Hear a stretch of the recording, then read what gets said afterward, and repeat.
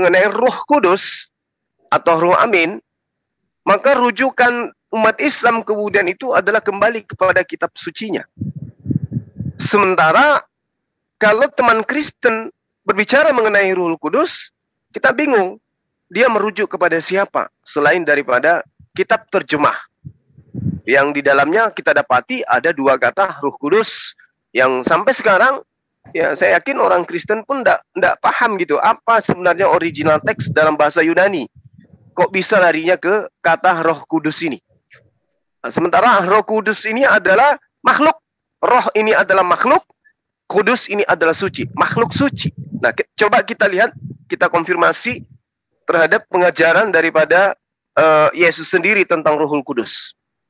Ketika kita berbicara mengenai Rohul Kudus atau roh kebenaran yang diterangkan oleh Yesus kepada Bani Israel, bukan kepada Kristen ya, kepada Bani Israel, maka jelas diterangkan di dalam Yohanes 14 nomor 16, Yesus yang minta kepada Tuhannya agar Tuhannya itu kemudian memberikan kepada Yesus, kaumnya Yesus itu penolong lain supaya ia menyertai kamu selama-lamanya. Itu pernyataan Yesus dalam Yohanes 14 nomor 16. Aku akan minta kepada Bapa dan ia akan memberikan kepadamu seorang, ini seorang bukan setuhan, tapi seorang penolong lain. Kenapa dikatakan seorang penolong lain? Karena Yesus itu juga adalah penolong. Musa penolong, Daud penolong, Ayub penolong, dan semua nabi itu adalah penolong. Menolong kaumnya untuk menuju kepada Allah.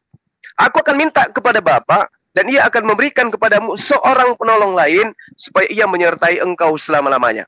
Nah ini kita, poinnya nanti ini menyertai ini selama-lamanya ini apa yang menyertai ini. Lalu kemudian di nomor 17-nya di Yohanes 14 itu, yaitu roh kebenaran. Jadi roh kebenaran ini akan menyertai manusia. Dunia tidak dapat menerima dia. Kenapa dunia tidak dapat menerima dia? Karena pada saat dia minta kepada Yesus minta kepada Bapa, di sini dikatakan dunia tidak menerima dia, oleh karena pada masa itu memang masih gaib, masih roh, masih di dalam dunia gaib dia. Sebab dunia tidak melihat dia dan tidak mengenal dia, tetapi kamu mengenal dia, sebab ia menyertai kamu dan akan diam di dalam kamu. Jadi tidak ada kemudian, ini pernyataan Yesus kepada kaumnya. Tidak ada kemudian orang yang mengetahui tentang Jibril. Tidak ada yang mengetahui tentang Rohul Kudus. Tidak ada yang mengetahui tentang roh kebenaran. Lalu kemudian dalam Yohanes 15, nomor 26, jikalau penghibur yang akan kuutus dari Bapa, yaitu roh kebenaran yang keluar dari Bapa, ia bersaksi tentang aku. Nah jadi roh penghibur ini, roh kebenaran ini, ketika dia datang, dia bersaksi tentang Yesus. Tetapi apabila ia datang, yaitu roh kebenaran, ia akan memimpin kamu ke dalam seluruh kebenaran. Sebab ia tidak berkata-kata dari dirinya sendiri. Jadi pupus sudah harapan, kalau Roh Kudus itu adalah Tuhan itu sendiri. Kenapa? Karena ternyata Roh Kudus itu tidak berkata-kata dari dirinya sendiri. Ya, tetapi segala sesuatu yang didengarnya, jadi dia ini masih mendengar. Itulah yang akan dikatakannya dan ia akan memberikan kepadamu hal-hal yang akan datang. Jadi Roh Kudus ini bukan Tuhan. Roh Kudus ini adalah makhluk yang mendengarkan perkataan Tuhan yang kemudian disampaikan kepada yang harus menerima. Ia tidak akan berkata-kata dari dirinya sendiri, berarti dia bukan Tuhan. Karena dia tidak maha berkehendak, karena dia adalah masih mendengarkan oknum lain. Tetapi segala sesuatu yang dia sampaikan adalah apa yang dia dengarnya. Itulah yang dia katakan nantinya. Ini jelas keterangan-keterangan dari Bible. Ini sangat jelas mengaitkan kebenaran dengan penyampaian wahyu pesan dari ilham, ya dan ilham dari Allah. Dan dijelaskan bahwa roh kebenaran tidak akan berkata-kata dari dirinya sendiri, tetapi akan mengatakan segala sesuatu yang didengarnya dari Allah. Dengan kata lain, data-data Bible dari Yohanes ini dengan jelas mengisyaratkan bahwa roh kebenaran, Roh Kudus tunduk kepada Allah dan bukan mitra yang sejajar dengan Allah. Ini berarti bahwa roh kebenaran tidak akan berkata-kata dari dirinya sendiri, tetapi akan mengatakan sesuatu yang didengarnya dari Allah. Nah, ini kalau orang menggunakan kacamata akal pasti akan paham bahwa ternyata Roh Kudus itu bukan Tuhan, bukan pribadi Tuhan, karena masih mendapat perintah. Apa yang dikatakan adalah apa yang dititahkan oleh Tuhan yang untuk disampaikan. Nah, kembali kepada tema tadi, Roh Kudus ini adalah malaikat Jibril yang menerima wahyu dari Allah, kemudian wahyunya disampaikan kepada baginda Rasulullah Muhammad sallallahu alaihi wasallam. Silakan Pak Daud disikapi kalau misalnya Roh Kudus itu menurut Anda ada di dalam kitab Anda, pertama, apa original teksnya di dalam bahasa Yunani Roh Kudus itu? Kedua, kenapa yang Anda tuhankan ini tidak berkata-kata dari dirinya sendiri, tetapi masih mendengarkan perintah dari yang lebih tinggi dari dirinya? Silakan, Pak. Oke, terima kasih Pak Ustadz. Pak Ustadz tadi mengutip Yohanes 14 ayat 15 sampai 17 ya. Coba saya lihat dulu. Yohanes ayat 13, Pak, ayat 13. Oh, mulai dari ayat 13, Yohanes 14 ayat 13 sampai 17 ya. Iya. Oke. Jadi saya bacakan secara cepat Iya. saja. Dan apa juga yang kamu minta dalam namaku, aku akan melakukannya supaya Bapa dipermuliakan di dalam Anak. Jika kamu meminta sesuatu kepadaku dalam namaku, aku akan melakukannya.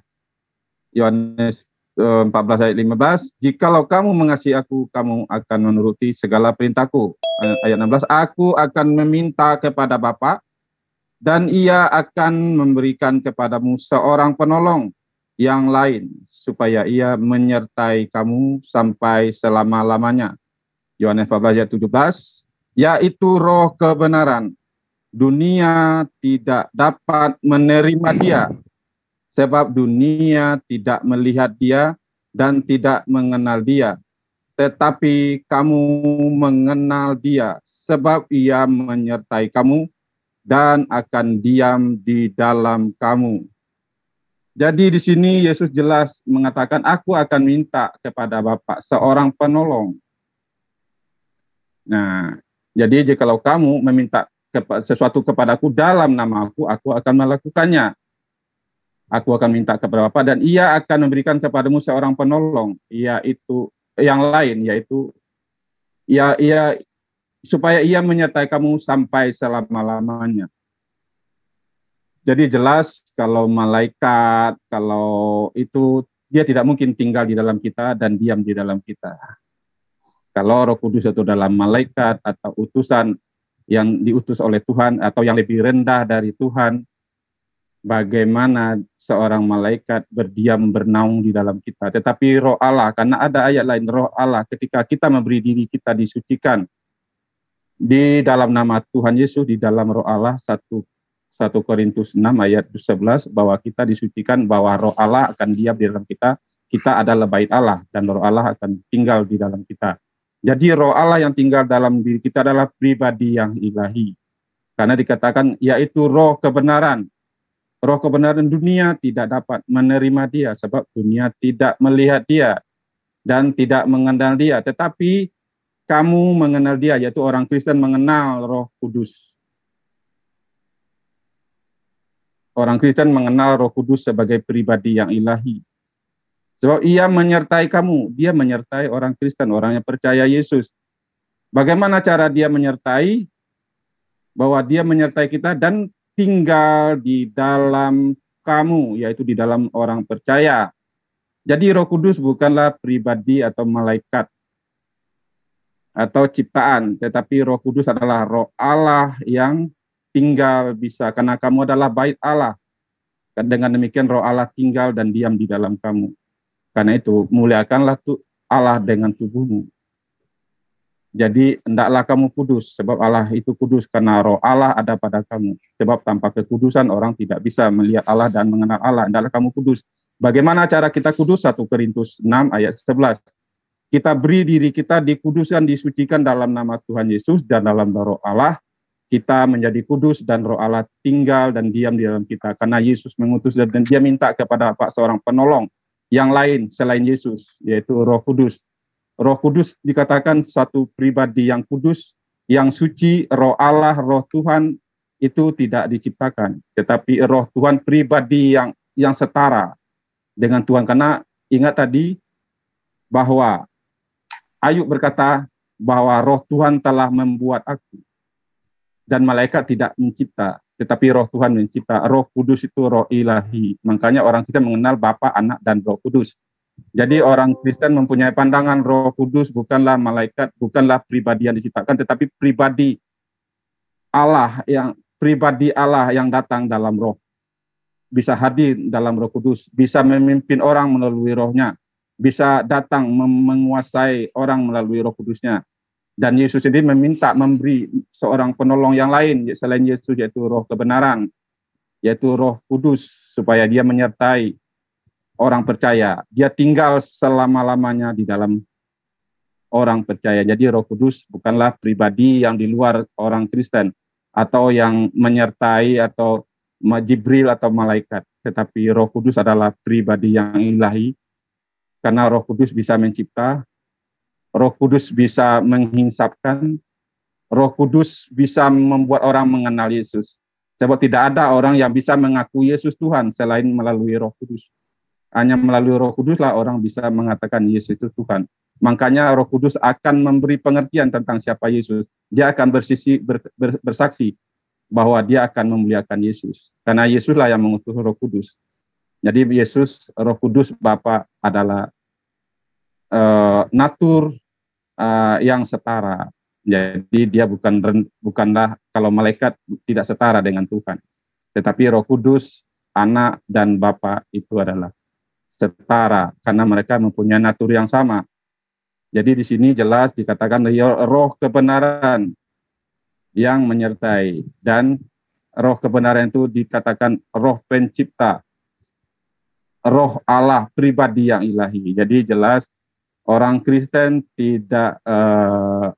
orang Kristen itu mengakui Allah, yaitu Roh Kudus itulah pribadi, salah satu pribadi Tritunggal. Jadi Roh Kudus adalah Allah, pribadi ilahi, roh Tuhan yang bisa diam di dalam kita dan bisa mengisapkan kita dan bisa memberi pengertian kepada kita untuk siapa, untuk bisa kita mengenal Tuhan itu. Karena Allah itu roh, hanya roh Allah yang bisa, yang tahu apa yang dalam diri Allah. Jadi kita nggak tahu Allah bagaimana, tetapi Roh Kudus bisa membimbing kita untuk mengenal Allah dan mengenal Yesus.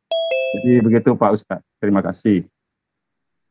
Oke, Pak Daud, makasih atas penjelasannya. Jadi kita belum melihat apa itu Roh Kudus versi bahasa Yunani ya. Pak Daud belum buka daripada materi itu, kita belum mengerti. Masih saja Roh Kudus yang dipahami oleh Al-Quran. Lalu kemudian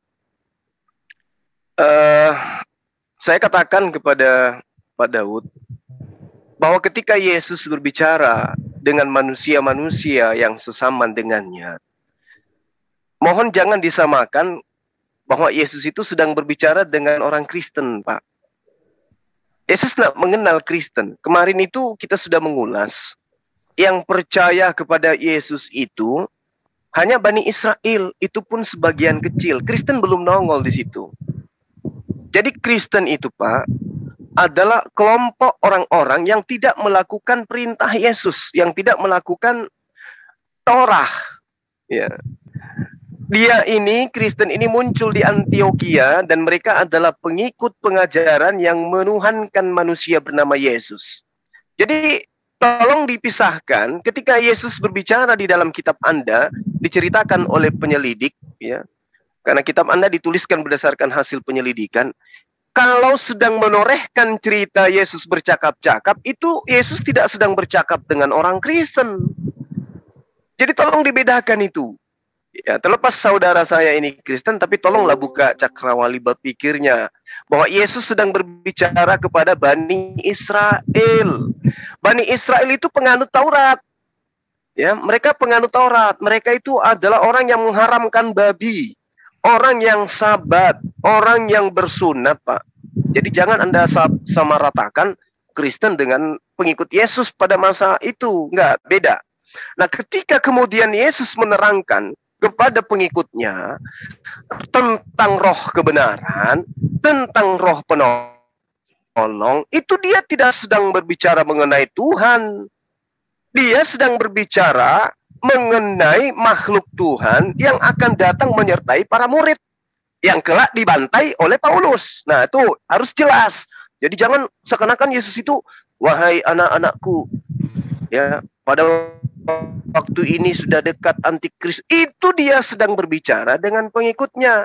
Orang Yahudi, Pak, bukan orang Kristen. Yunani pada masa itu, Romawi pada masa itu, masih dianggap sebagai guk-guk. Itu yang perlu Pak Daud pahami. Sementara Bapak menjadi Kristen itu bukan dari Yahudi yang mengajarkan, tapi dari Barat, Pak. Kembali kepada tema.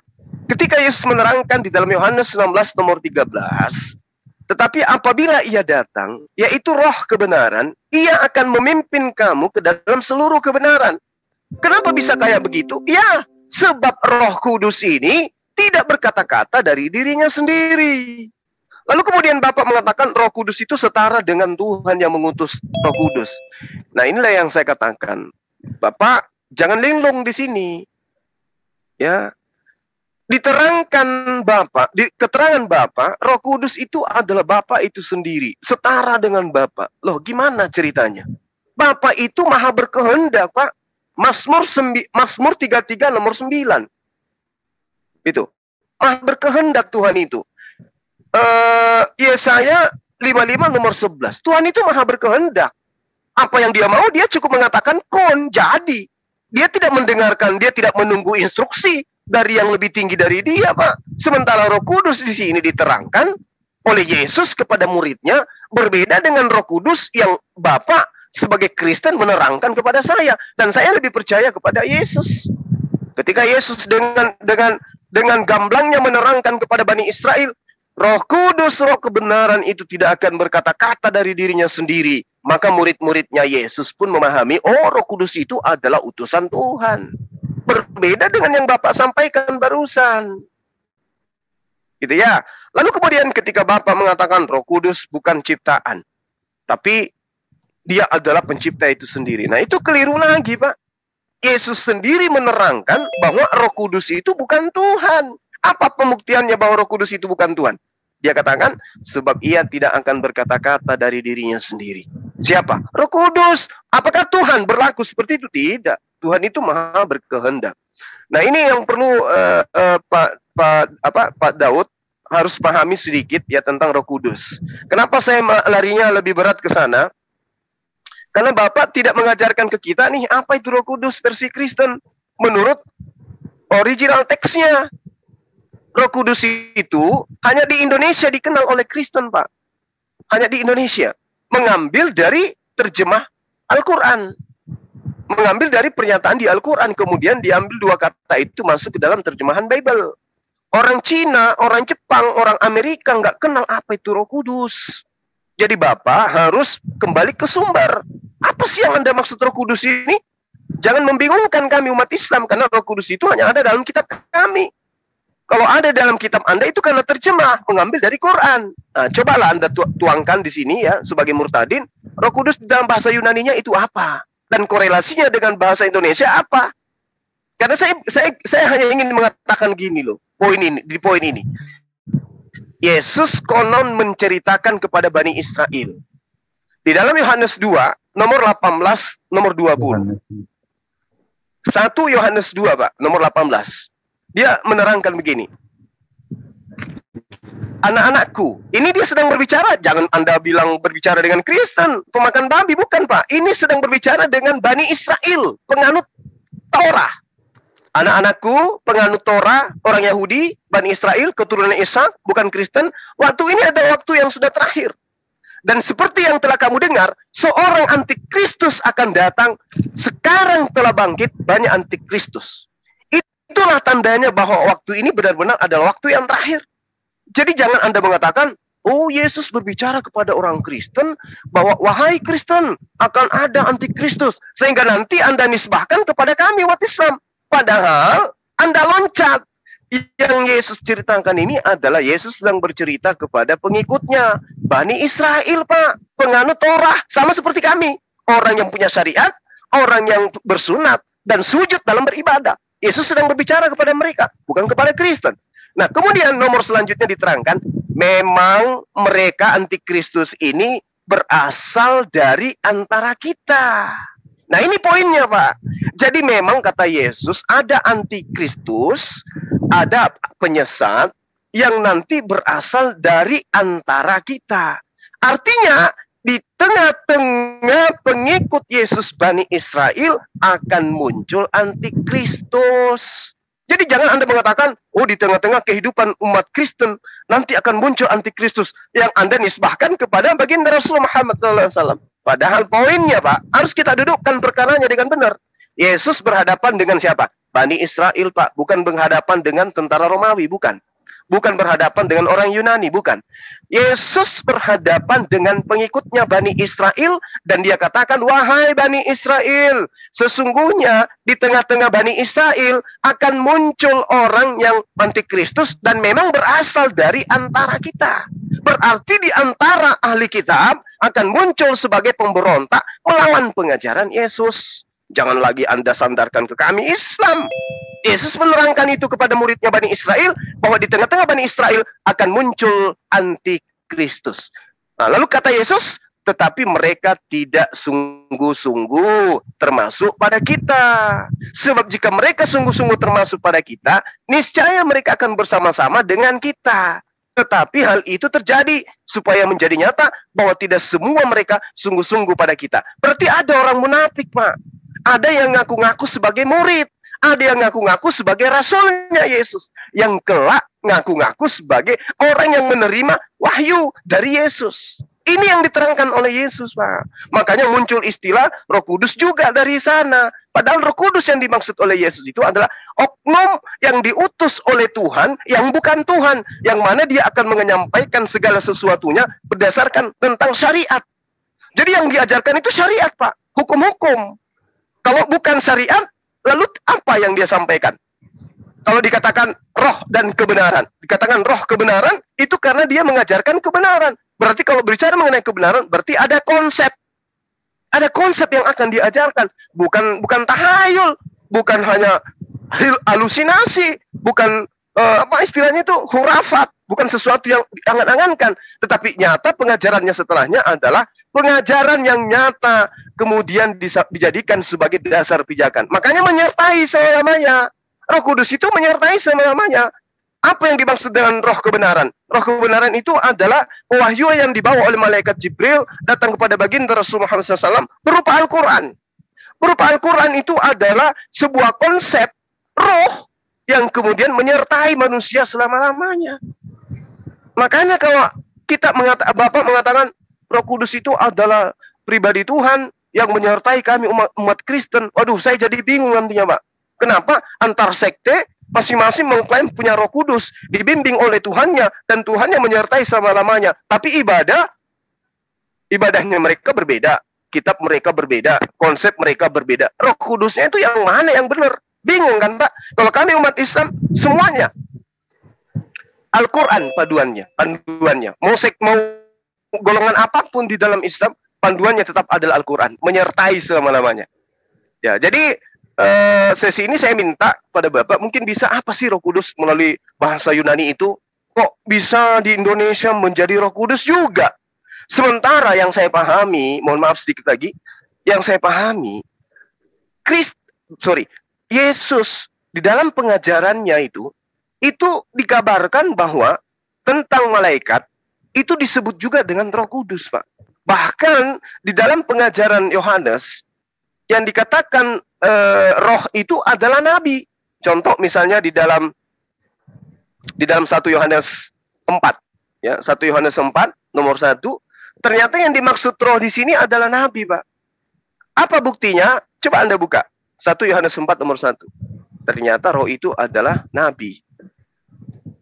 Saudara-saudaraku yang terkasih, janganlah percaya kepada setiap roh. Ini berbicara kepada roh. Jangan percaya kepada setiap roh, tetapi ujilah roh-roh itu. Apakah mereka berasal dari Allah atau tidak? Kenapa? Kata Yesus, sebab banyak nabi-nabi palsu. Nah, ternyata roh itu adalah nabi. Makanya, kalau dia nabi palsu, disebutlah roh jahat atau roh penyesat. Kalau dia nabi beneran, disebutlah Roh Kudus atau roh kebenaran. Ujilah setiap roh yang datang kepadamu, apakah dia berasal dari Allah atau tidak. Sebab nabi palsu, sebab banyak nabi-nabi palsu yang muncul dan pergi ke seluruh dunia. Berarti roh sama dengan nabi. Jadi Roh Kudus itu adalah nabi yang suci, bukan berarti Tuhan. Ini Pak ya, ini data loh Pak ya. Ini kitab Bapak yang menerangkan bahwa roh itu adalah nabi. Jadi bukan roh itu adalah sesuatu yang dibayangkan, kemudian datang pakai jubah, panjang jenggotnya, begitu kita duduk bersemedi atau istilahnya dalam Kristen apa itu ya, duduk kebaktian, tiba-tiba muncul dalam hayalan, dalam pikiran, melayang-layang di plafon, pakai jubah panjang, pakai tongkat, kemudian dia berkata, akulah Roh Kudus. Enggak kayak begitu Pak. Ternyata Yesus menerangkan dalam 1 Yohanes 4:1, yang dikatakan Roh Kudus itu adalah nabi yang benar. Dia adalah nabi kebenaran yang mengajarkan tentang kebenaran. Ini poin. Ya, sebagai murtadin harusnya Bapak udah lulus pengajaran-pengajaran kayak begini sebelum memilih menjadi murtadin.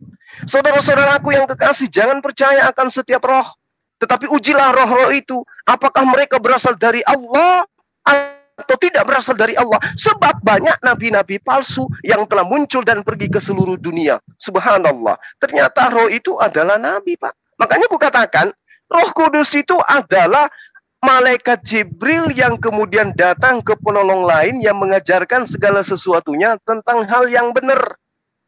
Nah, ini poinnya. Tapi tolong saya dibantah ya, tolong saya dibantah sebelum saya lebih jauh menusuk masuk ke dalam, karena saya akan kuliti benar-benar ini supaya kita tidak dibingungkan. Roh Kudus kok ada di Kristen? Apa maksudnya itu? Dari mana Kristen dapat Roh Kudus?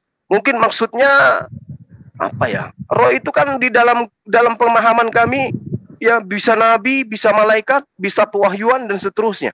Tapi bukan Tuhan. Roh itu bukan Tuhan. Tuhan itu bukan roh. Dan itu saya bisa buktikan melalui kitab Bapak juga. Ya, mudah-mudahan Pak Daud pengajarannya udah sampai ke sana. Silakan Pak, tolong dibuktikan ke kita bahwa di Kristen awal mula ada istilah Roh Kudus. Silakan Pak Daud. Ya oke, Pak Ustadz. Pak Ustadz mengatakan Tuhan itu bukan roh, roh bukan Tuhan. Ya. Jelas Yesus mengatakan di Yohanes 4 ya, ayat 17, Allah itu roh, dan barang siapa menyembah dia harus menyembahnya dalam roh dan kebenaran. Jadi Yesus tidak mengajarkan di sini roh itu adalah malaikat, roh itu adalah nabi. Jadi jelas ya, Yohanes 4 ayat 17, Allah itu roh. Banyak ayat, ratusan ayat akan mengatakan Allah itu roh. Jadi bukan kalau Bang Jul mengatakan Yesus tidak mengajarkan bahwa Allah itu roh, roh itu bukan Allah, bukan Tuhan. Jadi jelas ada roh Tuhan, roh Yesus mengajarkan Allah itu roh. Dan Bang Jul pergi ke Yohanes 1 Yohanes 4 ayat 1. Saudara-saudaraku yang kekasih, janganlah percaya akan setiap roh, tetapi ujilah roh-roh itu. Apakah mereka berasal dari Allah? Sebab banyak nabi-nabi palsu yang telah muncul dan pergi ke seluruh dunia. Demikianlah kita mengenal roh Allah. Setiap roh yang mengaku bahwa Yesus Kristus telah datang sebagai manusia berasal dari Allah. Jadi jelas ya, ayat 1 Yohanes 4 ayat 2, dengan demikianlah kita mengenal roh Allah. Setiap roh yang mengaku bahwa Yesus Kristus telah datang sebagai manusia berasal dari Allah. Jadi kalau ada roh-roh atau nabi-nabi yang tidak mengakui Yesus adalah datang dari Allah. Ya, dengar sekali lagi biar ini masuk. 1 Yohanes 4 ayat 2, demikianlah kita mengenal roh Allah. Bagaimana cara kita mengenal roh Allah? Setiap roh yang mengaku bahwa Yesus Kristus telah datang sebagai manusia. Jadi roh Allah. Jadi kalau Yesus telah datang sebagai manusia, tadi dia siapa? Ya, jadi roh Allah datang sebagai manusia. Saya bacakan pelan-pelan. Demikianlah kita mengenal roh Allah. Setiap roh yang mengaku bahwa Yesus Kristus telah datang sebagai manusia. Jadi Yesus telah datang sebagai manusia. Jadi Yesus itu siapa? Itu perlu dipertanyakan. Kenapa dikatakan Yesus datang sebagai manusia? Kalau Yesus datang sebagai manusia, sebelum datang sebagai manusia, Yesus siapa? Dikatakan kalau ada misalnya demikianlah kita mengenal roh Allah. Setiap roh yang mengaku bahwa Yesus Kristus telah datang sebagai manusia berasal dari Allah. Ayat 3. Dan setiap roh yang tidak mengaku Yesus tidak berasal dari Allah. Roh itu adalah roh antikris. Dan tentang dia telah kamu dengar bahwa ia akan datang dan sekarang ini ia sudah ada di dalam dunia. Jadi jelas kalau ada orang yang tidak mengakui Yesus telah datang sebagai manusia, dia roh antikris karena Yesus telah datang sebagai manusia. Yesus roh Allah. Allah itu roh. Jadi kalau dikatakan Yesus tidak mengajarkan tentang Allah itu roh, roh itu bukan Allah, Tuhan itu bukan roh. Jelas di Yohanes berapa tadi itu? Di Yohanes 4 ayat 24 Allah itu roh. Itu Yesus sendiri yang mengajarkan. Apa itu roh dalam bahasa aslinya atau apa? Saya memang kurang mahir dalam bahasa asli, tetapi saya percaya ini tidak akan jauh berbeda dari, ini kan terjemahan. Apakah namanya Holy Spirit ke, atau apakah namanya ya, roh Elohim, apalah itu namanya, tapi ini jelas, ini terjemahan, pasti ada dalam bahasa aslinya. Ini bukan tafsiran, ya, tapi ini terjemahan. Jadi Allah itu roh. Jadi jelas Yesus mengatakan Allah itu roh, jadi bukan zat. Jadi jelas Allah itu roh. Roh Allah bukan Jibril. Roh Allah ya Allah. Karena rohku, roh Tuhan, roh Allah, Allah itu roh. Dan roh Allah datang sebagai manusia. Barang siapa yang menyangkal roh Allah telah datang sebagai manusia, dia adalah antikris. Jadi Yesus adalah roh Allah yang jadi manusia. Jadi Allah itu roh, kata Yesus. Jadi roh itu dari zaman Ayub sendiri berkata roh Allah telah membuat aku. Ayub berapa tadi itu? Ayub 33 ayat 4. Roh Allah itu mencipta, pencipta. Jadi bagaimana? Itu bukan Jibril. Allah itu roh. Karena pribadi ilahi. Karena di dalam Allah, di dalam Bapa ada rohnya, ada firmannya. Itu sehakikat, satu esensi, satu natur dengan Bapa. Makanya Bapa, Anak, dan Roh Kudus itu satu natur, satu hakikat, satu natur, satu pribadi, satu inilah, satu esensi lah. Jadi jelas Yesus tidak mengajarkan bahwa roh itu adalah malaikat. Yesus mengajarkan roh itu adalah Allah itu roh, karena roh Allah itu bisa hadir bersama manusia, bisa menyatakan sesuatu, menciptakan sesuatu, membuat sesuatu, berkuasa atas sesuatu, bisa menginsapkan orang, bisa membuat orang mengerti siapa Allah yang ada di surga itu melalui Roh Kudusnya, melalui rohnya, roh Tuhan. Jadi berkuasalah roh Tuhan atas Daud, berkuasalah roh Tuhan atas siapa itu yang perkasa itu, yang ada di zaman Nabi itu, kalau roh Tuhan hinggap kepada dia mempunyai kuasa yang besar dari Tuhan.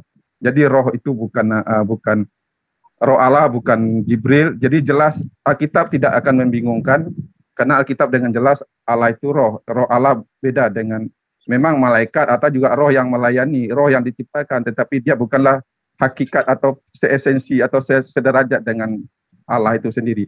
Tetapi roh Allah ialah seesensi, satu derajat, satu natur dengan Allah. Karena Allah roh. Jadi Allah tidak mempunyai macam natur atau macam esensi atau macam jenis semacam zat, tetapi di Alkitab dikatakan Allah itu roh. Di mana ada roh Allah, di situ ada kemerdekaan. Jadi roh Allah bisa memerdekakan kita, bisa menginsapkan kita atas dosa, dan bisa menyaksikan siapa Yesus, dan bisa menerangkan siapa Allah untuk kita bisa mengenal Allah hanya melalui roh Allah. Jadi jelas, di Alkitab sangat jelas, Allah itu roh, dan roh Allah itu bukan Jibril, bukan malaikat, sekalipun malaikat itu adalah roh. Tetapi roh Allah dengan Jibril, dengan malaikat itu bukanlah esensi yang sama. Jadi Alkitab dengan jelas mengatakan bahwa banyak sekali ratusan ayat, tinggal kita, kalau kita mempunyai aplikasi, tinggal gampang, yaitu kayak Yohanes 14 ayat 17, roh kebenaran, 2 Korintus 3 ayat 17, Tuhan adalah roh. Jadi di mana ada roh Allah, di situ ada kemerdekaan. Jikalau kamu ini 2 Korintus 3 ayat 17, sebab Tuhan adalah roh, dan di mana ada roh Allah, di situ ada kemerdekaan. Jadi roh Allah bisa memerdekakan kita dari belenggu dosa, dari kekuatan-kekuatan gaib, dari kuasa-kuasa gelap, karena Allah itu roh yang maha kuasa. Jadi roh bukanlah pribadi atau ciptaan, karena roh Allah adalah pribadi yang ada bersama Allah, natur yang ada bersama Tuhan. Jadi jelas orang Kristen mengenal roh Allah sebagai pribadi ilahi. Jadi tidak ada, Kristen tidak akan membingungkan, tinggal kita memahami saja secara sederhana, dan roh Allah sama dengan Allah. Jadi roh Allah bukanlah ciptaan, karena Allah itu roh, kata Yesus. Barang siapa menyembah dia, harus menyembahnya di dalam roh dan kebenaran. Jadi jelas Kristen dan Yesus mengajarkan Allah itu roh. Jadi roh Allah bukanlah ciptaan, karena segala sesuatu ada, karena Allah itu Bapa segala roh. Dari rohnya lah segalanya yang hidup ini ada. Jadi Allah itu roh. Roh Allah bukanlah ciptaan. Recording in progress. Oke, terima kasih. Let me think. Ya, sementara begitu dulu Pak Ustadz. Kalau saya menambahi Pak Daud bisa. Izin dulu Pak, izin dulu. Ini yang record siapa ya? Mohon maaf. Saya ya. Izin dulu Pak, nanti dulu ya. Ini yang record siapa ya? Recording stopped. Oke, silakan lanjut. Gurunda silakan.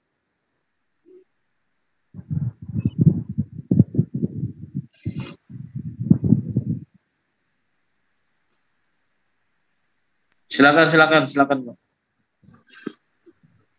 Saya ya. 1 jam ya, jangan terlalu lama biar nggak terlalu panjang. Oke. Karena waktu Pak Daud cuma sejam, bentar kawan. Saudara Henry Purba, habis Pak Daud mungkin bisa dengan saya sesi berikutnya atau dengan teman muslim yang lainnya. Nah, ini saya katakan bahwa terima kasih Pak Daud. Cuman saja kita orang Indonesia itu ketika berbicara mengenai roh, maka kita punya mindset berpikir itu selalu mengarah kepada hal-hal yang sifatnya lari kepada hal-hal yang sifatnya angker gitu Pak.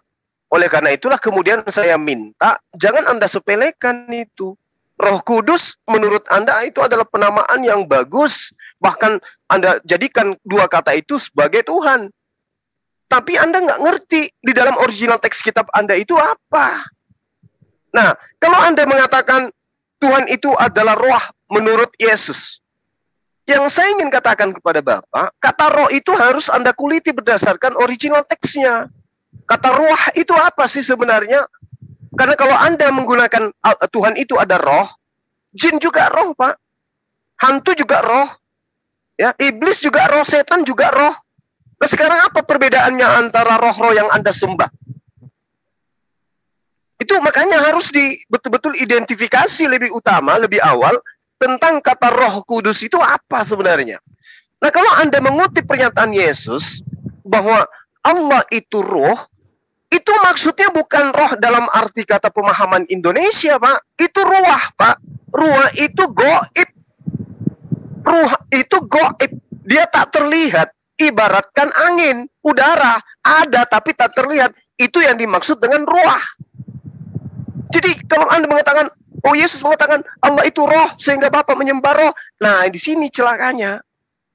Karena yang dimaksud dengan roh oleh Yesus, Allah itu roh, artinya Allah itu gaib. Allah itu tidak terlihat. Ada tapi tidak terlihat. Itu yang dimaksud oleh Yesus. Bukan dalam bentukan roh seperti roh-roh yang Anda katakan itu tadi, bukan kayak begitu. Nah, sekarang kalau Anda mengatakan Yohanes 4 nomor 17, Allah itu adalah roh, maka harus menyembah di dalam roh. Kalau saya tanya, bagaimana prosesi menyembah dalam roh? Kristen dalam beribadah, ibadah roh itu kayak mana, Pak? Orangnya tidur, rohnya yang menyanyi atau kayak mana? Anda kan bingung, karena itu hanya sebuah ungkapan biasa saja. Allah itu roh, maka sembahlah Allah dalam roh. Coba kita lihat. Anda ke gereja, roh yang beribadah di situ. Dan jasad Anda juga yang beribadah. Terus yang beribadah dengan roh itu yang maksudnya apa? Sembahlah dalam roh. Maksudnya kayak mana sembah dalam roh? Kalau yang kami pahami, sembah dalam roh dan kebenaran, khusyuk di dalam beribadah. Dan ibadahnya punya tuntunan. Itulah yang dimaksud kebenaran. Jadi beribadah dengan tuntunan, dengan cara ikhlas, dengan cara khusyuk. Itulah menyembah yang benar. Makanya Yesus menerangkan di dalam Yohanes 4 nomor 22, ayat nomor selanjutnya yang Anda kutip tadi, itu dia mengatakan, kami menyembah apa yang kami kenal. Kalian menyembah apa yang tidak kalian kenal. Itu yang pertama. Kemudian yang kedua adalah, ketika Anda mengatakan Yesus datang sebagai manusia. Lah, memang dia datang sebagai manusia, Pak. Dia tidak datang sebagai hewan, dia tidak datang sebagai tumbuhan, dia juga tidak datang sebagai Tuhan, dan juga dia tidak datang sebagai malaikat. Yesus murni kami imani datang sebagai manusia. Tidak ada di antara satu manusia Islam pun yang mengakui bahwa Yesus itu tidak datang sebagai manusia. Semua mengimani itu. Berarti kami bukan penyesat. Nah, yang menjadi masalah adalah kalian, adalah Bapak dan teman Kristen yang lain. Karena Anda tidak mengakui Yesus itu berasal dari Tuhan. Apa pembuktiannya? Mulutnya teman-teman Kristen mengatakan, Yesus itu berasal dari Tuhan. Itu mulut. Itu mulut, Pak. Tapi iman kalian, Yesus itu tidak berasal dari Tuhan. Tapi Yesus itu adalah Tuhan itu sendiri. Jadi antara ucapan mulut Bapak dengan iman Bapak itu bertolak belakang. Apakah kemudian Pak Daud dari pasar, Anda ingin mengatakan bahwa Pak Daud itu adalah pasar? Pak Yesus dari Bapak, dari Allah, bahwa Yesus itu adalah Allah. Suma dari sekolah, bahwa Suma itu adalah sekolah. Yesus dari Allah, bahwa Yesus itu adalah Allah. Keliru Bapak, keliru. Yesus dari Allah, kami imani. Oleh karena itulah kami mendudukkan beliau sebagai Nabi Allah, sebagai Rasulullah, karena dia berasal dari Allah. Kalau prakteknya di dalam Kristen, tidak begitu. Kristen mulutnya mengatakan, kami menyembah Yesus, karena Yesus itu berasal dari Allah. Maka dia adalah Allah itu sendiri. Itu di mulut, Pak, itu di mulut. Tapi pada prakteknya, pada prinsip iman Bapak, Yesus itu tidak berasal. Yesus itu adalah Allah itu sendiri. Bapak saya boleh taruhan dengan Bapak, dengan konsep ini. Bapak di mulut mengatakan Yesus berasal dari Allah. Tapi pada hakikatnya, Anda tidak mengimani itu. Yang Anda imani adalah Yesus adalah Allah itu sendiri. Saya kasih dalil, Pak, supaya Anda bisa tercerahkan sedikit. Di dalam pengajaran Yesus kepada Bani Israel, lagi-lagi kepada Bani Israel, bukan kepada Kristen. Di dalam pengabarannya, Yohanes 8:47, Yesus mendengarkan firman Allah. Siapa yang berasal dari Allah, tentu ia mendengarkan firman Allah. Yesus masuk nggak dalam kategori itu? Masuk, Pak. 1 Yohanes 4 nomor 2. Yesus berasal dari Allah. Yohanes 8 nomor 40, Yohanes 15 nomor 15. Yesus mendengar firman dari Allah. Yohanes 17 nomor 8. Yesus menerima firman dari Allah. Yohanes 12 nomor 50. Bapa berfirman kepada Yesus. Kemudian 1 Yohanes 4 nomor 6, kami berasal dari Allah. 1 Yohanes 4 nomor 2, Yesus berasal dari Allah. 1 Yohanes 5 nomor 19, kita berasal dari Allah. 1 Yohanes 4 nomor 4, kamu berasal dari Allah. 1 Korintus 11 nomor 12, segala sesuatu berasal dari Allah. Jadi tinggalkan poin Yesus Anda tuhankan karena dia berasal dari Allah. Kenapa? Karena semua ciptaan itu, Pak, semuanya berasal dari Allah. Tidak ada ciptaan malaikat. Tidak ada ciptaan siapa? Ciptaan manusia. Nggak ada. Semua ciptaan berasal dari Allah. Yesus ciptaan berasal dari Allah.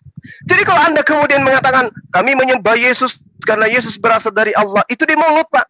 Yang sebenarnya adalah Anda tidak mengimani itu. Yang Anda imani adalah Yesus itu adalah Allah itu sendiri. Nah, poin yang Anda bawa kemudian, siapa penyesat itu, Pak? Siapa antikristus itu? Antikristus itu adalah mereka yang tidak percaya Yesus berasal dari Allah. Sebenarnya Bapak di situ. Bapak itu nggak percaya kalau Yesus itu berasal daripada Allah. Bapak nggak percaya. Berarti Bapaklah penyesatnya. Justru kami ini yang percaya Yesus itu berasal dari Allah, makanya kami tidak sembah dia, karena dia berasal dari Allah. Kenapa? Karena seluruh nabi-nabi semuanya berasal dari Allah. Bapak bukan berasal dari kedua orang tua Bapak. Siapa kedua orang tua Bapak yang bisa membuat manusia? Bukan. Tapi Bapak Daud itu berasal daripada Allah. Berarti Bapak bukan Allah. Yesus berasal daripada Allah. Berarti Yesus bukan Allah. Tapi poin itu Anda tidak imani. Yang Anda imani adalah dari tadi. Roh Kudus setara, bahkan Bapa itu sendiri. Yesus setara, bahkan Allah itu sendiri. Itu celakanya, Pak. Tolong digali poin itu. Bapak itu sebenarnya tidak percaya Yesus itu berasal dari Allah. Yang Bapak percaya itu adalah Yesus itu adalah Allah itu sendiri. Berarti sesuatu yang berasal dari sesuatu itu bukan Tuhan. Ya, sesuatu yang berasal dari pasar itu bukan pasar. Sesuatu yang berasal dari masjid itu bukan masjid. Sesuatu yang berasal dari sekolah itu bukan sekolah. Sesuatu yang berasal dari Allah itu bukan Allah. Tolong dicatat itu, Pak. Sebagai murtadin harusnya ilmu Anda sudah sampai ke sana. Kemudian, kalau Anda mengatakan bahwa penyesat itu adalah mereka yang tidak mengimani Yesus dan tidak kemudian percaya kepada Yesus. Kemarin kita sudah ulas. Andai saja Bapak percaya kepada Yesus, maka hari ini kita akan barengan sama-sama sujud di masjid. Anda akan menjadi seorang Muslim. Tapi karena Anda tidak percaya kepada Yesus, Anda menjadi murtad. Ya, karena yang percaya kepada Yesus tentu muarah keimanannya dia akan menjadi seorang Muslim. Tapi karena Bapak tidak percaya Yesus, tapi Bapak percaya kepada siapa? Yang disebutkan oleh Yesus bahwa dia berasal di tengah-tengah kita. Saudara-saudaraku, dia katakan wahai anak-anakku, ya, waktunya sudah dekat bahwa penyesat itu berasal di tengah-tengah kita dan penyesat itu memang berasal di antara kita. Siapa penyesat itu? Inilah yang Bapak ikuti sekarang. Inilah yang Bapak ikuti sekarang. Ahli kitab, orang Taurat, penganut ajaran Taurat, yang kemudian membentuk suatu pengajaran yang tidak berdasar terhadap konsep akidah yang ditanamkan oleh Yesus kepada murid-muridnya. Kembali kepada yang tadi, tolong bantu saya, di mana kemudian Lembaga Kitab Indonesia mengambil kata Roh Kudus sehingga hancur semuanya pemaknaan tentang Roh Kudus ini melalui mimbar Kristen. Silakan Pak Daud. Oke. Di mana orang Kristen mengambil permaknaan kata Roh Kudus sehingga hancur permaknaan tentang itu. Kalau masalah pengambilan kata itu mungkin ada saudara saya yang dari Kristen nanti yang akan menjelaskan itu. Tetapi saya setuju dengan Bang Jul dengan yang mengatakan yang berasal dari Allah itu bukan tentu Allah. Dari pasar, saya bukan pasar, itu tentu saya setuju. Tentu saja saya percaya juga semuanya memang yang ada ini dari Allah, nabi-nabi dari Allah. Langit dan bumi itu dari Allah. Kenapa? Karena semuanya ada karena Allah. Semuanya itu jadi karena Allah. Tetapi karena apa semuanya itu ada? Kenapa semua itu jadi? Karena firman Allah. Jadi firman Allah itu yang mengadakan segala sesuatu. Siapa firman Allah itu? Yesus adalah firman Allah. Segala sesuatu dijadikan oleh firman. Jadi semuanya memang dari Allah. Tanpa Allah, tanpa Yesus, tanpa firman Allah yang jadi manusia itu. Yang tadinya firman Allah yang bersama Allah mempunyai yang kuasa Allah untuk menciptakan dengan firman-Nya. Dan firman-Nya itu adalah Allah dicatat oleh Injil dan Roh Allah itu menciptakan, baiklah kita menjadikan manusia menurut gambar dan rupa kita. Roh Allah, firman Allah, Bapa, Anak, Roh Kudus pencipta. Karena mereka setara, pribadi, natur yang satu, firman, Roh, Bapa. Itu natur yang esa, tetapi adil dalam pribadinya, dalam firman-Nya, dalam rohnya. Itu pribadi yang setara. Jadi semuanya memang berasal dari Allah. Kalau tanpa firman, tanpa Allah yang menjadikan sesuatu, tidak ada yang jadi. Makanya Yohanes 1 ayat 2, segala sesuatu dijadikan oleh firman. Yesus berkata, aku adalah firman Allah, Alfa dan Omega, firman Tuhan Allah yang Maha Kuasa. Jadi itu firman Allah yang Maha Kuasa. Jadi apakah itu Yesus berasal dari Allah? Yesus ada bersama Allah, kekal bersama Allah. Segala sesuatu jadi ada karena roh Allah, karena firman Allah, karena Allah itu sendiri yang berfirman, yang memelihara, rohnya bekerja, kuasanya ada, dan kita bisa mengenal Allah melalui roh Allah, kita mengenal Allah melalui firman Allah, dan kita mengenal Allah melalui ciptaan Allah. Semua yang ada karena Allah, tetapi yang mengadakan itu sendiri bukanlah yang ada, tetapi Dia mengadakan yang tidak ada. Saya percaya semua yang ada ini dari Allah semuanya. Tetapi yang mengadakan itu bukanlah yang diadakan. Tidak ada yang ada tanpa firman. Jadi semuanya ada karena Allah yang mengadakannya.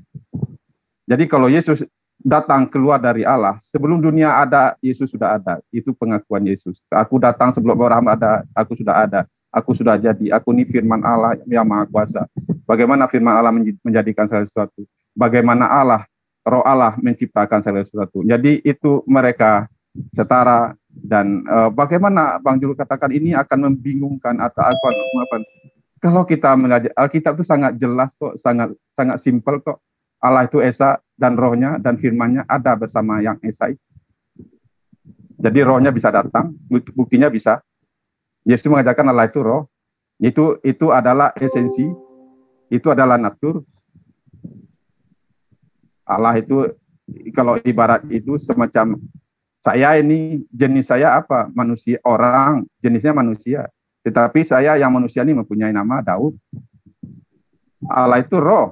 Ya, dia bisa mempunyai nama Roh Kudus, bisa mempunyai nama yang suci, yang maha suci, yang maha kuasa. Ya, kalau Allah yang mempunyai roh itu bernama Jehovah, dan Jehovah ini Adi melalui firman-Nya bernama Yesus, Jehovah penyelamat. Semuanya itu tidak ada yang simpel banget kok iman Kristen itu. Tidak sulit, karena Allah itu roh. Roh Allah bisa menjelma. Itulah bedanya dengan iman orang Islam. Karena Islam Allahnya itu zat dan tidak bisa dan tidak menjelma dalam wujud apapun.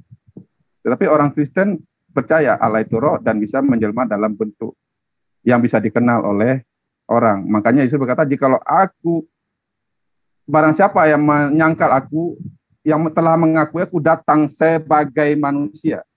Ingat Yohanes 8 ayat 24. Kalau kamu nggak percaya, akulah dia.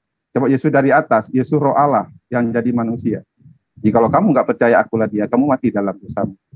Jadi apanya yang sulit, apanya yang rumit, apanya harus tanyakan ke bahasa, dari mana itu berasal kata-kata roh Allah. Dalam bahasa aslinya apa? Mungkin ada orang Kristen yang kompeten, saya karena tidak begitu kompeten dalam bahasa aslinya. Tapi saya percaya, kalau kita baca dalam bahasa asli nanti ada orang yang kompeten, itu pasti akan lebih jelas lagi. Kenapa Allah yang Esa itu ada rohnya, ada firman-Nya? Bagaimana kita menyebut Allah itu roh?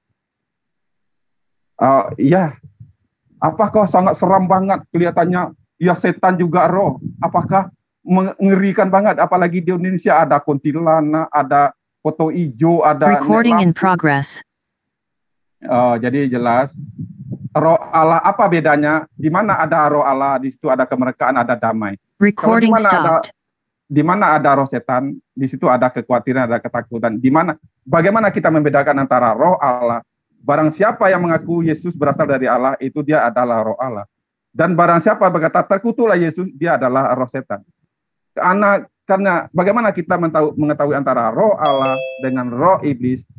Tidak, roh Allah, hanya roh Allah yang bisa mengakui, hanya Roh Kudus yang bisa mengakui Yesus itu adalah Tuhan yang datang dalam wujud manusia. Itu makanya murid-murid Yesus, Petrus berkata, menurut kamu aku ini siapa? Ada yang mengatakan Elia, kan ada yang mengatakan Nabi. Tetapi kata kamu sendiri, aku ini siapa? Kata Petrus, engkau adalah Mesias, anak Allah. Ingat, Mesias adalah Allah yang hadir dalam wujud manusia Kristus. Dan Yesus mengaminkan itu.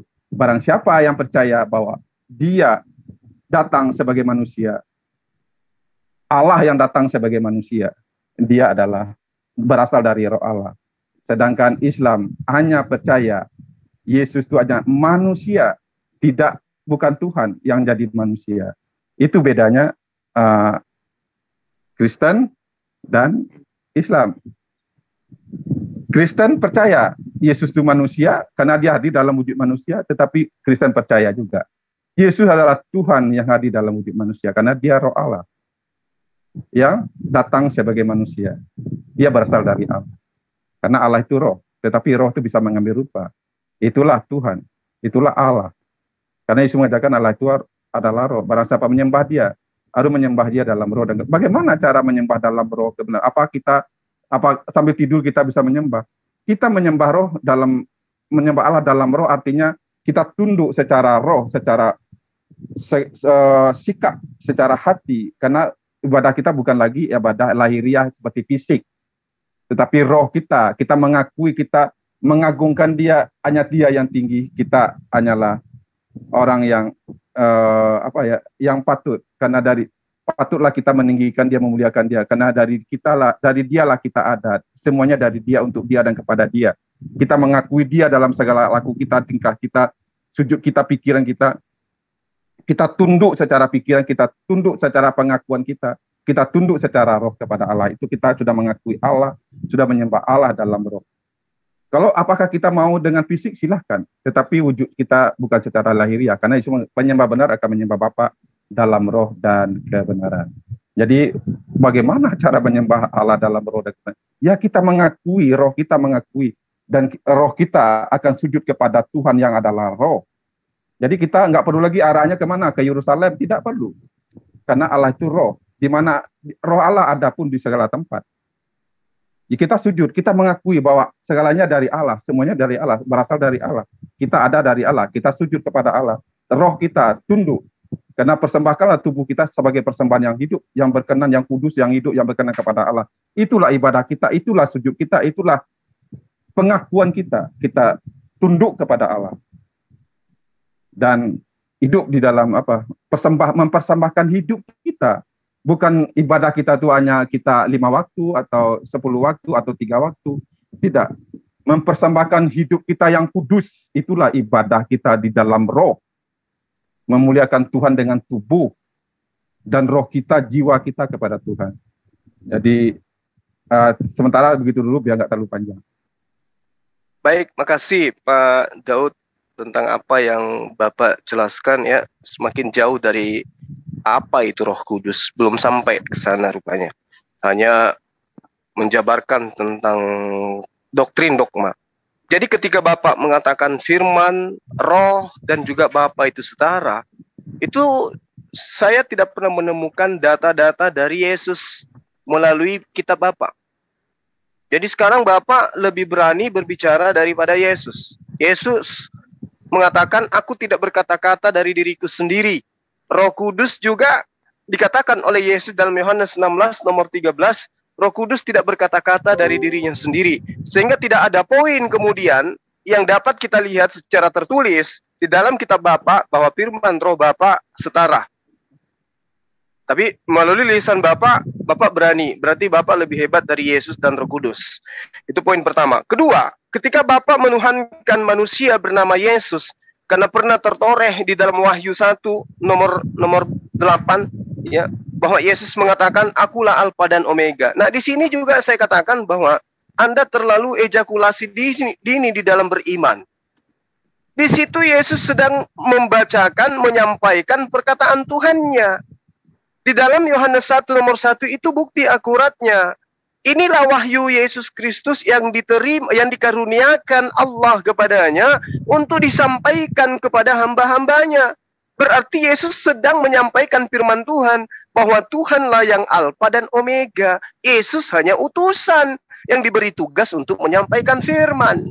Itulah saya katakan bahwa Anda lebih hebat dari Yesus sebenarnya. Kemudian sampai Anda menjelaskan lebih jauh lagi, Anda tidak menyentuh kemudian tentang Roh Kudus, tapi Anda hebat menjelaskan tentang Roh Kudus. Tapi poin kemudian yang sangat penting tentang penamaan original teksnya, Anda serahkan kepada orang yang menurut kita entah siapa gitu loh. Karena tidak ada orang Kristen yang mampu menjelaskan ini secara detail dan jujur, ya, tanpa malu-malu. Kemudian Anda loncat lagi, Tuhan Anda adalah roh. Tadi saya sudah menyampaikan, roh yang dimaksud oleh Yesus itu gaib, bukan seperti yang Anda jabarkan. Ya. Lalu kemudian bukti daripada ketidaktahuan Anda tentang Islam, Anda mengatakan Allah itu sat. Di mana ayatnya, Pak? Nggak ada dalam Al-Quran itu menerangkan Allah itu zat. Kalau ada, saya ikut Bapak dibaptis. Kalau ada ayatnya dalam Al-Quran. Allah Subhanahu wa Ta'ala itu adalah zat. Di mana itu ayatnya? Aduh, Bapak. Jangan-jangan waktu Islam kemarin baca Quran aja nggak bisa. Jangan-jangan. Allah itu diterangkan bahwa dia adalah esensi hakikat yang berdiri sendiri. Dia adalah Khalik. Kalau Anda mengatakan Allah itu adalah Khalik, nah Anda baru pernah menduduki jabatan Islam dengan benar. Tapi kalau Anda mengatakan Allah itu adalah zat, Anda ini adalah peliharaan gereja yang ketika berbicara mengenai Allah Subhanahu wa Ta'ala. Lalu kemudian dengan lisan Anda mengatakan, siapa yang mengatakan Yesus itu terkutuk, maka dia adalah setan. Waduh Pak, kasihan Paulus kalau kayak begitu. Karena Pauluslah yang menerangkan dan mengajarkan kepada miliaran manusia, Yesus itu terkutuk di atas tiang salib. Coba, sudah di atas tiang salib, anaknya orang diambil, dikutuk lagi. Sudah begitu penderitaannya nggak cukup. Dilantik lagi menjadi Tuhan, menyetarakan dirinya dengan Tuhannya. Sementara Yesus ketika datang kepada Bani Israel, mengajarkan pengikutnya, mengajarkan murid-muridnya, menyembah kepada Tuhannya. Lalu kalau Anda mengatakan, siapa yang mengutuk Yesus? Loh, bukannya kalian.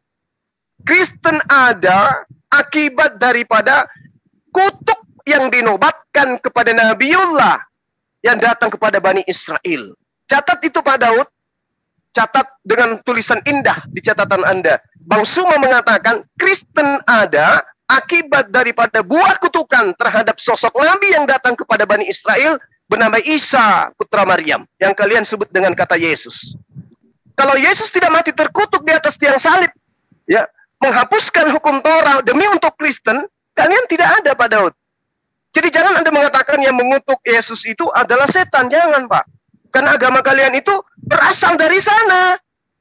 Kristen ada akibat daripada adanya oknum yang mati terkutuk di atas tiang salib. Catat itu Pak. Sekali lagi saya katakan, catat baik-baik. Agama Anda ada di situ. Karena Tuhan datang menebus Kristen dari kutukan, maka Tuhannya kudu wajib mati terkutuk di atas tiang salib. Galatia 3 nomor 5, nomor 13. Dan kalau Bapak minta data-data lain, saya kasih. Yesus itu adalah manusia terkutuk. Karena dia harus mati secara terkutuk di atas tiang salib. Siapa yang disalib, Pak? Yesus. Kenapa dia harus mati? Karena dia mati menebus kutukan. Berarti dia mati dalam keadaan terkutuk. Dan itu dalil, itu data. Itu data di dalam kitab apa, Bapak. Jadi jangan kemudian mengatakan sesuatu yang Bapak belum paham ke sana. Itulah saya katakan, saya merasa sangat terpanggil berdialog dengan seorang murtadin. Sejauh mana sih pemahamannya orang ini? Islam dan juga Kristen. Ternyata Bapak masih minim dua-duanya. Mohon maaf. Kemudian ketika Anda mengatakan, Thomas, siapakah aku ini? Itu diceritakan kalau nggak salah dalam Matius 16 atau Markus 16. Di Matius 16. Siapakah aku ini menurut engkau? Engkau adalah Mesias.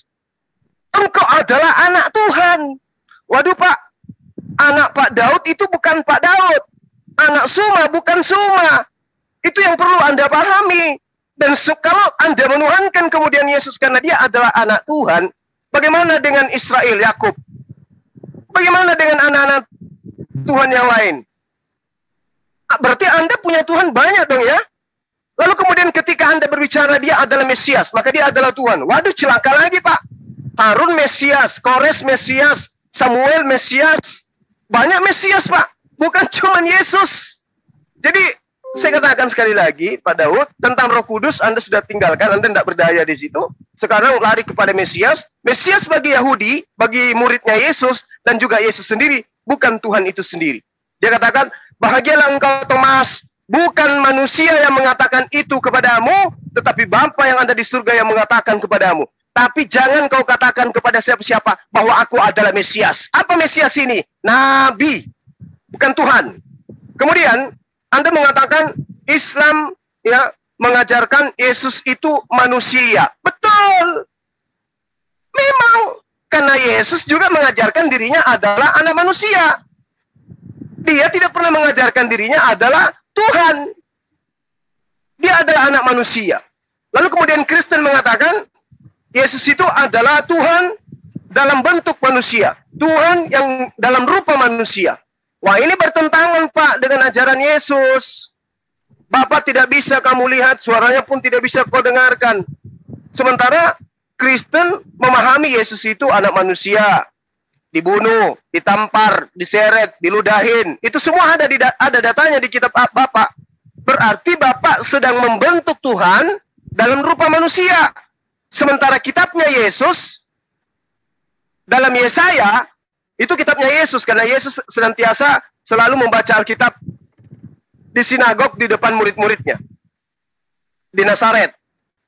Dia mengatakan bahwa tidak ada Tuhan yang dibentuk sebelum aku dan tidak ada Tuhan yang dibentuk setelahku. Itu tertera di dalam Yesaya 43 nomor 10. Jadi jangan Anda mengatakan Yesus itu adalah Tuhan dalam bentuk manusia. Akan semakin nyata nanti kesesatannya, Pak. Lalu kemudian ketika Anda mengatakan menyembah dalam roh, kami sujud. Di mana Bapak sujud? Ada dua, Pak, yang perlu Anda pahami di sini. Saya harus kencang suara saya karena hujan deras di sini. Ada dua hal yang Bapak harus pahami tentang sujud, Pak. Sujud fisik dan sujud non-fisik. Sujud non-fisik adalah ketundukan hati kepada perintah Tuhan, kepada aturan mainnya Tuhan. Di dalam Ulangan 11 nomor 1, haruslah engkau mengasihi Tuhan Allahmu dan melakukan dengan setia kewajibanmu terhadap Dia dengan senantiasa berpegang pada segala ketetapannya, peraturannya, dan perintahnya. Berarti sujud dengan hati ketaatan harus sujud kepada Taurat. Itu satu, Pak. Apakah Bapak melakukan? Tidak. Berarti Bapak tidak sujud hati. Kemudian, Yehezkiel 20 nomor 19. Akulah Tuhan Allahmu. Hiduplah menurut ketetapanku dan lakukanlah peraturanku dengan setia. Apakah Bapak tunduk kepada aturan Tuhan, ketetapan Tuhan di dalam Torah? Tidak. Berarti Bapak tidak sujud hati. Ya. Lalu kemudian di dalam Yehezkiel 18:19, hidup menurut ketetapanku dan mengikuti peraturanku dan berlaku setia, itulah orang yang benar dan dia pasti mendapatkan hidup. Apakah Bapak tunduk sujud kepada perintah Tuhan yang datang kepada Musa, yang datang kepada Yesus? Tidak. Berarti secara rohani Bapak tidak sujud kepada Allah. Nah, sekarang secara jasmani, apakah Bapak sujud? Kita lihat di dalam Yesaya 66 nomor 23. Apa kata Allah di sana? Sabat boleh berganti sabat, bulan berganti bulan. Manusia akan datang kepadaku untuk sujud di hadapanku. Apakah Bapak dalam beribadah sujud? Tidak. Berarti Bapak rohani tidak, jasmani tidak. Di dalam 2 Raja-Raja 17 nomor 36, tetapi Tuhan yang menuntun kamu dari tanah Mesir dengan kekuatan yang besar dan dengan tangan yang teracung, kepadanya lah kamu harus berbakti, kepadanya lah kamu harus sujud menyembah, sujud beribadah. Apakah fisik Bapak dalam beribadah sujud? Tidak, Pak Daud. Berarti rohani Bapak tidak pernah sujud, jasmani Bapak juga tidak pernah sujud. Yang sujud tuh cuma mulut. Jadi Bapak punya mulut aja yang sujud. Hanya mulutnya yang berkata sujud.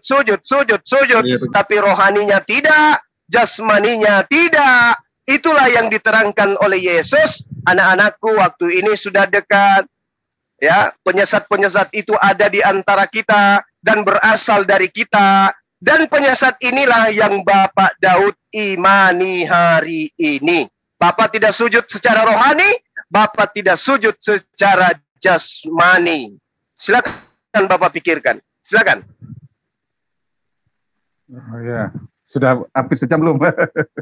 Lalu panjang juga itu tadi. Ya. Iya, silakan Pak. Apa yang saya ingat terlalu panjang sih? Suaranya kecil Pak Daud. Ya, oke. Apa tadi poinnya? Coba ringkas 3 poin biar saya tanggapi. Suaranya kok kecil ya? Saya ya, kecil mendengar. Halo. Ya, baru besar Pak. Oh ya. Coba ringkas agak 3 poin biar saya tanggapi secara cepat aja. Supaya apa terlalu panjang jadi lupa saya. Yang intinya dari tadi sujud atau... Saya menyikapi semua yang Bapak terangkan, mulai dari Bapak roh, firman adalah setara, Alfa dan Omega, kemudian Allah itu Zat, kemudian siapa yang mengatakan Yesus terkutuk itu adalah setan. Iya, saya ingat sekarang. Oh, ini. Oke. Allah itu Zat, Bang Jul mengatakan bahwa saya tidak belajar Islam karena berarti Bang Jul membantah Allah SWT itu bukanlah zat ya. Jadi karena jelas Allah SWT yang Allah SWT itu bukan esensi, Allah SWT jelas itu nama. Anda mengatakan Allah SWT adalah esensi. Esensi Allah SWT itu apa? Allah SWT itu baru nama, Bang Jul. Jelas saya belajar saya pernah baca buku Tasawuf Buya Hamka bahwa Allah yang mempunyai nama ini beresensi ya bernatur ya zat. Dalam zatnya ada sifat, dalam sifatnya ada hiwal. Jadi jelas dia Allah SWT itu bukan esensi, itu nama, Bang Jul. Jadi jelas sepengetahuan saya bahwa saya pernah juga baca Tasawuf Buya Hamka, Allah SWT itu bukan esensi, itu nama. Esensinya ya zat. Bagaimana kita mengenal zat itu ya, kita ada panjang lebar lagi, ada sifat, ada hiwal, apakah sifat dengan hiwal itu berbeda-beda atau apa, itu nanti panjang dalam tasawuf. Jadi jelas Allah bukan esensi, Allah itu nama. Terus Bang Jul mengatakan apakah ini jelas Yesus di Yohanes 20 ayat 22, dan sesudah berkata demikian, ia yaitu Yesus mengembusi mereka dan berkata, terimalah Roh Kudus. Jadi Yesus mengajarkan Roh Kudus itu suatu pribadi yang bisa kita terima. Jadi Yesus mengajarkan kok Allah itu Roh. Terus siapa yang bisa menjelaskan? Kalau Bang Jul mau berdebat tentang ini, karena saya bukanlah teologi ya, saya ingin belajar sekali. Kalau siapa tahu ada orang Kristen di sini yang ingin membantu saya menjadikan sekolah yang gratis ya. Supaya saya bisa belajar tentang bahasa asli. Tetapi saya tahu, saya pernah juga nonton. Menurut saya ada seorang siapa tuh, Verbum Veritatis, itu ada channelnya, saya lihat dia cukup andal, saya lihat dalam menguasai tentang iman Kristen. Kalau Bang Jul mau memang ini boleh kasih minta atau berdiskusi dengan Verbum Veritatis. Saya percaya karena menurut saya bukan siapa-siapa, saya belum ada apa-apanya dibandingkan Verbum Veritatis, karena saya belum belajar tentang dalam bahasa exegesis tentang apa segala macam, itu saya belum belajar. Dalam bahasa Ibraninya ini tentang itu, tentang sejarahnya memang saya belum belajar. Tetapi saya tahu satu hal, Allah itu memang roh. Roh Allah bukanlah malaikat, bukan Jibril. Jadi Bang Jul mengatakan, Bang Jul menyangkal bahwa Allah itu esensi mah bukan Allah, esensi itu nama. Jadi kalau orang Kristen percaya Allah itu jenis, ya, Tuhan itu jabatan, tetapi predikat atau esensi atau natur, ya roh. Jadi jelas Allah itu naturnya roh. Itu bukan esensi, tetap itu bukan nama, itu bukan Allah itu natur, esensi. Jadi kalau Bang Jul mengatakan Allah itu adalah esensi, itu bukan, orang Kristen tidak meyakini seperti itu. Karena memang saya tahu, saya tidak ahli dalam bahasa Ibrani, karena saya hanya seorang murtadin yang belum pernah sekolah tentang Alkitab. Tetapi saya pernah belajar Alkitab, di penjara saya pernah tamat baca Alkitab sekali. Tetapi saya percaya banyak sekali Allah itu dibuktikan bahwa roh Allah, roh Tuhan, roh kebenaran, roh suci, roh kudus, roh hikmat, itu semuanya bicara tentang Allah, pribadi ilahi. Bahkan makanya saya katakan tadi di Ayub 33 ayat 4, roh Allah telah membuat aku. Roh Allah hadir waktu dunia diciptakan. Jadi bukan malaikat yang yang membuat manusia, yang menciptakan manusia, tetapi roh Allah itu memang sepadan atau senatur, setara lah. Jadi jelas bagaimana kita bisa membedakan antara malaikat, antara roh Tuhan, karena setan juga roh. Tentu kita bisa membedakan. Karena roh Allah itu suci, ya, dan tidak berdusta, tidak melakukan yang jahat, dan dia menuntun kita untuk mengenal Allah. Bagaimana kita bisa mengenal roh Allah atau bukan. Ya, tentu kita akan tahu roh Allah akan membuat kita kepada Tuhan, menghinsapkan kita, membuat pengertian supaya kita mengenal Tuhan. Itulah gunanya roh Allah. Sebab kalau roh setan, dia tidak akan menjauhi kita dari Tuhan dan akan menyangkal Yesus sebagai Tuhan yang telah datang sebagai manusia. Itulah roh setan, roh antikris. Jadi jelas kita bisa membedakan. Jadi saya percaya, hanya ketika kita percaya, kita di ini, saya mau bagi ya. Coba saya cari dulu di Kisah Rasul 2 ayat 38. Sebentar, Kisah Rasul 2 ayat 38. Saya bacakan untuk kita semua. Jawab Petrus kepada mereka, bertobatlah dan hendaklah kamu masing-masing memberi dirimu dibaptis dalam nama Yesus Kristus untuk pengampunan dosamu. Maka kamu akan menerima karunia Roh Kudus. Bagaimana cara kita ada Roh Tuhan dalam kita? Bagaimana kita menerima Roh Tuhan? Bagaimana kita mengerti tentang Yesus? Bagaimana kita nanti, ini Roh Allah atau apa? Ya kita bertobat, dikuduskan, beri diri kita diselamatkan, beri diri kita disucikan dalam nama Yesus, dalam roh Allah kita dibaptis, artinya kita mati untuk dosa, kita hidup bagi Yesus, nanti kita akan menerima Roh Kudus. Bagaimana orang Islam dia berkata dia memiliki Roh Kudus, sementara dia menolak Yesus? Hanya Roh Kuduslah yang membawa kita kepada Yesus, mengakui Yesus itu Tuhan, mengakui Yesus itu Mesias. Bang Jo mengatakan Mesias itu bukan Yesus saja, semuanya Mesias.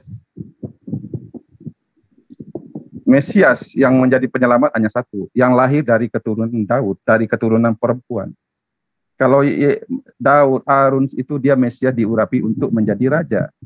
Tetapi kalau Yesus, Mesias yang dijanjikan Tuhan untuk menjadi penyelamat, untuk menjadi penebus, apakah hanya orang ini yang mengatakan mengajarkan karena terkutuk orang kayu salib? Ya karena dia yang benar untuk kita, supaya kita yang tidak benar menjadi selamat. Itulah aku Yesus datang untuk orang berdosa. Jadi Roh Allah itu diterangkan di Alkitab banyak sekali mengenai dia mengisapkan kita, dia memberi kita pengertian bahwa dia itu memberi kita karunia-karunia untuk kita berbuah, atau kalau kita memberi diri kita hidup oleh Roh, kita akan memiliki sifat Tuhan, berbuah Roh, kasih, sukacita, damai sejahtera, kesabaran, kebaikan, kelemah lembutan, supaya kita bisa mematikan keinginan-keinginan hawa nafsu kita. Itulah gunanya Roh Allah ada bersama kita. Kita hidup dipimpin oleh Roh Kudus, hidup di dalam Roh Kudus, dan dipimpin oleh Roh Kudus. Apa buktinya kita milik Allah? Bang Jo mengatakan orang Kristen Yesus tidak kenal. Yesus jelas kenal. Siapa yang memiliki Roh Kristus, Roh Kudus adalah Roh Kristus, dia milik Kristus.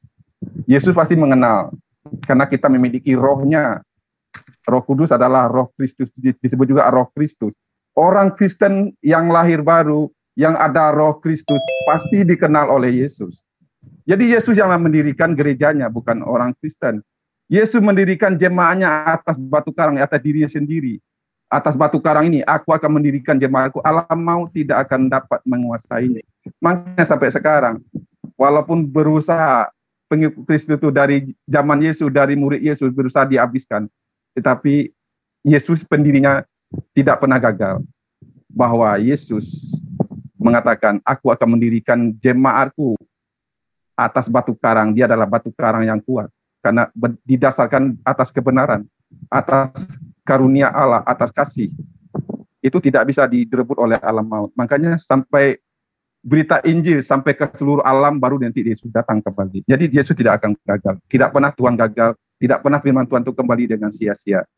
Jadi jelas Allah itu kita mengerti Yesus karena Roh Kudus. Dan Roh Kudus adalah Roh Allah. Jadi sebenarnya simpel saja. Kalau Bang Jul, dari mana itu asal kata Roh Kudus? Karena saya tidak ahli dalam, kalau saya sarankan Bang Jul bisa minta debat dengan The King Adas.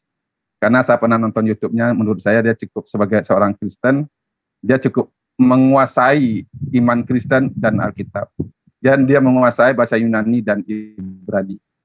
Jadi saya memang level saya masih belajar, saya ingin sekolah malah, tetapi saya mau berani tampil seperti ini paling enggak. Ya kalau saya ditanyakan bagaimana saya bisa percaya, dan saya jadi di dalam Yesus saya menerima Roh Kudus, di luar Yesus ya tidak menerima Roh Kudus. Jadi saya sekarang menerima Roh Kudus, Roh Allah, karena saya memberi diri saya disucikan, dimaterai oleh Roh Kudus sebagai jaminan saya ini milik Allah. Apa buktinya? Ada Roh Allah dalam diri saya. Dan Roh Allah yang dalam diri saya ini, itu roh lebih besar dari roh apapun yang ada di dalam dunia ini. Jadi bukan malaikat yang ada dalam diri saya, tetapi Roh Kudus. Itu jaminan bagi saya ini milik Allah. Buktinya ada materai Roh Allah. Itulah buktinya saya mengenal Yesus dan dikenal oleh Yesus. Karena saya memiliki Roh Kristus. Jadi kalau Bang Jul katakan Yesus tidak kenal saya percaya Yesus kenal saya. Karena rohnya ada dalam diri saya. Begitu Pak Ustadz. Ya mungkin nanti ada, siapa tahu ada teman Kristen yang agak lebih mengerti tentang bahasa Ibrani atau Yunani, silakan dilanjut.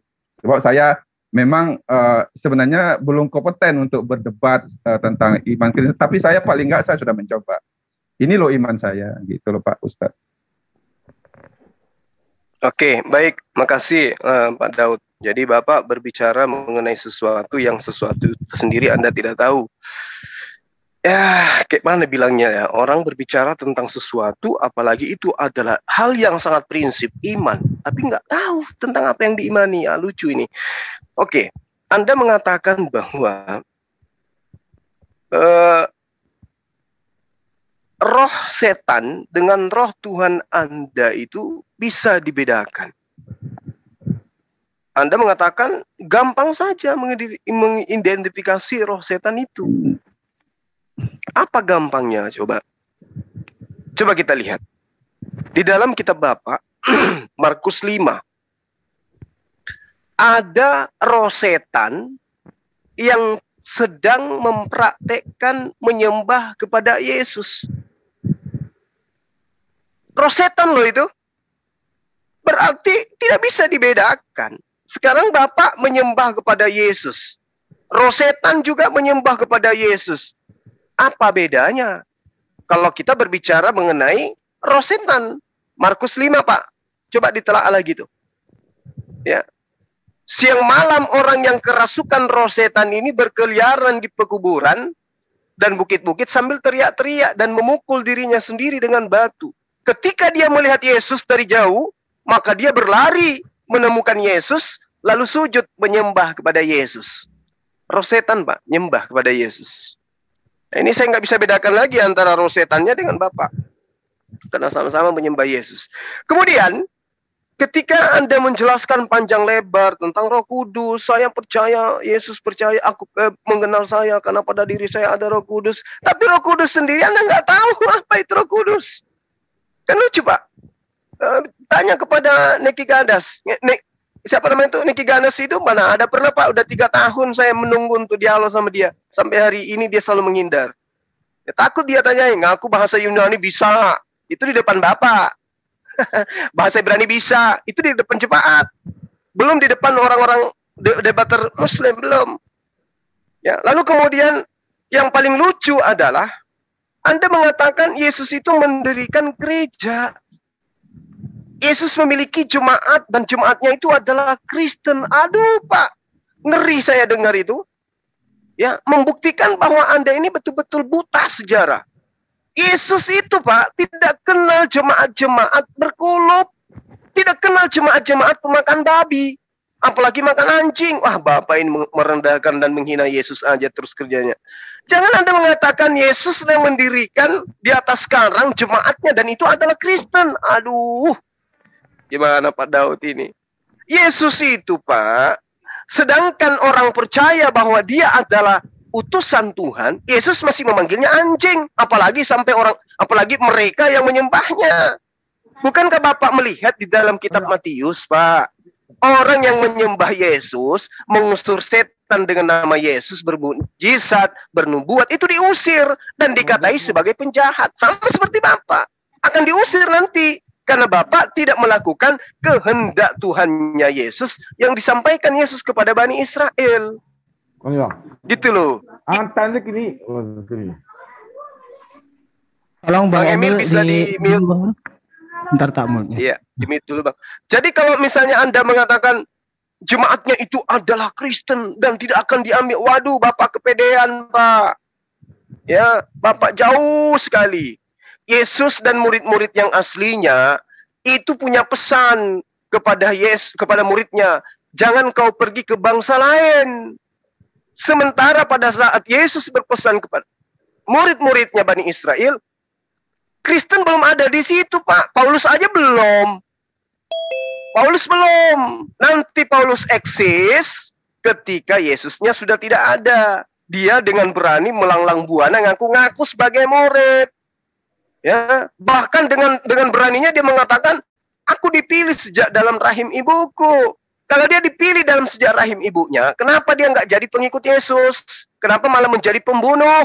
Untuk menggenapi Lukas 21 itu. Lukas 21 diterangkan bahwa engkau akan disesal, engkau akan ditangkap, engkau akan dianiaya, engkau akan dimasukkan ke dalam rumah-rumah ibadah. Dan siapa pelakunya? Paulus.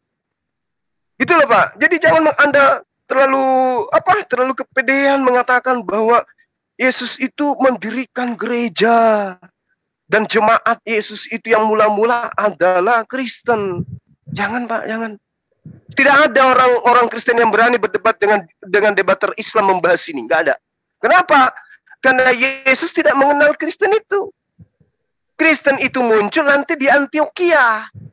Pengajaran Yesus dan pengajaran Kristen itu ya 180 derajat berbeda, Pak. Makanya Bapak ketika ditanyai apa itu Roh Kudus, Anda bingung sendiri. Padahal itu ada hal yang sangat prinsip. Berbeda dengan kami. Bang Suma, apa itu Roh Kudus? Roh Kudus itu adalah malaikat Jibril. Mana dalilnya? Kul man kana aduwwan li Jibril fa innahu nazzalahu ala qalbika biiznillah. Ya, itu dalilnya. Roh Kudus itu apa? Kok kamu katakan dia adalah Jibril? Ya, karena Al-Quran menerangkan, Qul nazzalahu ruhul qudus min rabbika bil haqq liyubayyina alladziina aamanu wa hudan wa busyra lil muslimin. Dalilnya ada. Tapi kalau Bapak meninggalkan dalil yang ada dalam Al-Quran menuju kepada iman yang saya katakan, Bapak masih halusinasi. Saya mengimani Roh Kudus, tapi saya tidak tahu apa itu Roh Kudus, original teksnya. Yang saya tahu itu Roh Kudus ada dalam diri saya. Yang ada dalam diri Bapak itu angan-angan. Apa? Coba kita lihat, kita uji. Apakah angan-angan atau bukan? Nah, kita uji dulu. Yesus mengajarkan begini.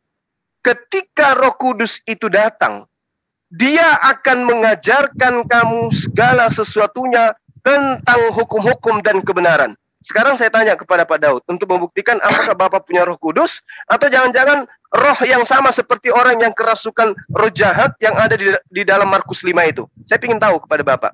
Apa yang Roh Kudus yang Anda katakan Roh Kudus ajarkan kepada Bapak ketika Bapak meninggalkan utang? Gimana solusinya menurut Roh Kudus yang ada pada diri Bapak? Kalau memang itu adalah malaikat, itu adalah Roh Kudus. Silakan. Dalam perspektif yang sesungguhnya. Silakan Pak. Ini sederhana saja untuk membuktikan. Anda tadi mengatakan, ada dalam diri saya.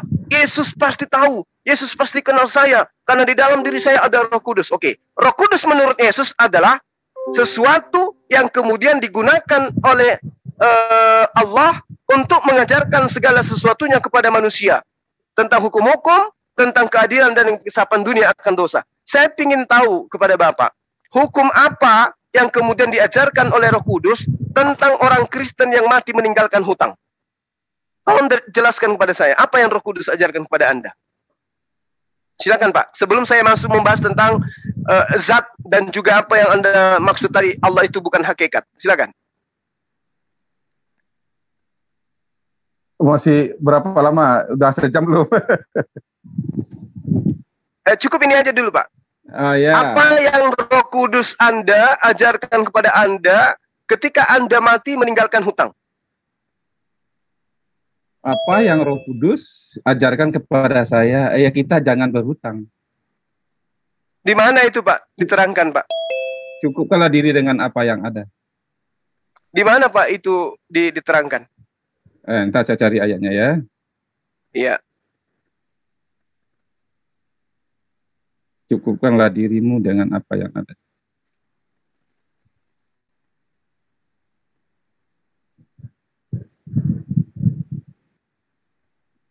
Coba baca Ibrani 13 ayat 5. Janganlah kamu menjadi hamba uang dan cukupkanlah dirimu dengan apa yang ada padamu. Karena Allah telah berfirman, aku sekali-kali tidak akan membiarkan engkau dan aku sekali-kali tidak akan meninggalkan engkau. Jadi kalau kita ada Roh Kudus, kita dicukupkan oleh Tuhan. Kita bukan berutang, orang-orang yang berutang, tetapi kita orang yang memberi. Karena kita telah menerima banyak hal dari Tuhan. Karena Tuhan merancangkan hari depan yang baik. Hai kamu yang letih lesu dan bertanggung berat, datanglah kepada aku. Aku akan memberi kelegaan kepadamu. Jadi jelas, apa buktinya kita dibimbing Roh Kudus, hidup oleh Roh Kudus, kita memiliki sip Roh Yesus dan memiliki kecukupan di dalam Tuhan, karena Tuhan itu Roh, dan Allah akan mencukupi segala keperluan kita menurut kekayaannya yang melimpah-limpah di dalam Yesus Kristus. Jadi, dan Roh Kudus juga lah yang bisa membuat kita mengaku Yesus itu Tuhan. Tanpa Roh Kudus, kita tidak akan bisa mengaku Yesus itu adalah Tuhan. Karena hanya Roh Kudus yang memberi pengertian kita dan bisa membimbing kita kepada Tuhan. Kita tidak bisa mengenal Tuhan. Dan kita tidak tahu apa yang ada dalam diri Tuhan. Tetapi Roh Kudus yang ada bersama Tuhan, yang adalah Tuhan, pribadi yang ilahi. Dia membimbing kita, dia memberi hikmat dan memberi pengertian kepada kita. Supaya kita mengenal yang benar dan ada di dalam yang benar, yaitu di dalam Yesus Kristus.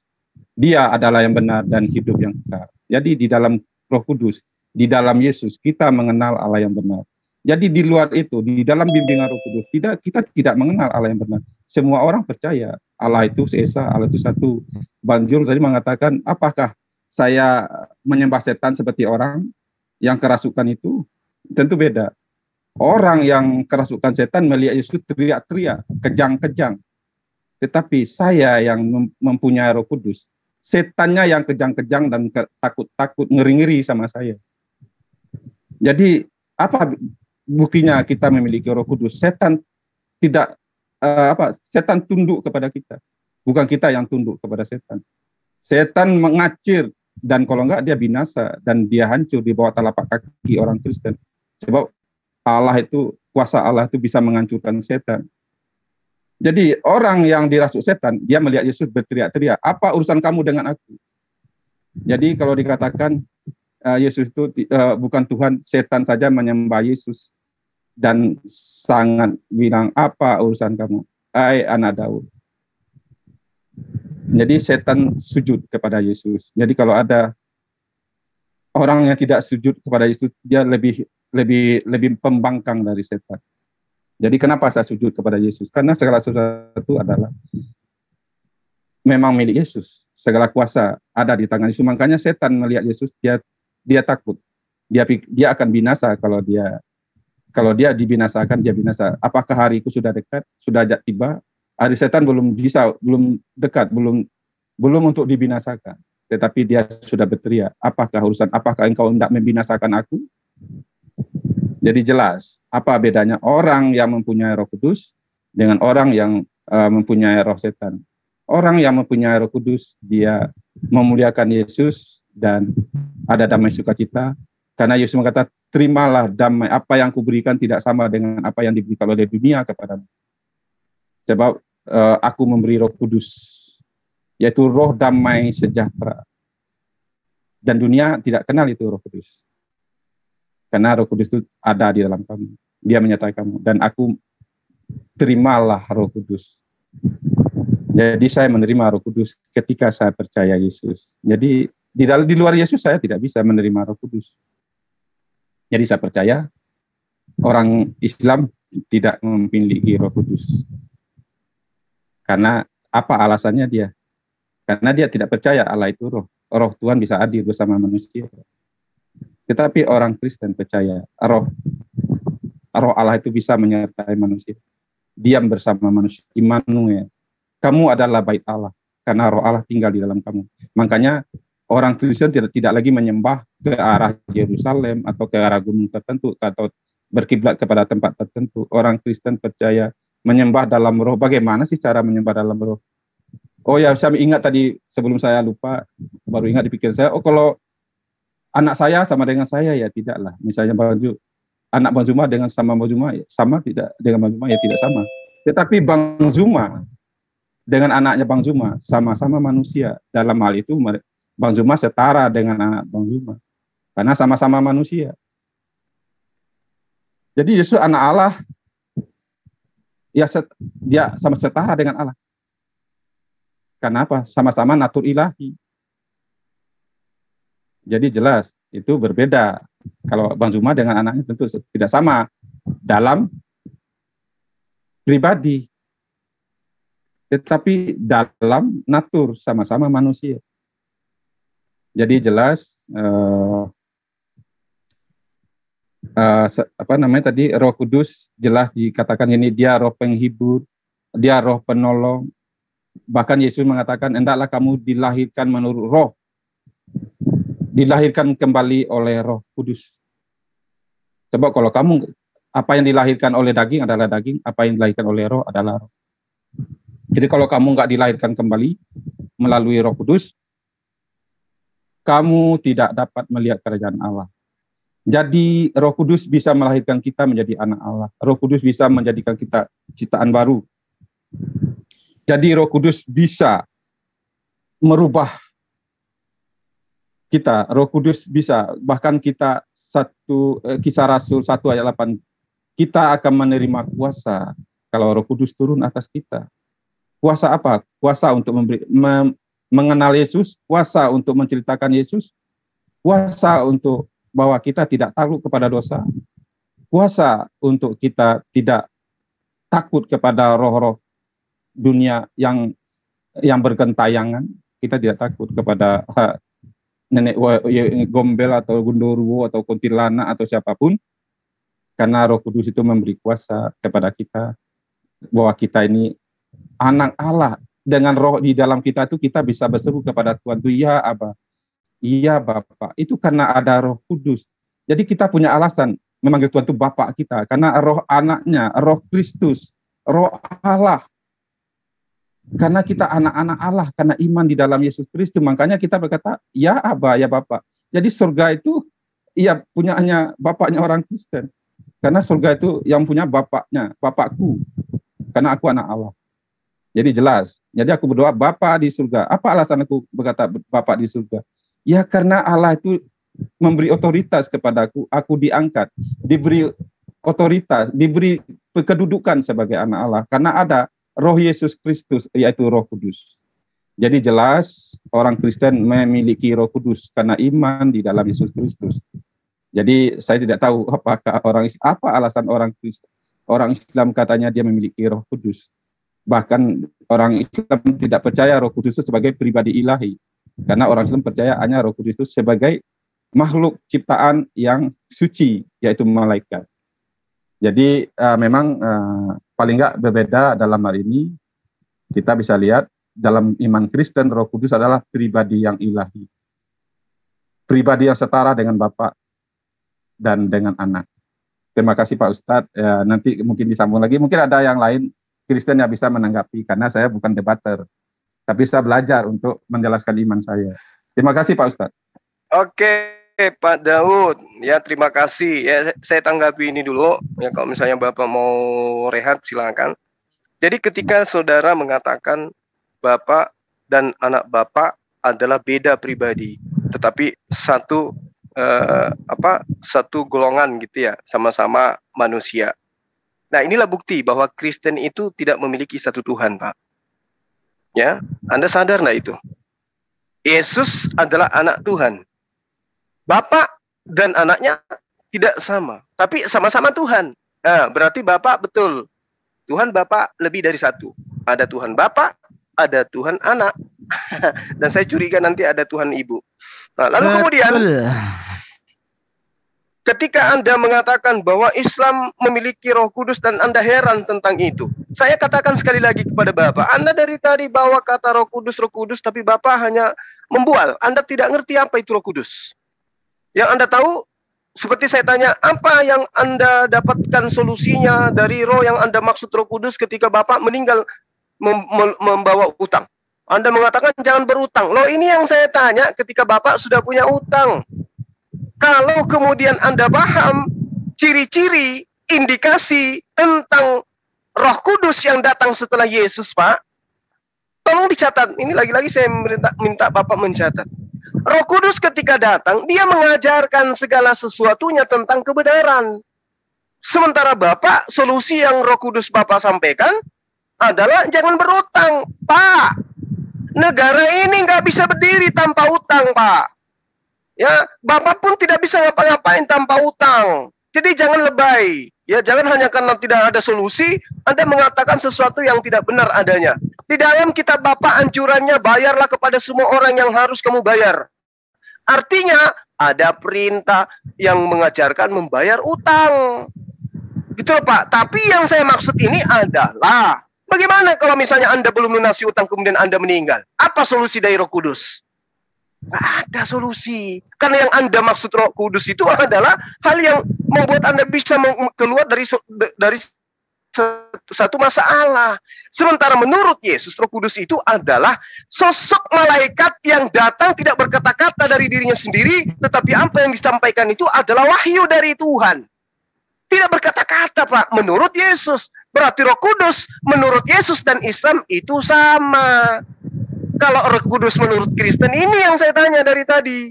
Anda belum bisa menjawab itu, tapi Anda sudah mengimani. Berarti Anda beragama berdasarkan iman, bukan berdasarkan akal, gitu loh ya, Pak.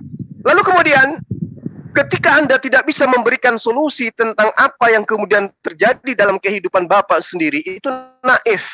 Ternyata Roh Kudus salah sasaran. Ya, tidak seperti itu yang Yesus ajarkan. Roh Kudus yang ditawarkan oleh Yesus adalah mengajarkan segala sesuatunya. Silakan Anda baca di dalam Yohanes 16. Ya, ayat 7 sampai ayat 15. Itu poinnya di situ lengkap. Mengajarkan segala sesuatunya, mengajarkan tentang keadilan. Yang dimaksud keadilan, Pak, ketika haram-haram, ketika halal-halal, ketika makruh-makruh, ketika sunnah-sunnah, ketika wajib-wajib, itu yang dimaksud keadilan. Maka yang hanya termaktub hanya ada di dalam Al-Quran. Makanya saya katakan, tolong deh, di antara kalian yang pintar siapa sih untuk menjelaskan Roh Kudus itu apa? Ya, supaya kita ngerti, jangan abu-abu. Sedikit bicara, ada Roh Kudus dalam diriku. Bicara sedikit, ada Roh Kudus dalam diriku. Ada Roh Tuhan dalam diriku. Loh, kalau ada Roh Tuhan di dalam diri Anda, dan Tuhan itu adalah Roh, berarti Anda adalah manusia yang kerasukan Tuhan. Hebat kali Anda ini. Ya, kayak Lia Eden berarti. Ya. Lalu kemudian berbicara mengenai zat. Tadi Bapak mengatakan bahwa Tuhan itu bukan hakikat. Allah itu bukan hakikat. Allah itu adalah nama. Nah, ini yang saya katakan. Anda terlalu ejakulasi dini dalam beriman. Anda tidak punya kemampuan di dalam menjabarkan iman Anda dan juga menjabarkan iman Kristen dan iman Islam yang Anda tinggalkan. Kalau Anda melihat, Pak, ini saya kasih data ya, Pak ya. Anda mengatakan Bapak bukan pendebat. Itu bohong. Bapak adalah pendebat, Pak. Bapak adalah pendebat yang sangat-sangat sengit ya di WA. Makanya saya telaten, makanya saya betah dengan Bapak. Bapak ini adalah pendebat sampai pernah dipenjara karena Bapak adalah pendebat tanpa ilmu. Tapi saya katakan, Anda harus mempelajari revisian kitab Anda dari tahun 1962, 1629, 1651, 1668, tahun 1677, tahun 1733, tahun 1821, tahun 1835, tahun 1852, tahun 1863, tahun 1877, tahun 1879, tahun 1912, tahun 1913, tahun 1938, tahun 1958, tahun 1968. Pelajari itu, Pak. Yang terakhir 1974. Pelajari ya, revisi demi revisi di dalam kitab Anda. Di dalam kitab Anda yang direvisi, itu jelas Tuhan Anda itu adalah zat. Zat, Pak, Tuhan Anda itu. Yang hanya mempunyai, di dalam 1 Timotius 6 nomor 16 diterangkan begini. Yang hanya mempunyai zat yang tiada mati. Dan mendiami terang yang tiada terhampiri. Yang tiada pernah dilihat. Atau dapat dilihat orang. Maka baginya lah kemuliaan dan kuasa yang kekal. Amin. Ibrani 1 nomor 3. Terjemahan lama nih. Maka ia menjadi cahaya kemuliaan Allah dan zat Allah. Yang kelihatan. Serta ia menanggung segala sesuatu. Jadi Jadi nomor dalil-dalil di dalam kitab Anda, di dalam terjemahan-terjemahan yang sudah direvisi, itu meninggalkan kata zat karena malu. Lalu kemudian Bapak mengatakan Allah itu bukan hakikat. Allah itu bukan esensi, tapi Allah itu nama. Nah inilah saya katakan, terkadang keluar kata-kata tidak enak dari mulut saya. Kalau teman-teman itu selalu tuyul, tukang tahayul di dalam berdebat. Ya, zat itu bahasa Arab, Pak. Artinya hakikat. Artinya adalah pribadi. Atau dia adalah esensi dari Allah. Makanya tidak ada dalil di dalam Al-Quran yang mengatakan Allah itu adalah zat. Yang ada adalah Allah itu adalah Khalik, pencipta. Kalau dikatakan zatullah, itu berbicara mengenai hakikat Allah, kepribadian Allah yang berdiri sendiri. Itu bukan bahasa Indonesia itu, Pak.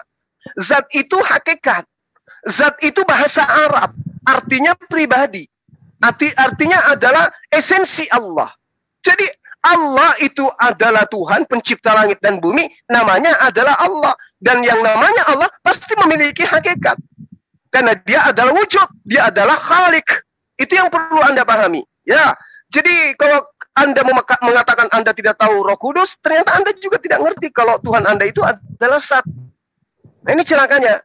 Tapi itu Anda diuntungkan karena Anda tidak mau tahu tentang revisi demi revisi di dalam kitab Anda. Yang tadinya zat Tuhan, zat Theos, berubah menjadi zat Allah dan seterusnya.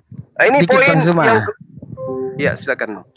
Apa mungkin Daud Ali ini tolong dijelaskan sama Bang Zuma zat bahasa Indonesia dengan zat Arab gitu loh, bahasa Arab itu Bang Zuma, biar jelas. Karena tak lihat dari tadi Daud Ali ini memahami zatnya itu mengatakan zat itu zat bahasa Indonesia. Gitu Bang Ya, Zuma. betul. Iya. Saya rasa beliau nggak sampai ke sana, Bang. Dia nggak sampai ke sana. Dia pikirnya zat itu ya seperti Tuhannya dia. Ada padatnya, ada zatnya, ada cairnya, dan kayak Yesus. Yesus itu kan zat. Pada diri Yesus ada zat padat, ada zat gas.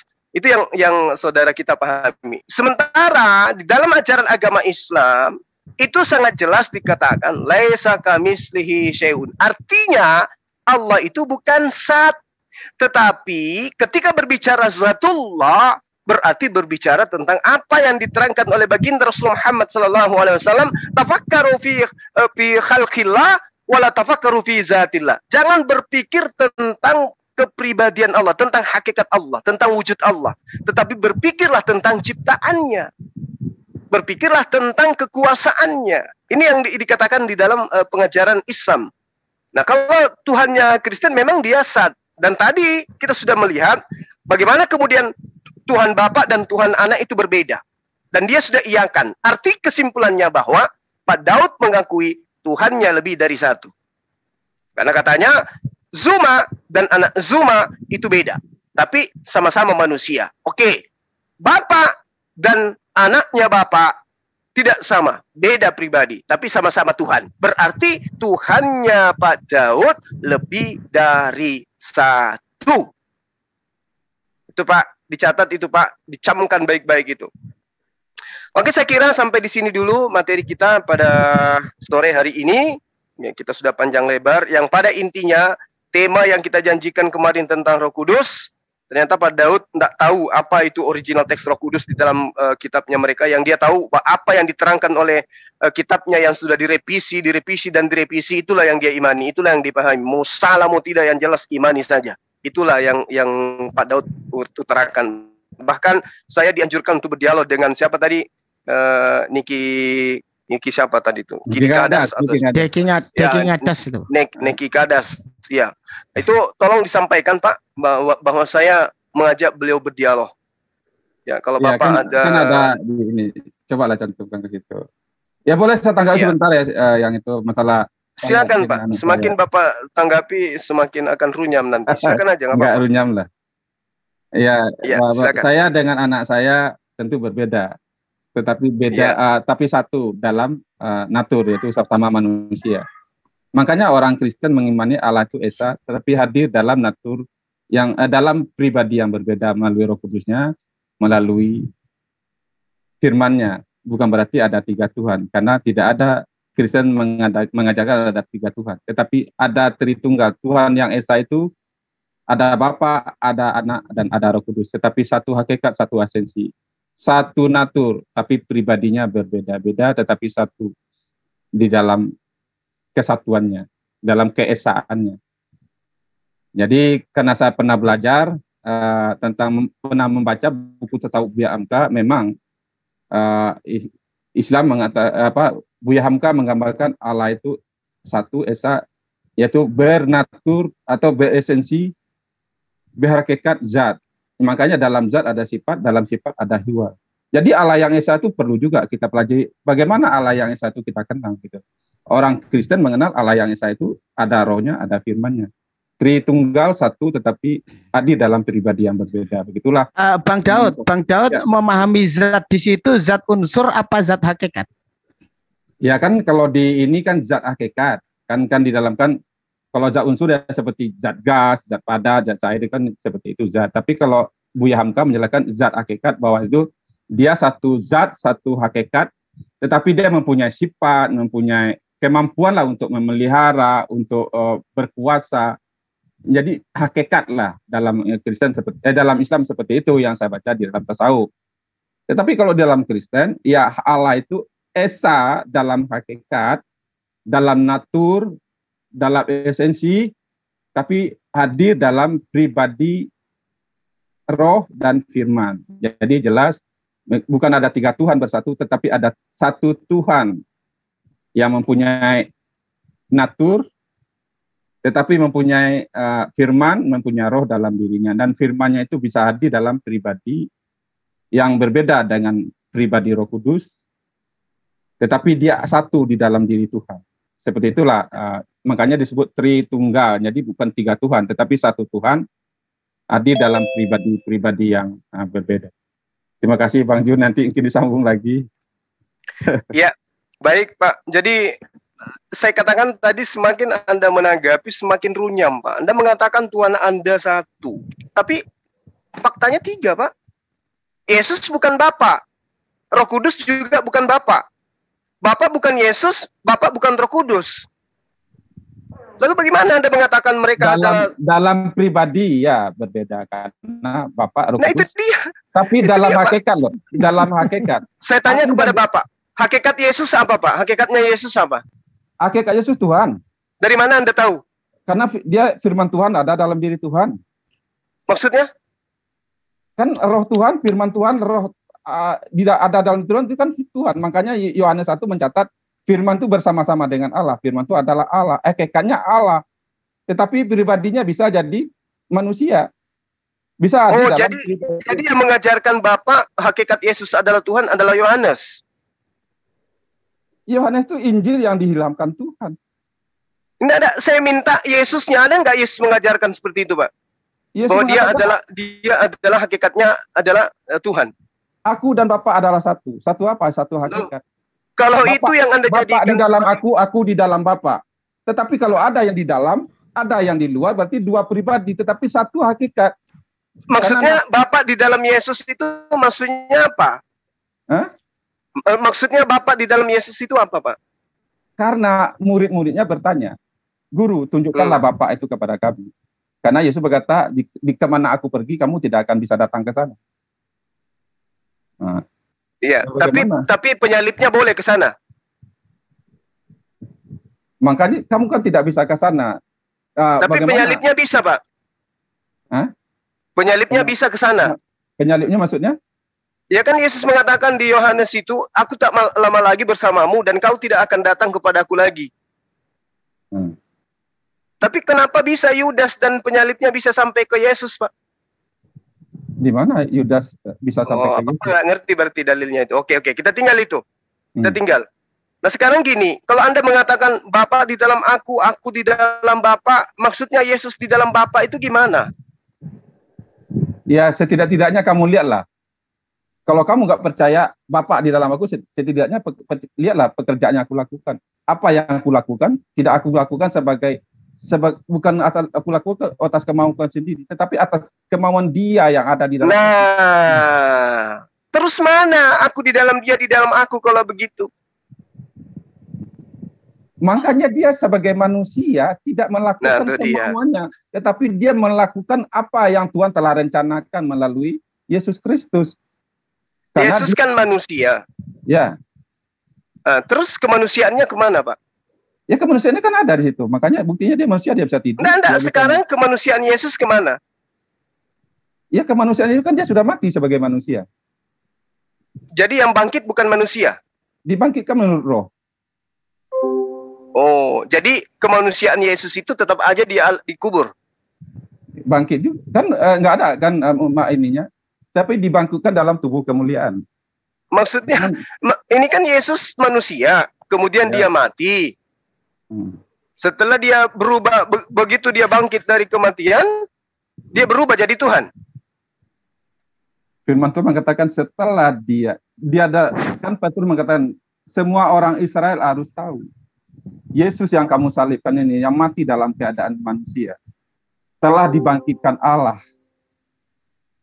menurut roh dan menjadi Tuhan. Ya, itu pengajaran Lukas, Pak. Nah, sekarang saya tanya, Yesus kan mengatakan, aku tidak dapat berbuat apa-apa dari diriku sendiri. Itu hakikatnya dia sebagai Tuhan atau sebagai apa itu? Ya, itu naturnya sebagai manusia. Dia kan sudah mengambil natur manusia. Oh, berarti hakikatnya dia adalah? Dia kan sudah mempunyai dua natur sekarang berarti. Karena natur Yesus adalah firman Allah, mempunyai natur ilahi.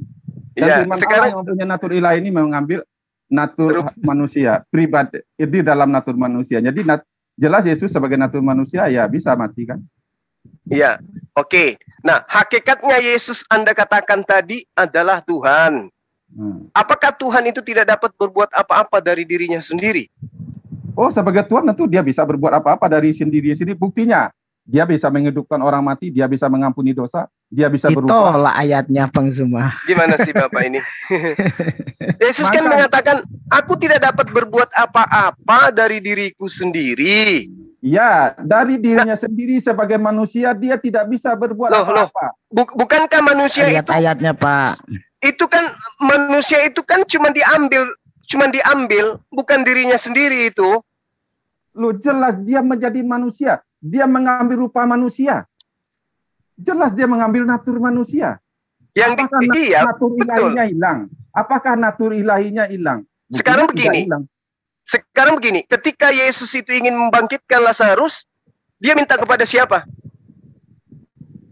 Dia bilang, Lazarus keluarlah.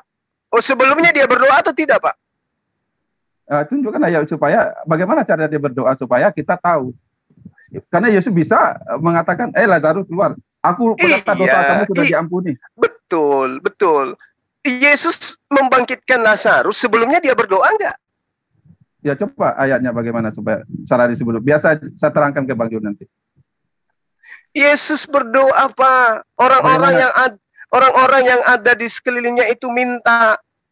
Maka kemudian dia berdoa kepada Tuhannya. Lalu kemudian membangkitkan Lazarus. Gitu loh. Nah, sekarang dia berdoa kepada siapa? Sebagai manusia dia berdoa kepada siapa? Dia kan memang punya Bapa. Loh, gimana sih? Oke, Yesus punya Bapa. Bapak punya Bapa enggak? Bapak ya enggak punya Bapa lah. Nah, berarti hakikat Yesus dan hakikatnya Bapak berbeda. Gimana Anda mengatakan hakikatnya sama? Pribadinya berbeda. Hakikatnya sama loh.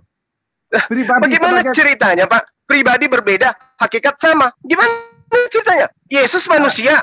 Dengar Tuhan dulu. adalah Tuhan. Terus hakikatnya sama, itu gimana ceritanya? Bang Jun mau diterangin nggak? Diterangin atau dikaburin, Pak? Bang Jun kan bertanya, mau diterangin nggak? Ya, silakan aja kalau Anda bisa. Yesus pribadinya manusia. Yesus pribadinya manusia. Tuhan pribadinya Tuhan.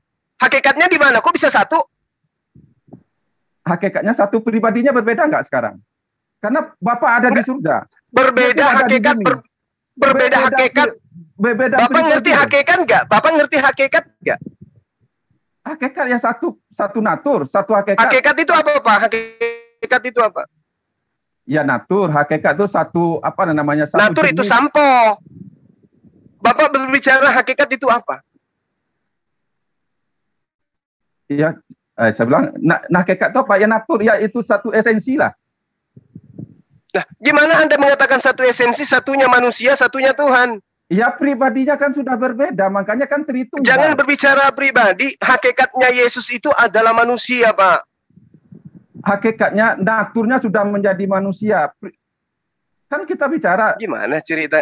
Anda berbicara mengenai hakikat. Bang Jul dikasih tahu, tetapi Bang Jul malah ngasih tahu saya. Kalau Daud Ali Hakikat mau itu baca apa dulu? Aduh. mau baca tentang Lazarus, suruh baca aja Bang di Yohanes itu tentang doa dia membangkitkan Lazarus kan. Yohanes 11:36-39. Yesus pergi ke gua tempat Lazarus, di kubur ada sebuah batu di depan dan menyuruh orang-orang menyingkir batu. Yesus menengadahkan ke atas, dia berterima kasih kepada Bapa surgawi karena mendengar doa-doanya. Yohanes 11:41-42. Itu jelas berdoa. Kemudian dengan suara yang nyaring Yesus menyuruh Lazarus keluar dari gua. Lazarus berjalan keluar. Itu kisah Yesus membangkitkan Lazarus. Silakan baca, itu berdoa jelas itu. Iya. Nah, jadi terbukti ya, Yesus berdoa. Nah, ketika Anda membawa hakikat, Pak, hakikat itu lagi-lagi adalah satu kata yang sangat prinsip di dalam Islam. Hakikat itu bukan bahasa Kristen itu, Pak. Jadi Bapak lagi-lagi kelimpungan di sini. Jadi ketika kita berbicara mengenai hakikat, Pak, hakikat itu adalah inti sesuatu, puncak atau sumber atau asal dari sesuatu. Ya, Anda mengatakan Anda baca buku buku tasawuf, berarti Anda mengerti tentang sufisme. Hakikat itu adalah aspek dari syariat yang bersifat eksetorik, itu yang perlu Anda paham. Apa itu? Batiniah. Nah, sekarang kalau berbicara mengenai batiniah, Yesus ini berarti berbicara yang terdalam pada dirinya. Yang terdalam pada diri Yesus itu adalah kalbu. Lalu kemudian apa yang diterangkan? Aku tidak dapat berkata-kata dari diriku sendiri. Aku tidak dapat berbuat dari diriku sendiri. Yesus sedang berbicara tentang hakikat dirinya loh. Dia sedang berbicara tentang batiniah dirinya. Dia sedang membahas tentang puncak, sumber dari dirinya sendiri. Yang mampu berkata, mampu merasakan, mampu tidur, mampu ketakutan, mampu lapar, dan seterusnya. Itu hakikat Yesus, Pak. Jadi ketika Anda mengatakan, dua pribadi satu hakikat, ini lucu gitu loh. Nyebrang dia.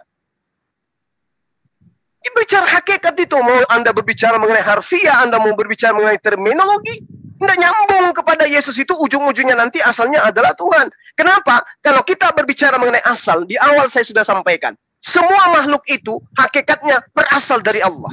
Tidak ada itu manusia berasal dari kedua orang tuanya, nggak ada. Mereka hanya penyebab.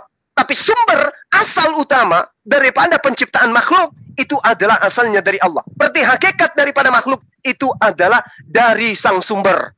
Tapi bukan kemudian sumber itu sendiri. Itulah Yesus. Jadi kalau selama ini Anda mengatakan Yesus itu satu pribadi, Bapa satu pribadi, tapi mereka satu hakikat. Lucu ini yo. Anda pernah Islam, ngerti hakikat, ya, belum lagi masuk kepada ma'rifat dan seterusnya. Tapi kemudian Anda menjabarkan satu manusia, satu pencipta, Anda katakan hakikatnya sama. Lucu itu, Pak. Kucing dengan tikus, sama-sama binatang, hakikatnya sama. Waduh. Kemudian ketika Anda mengatakan Daud dan anaknya Pak Daud, itu beda pribadi, tapi satu hakikat. Celaka lagi nih. Ya. Karena kenapa? Anda mau lari ke harfiah misalnya, atau terminologi. Anaknya Pak Daud dengan Pak Daud, beda pribadi satu hakikat. Tapi ingat Pak, ingat, anak Pak Daud bukan cuma satu. Kalau dia 5, kalau dia 10, berarti 10 pribadi. Hakikatnya sama-sama manusia. Kalau anak Bapak juga punya anak. Jadi ribuan, jutaan Tuhan Anda nantinya. Jadi nggak bisa sang Khalik dianalogikan dengan makhluk. Ya, kembali kepada poin yang tadi. Ketika Bapak mengatakan Tuhan Anda itu Bapak, naturnya, hakikatnya, sifatnya adalah satu, tapi pribadinya berbeda. Ini kelucuan yang sudah ribuan tahun yang tidak terpecahkan oleh gereja. Tuhannya 3, katakan 1. Sehingga 1 tambah 1 tambah 1 sama dengan 3 harusnya. Tapi dikatakan 1. Inilah yang menjadi kelucuan.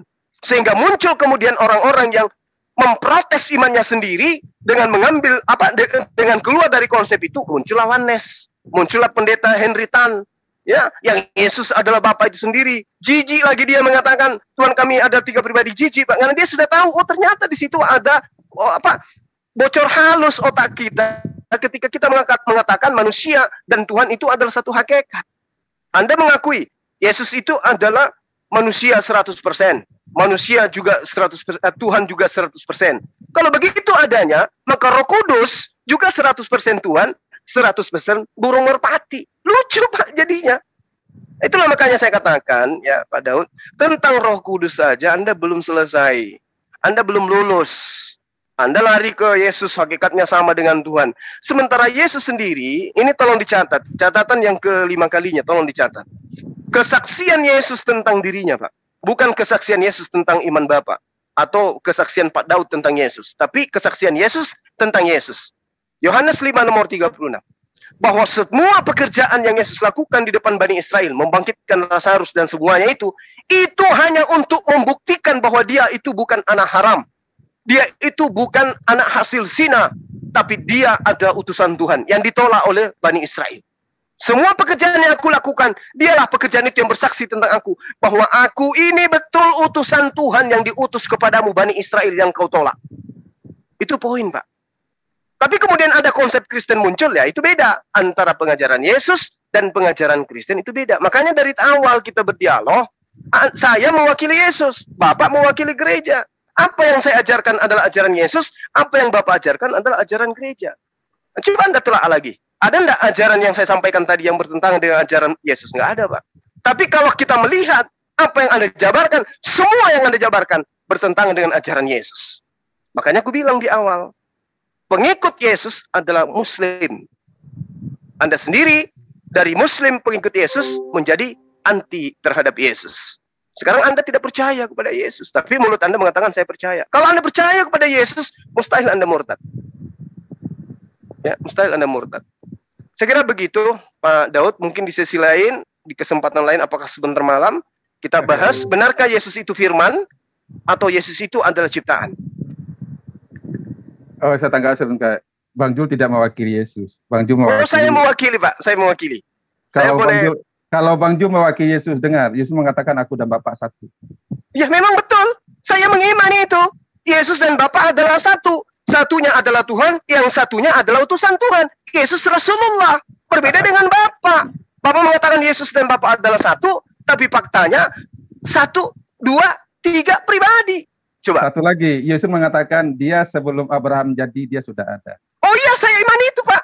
Baginda Rasulullah Muhammad SAW dalam surah Al-Maidah 81 mengatakan sebelum sesuatunya itu ada, mereka para nabi itu sudah diperjanjikan oleh Allah di dunia praeksistensi mereka. Betul. Jadi makanya Bang Jul tidak mewakili Yesus. Saya mewakili Yesus, Pak. Saya mewakili. Dia ada sebelum dunia ini ada. Kenapa? Karena seluruh para nabi sebelum diutus itu sudah dipersiapkan oleh Allah. Bukan asal-asal. Dia angkat langsung asal-asal. Oh, ini anak tukang kayu. Oh, ini baik orangnya. Angkat deh jadi nabi. Oh, tidak, Pak. Sebelum dia menjadi nabi, dia sudah diperuntukkan untuk menjadi nabi bagi Bani Israel. Begitu juga baginda Rasul Muhammad SAW. Sebelum dia menjadi rasul sebagai khatam nabiyyin, itu sebelum manusia dicipta, sudah dirancang oleh Allah untuk menjadi rasul penutup para nabi. Itu yang perlu Anda pahami. Satu lagi, Bang Jul tidak mewakili. 2 sudah gugur, apalagi yang 1? Silakan. Bang Jul tidak mewakili Yesus karena Yesus mengatakan waktu murid-murid mengatakan engkau adalah Mesias anak Allah, dan Yesus mengaminkan itu. Dan Bang Jul tidak mengaminkan. Saya mengaminkan, Pak. Bani Israel ketika mereka menyebut dirinya sebagai anak Allah, dia sedang menyatakan kesalehan. Ngerti saleh kan? Saleh adalah orang yang intim. Orang yang intim itu orang yang akrab, layaknya bapak dengan anak. Di situ Yesus tidak berbicara tentang kesalehan. Di situ berarti Bapak ingin mengatakan bahwa Maria ya disenggamahi oleh Theos sehingga anaknya adalah anak Tuhan dalam bentuk jasmani atau kedekatan, Pak? jangan kejang Bang Jul, jangan kejang. Loh, Bapak yang kejang. Kalau Bapak mengatakan tidak dalam perspektif kesalehan, terus perspektif apa Anda Yesus mengatakan dia anak Tuhan? Anda ingin mengatakan bahwa Theos datang menghamili Maria sehingga dia anak Tuhan atau dengar dulu pengakuan Petrus dan yang diaminkan Yesus. Engkau adalah Mesias anak Allah. Yesus Mesias bukan mengatakan Mesias itu apa? Mesias itu apa? Yang digambarkan oleh malaikat di Lukas 2 ayat 11. Telah lahir Kristus, kesukaan besar untuk seluruh bangsa. Telah lahir Kristus, Tuhan. Kristus Mesias di sini adalah Tuhan yang jadi manusia. Makanya Yesus berkata, Tuhan atau Tuhan, Pak? Tuhan atau Tuhan? Tuhan atau apa Tuhan? Kata yang sama dipakai dalam bahasa aslinya Tuhan untuk Yesus. Tuhan untuk Yesus itu kata yang sama. Itu adalah sama enggak Tuhan dengan Tuhan, Pak? Menurut Bapak? Tuhan Daud dengan Tuhan Daud sama enggak? Ya, Bang Jul mengerti Tuhan adalah orang yang berkuasa atau atasan atau orang yang mempunyai kedudukannya yang tinggi.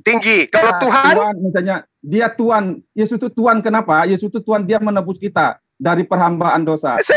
Kalau Yesus itu Tuhan, seluruh nabi juga Tuhan, Pak. Tuhan. Mereka junjungan semua, Pak. Ya udah selesai. Kalau begitu, nah sekarang kalau Yesus, kalau Tuhan beda nggak dengan Tuhan?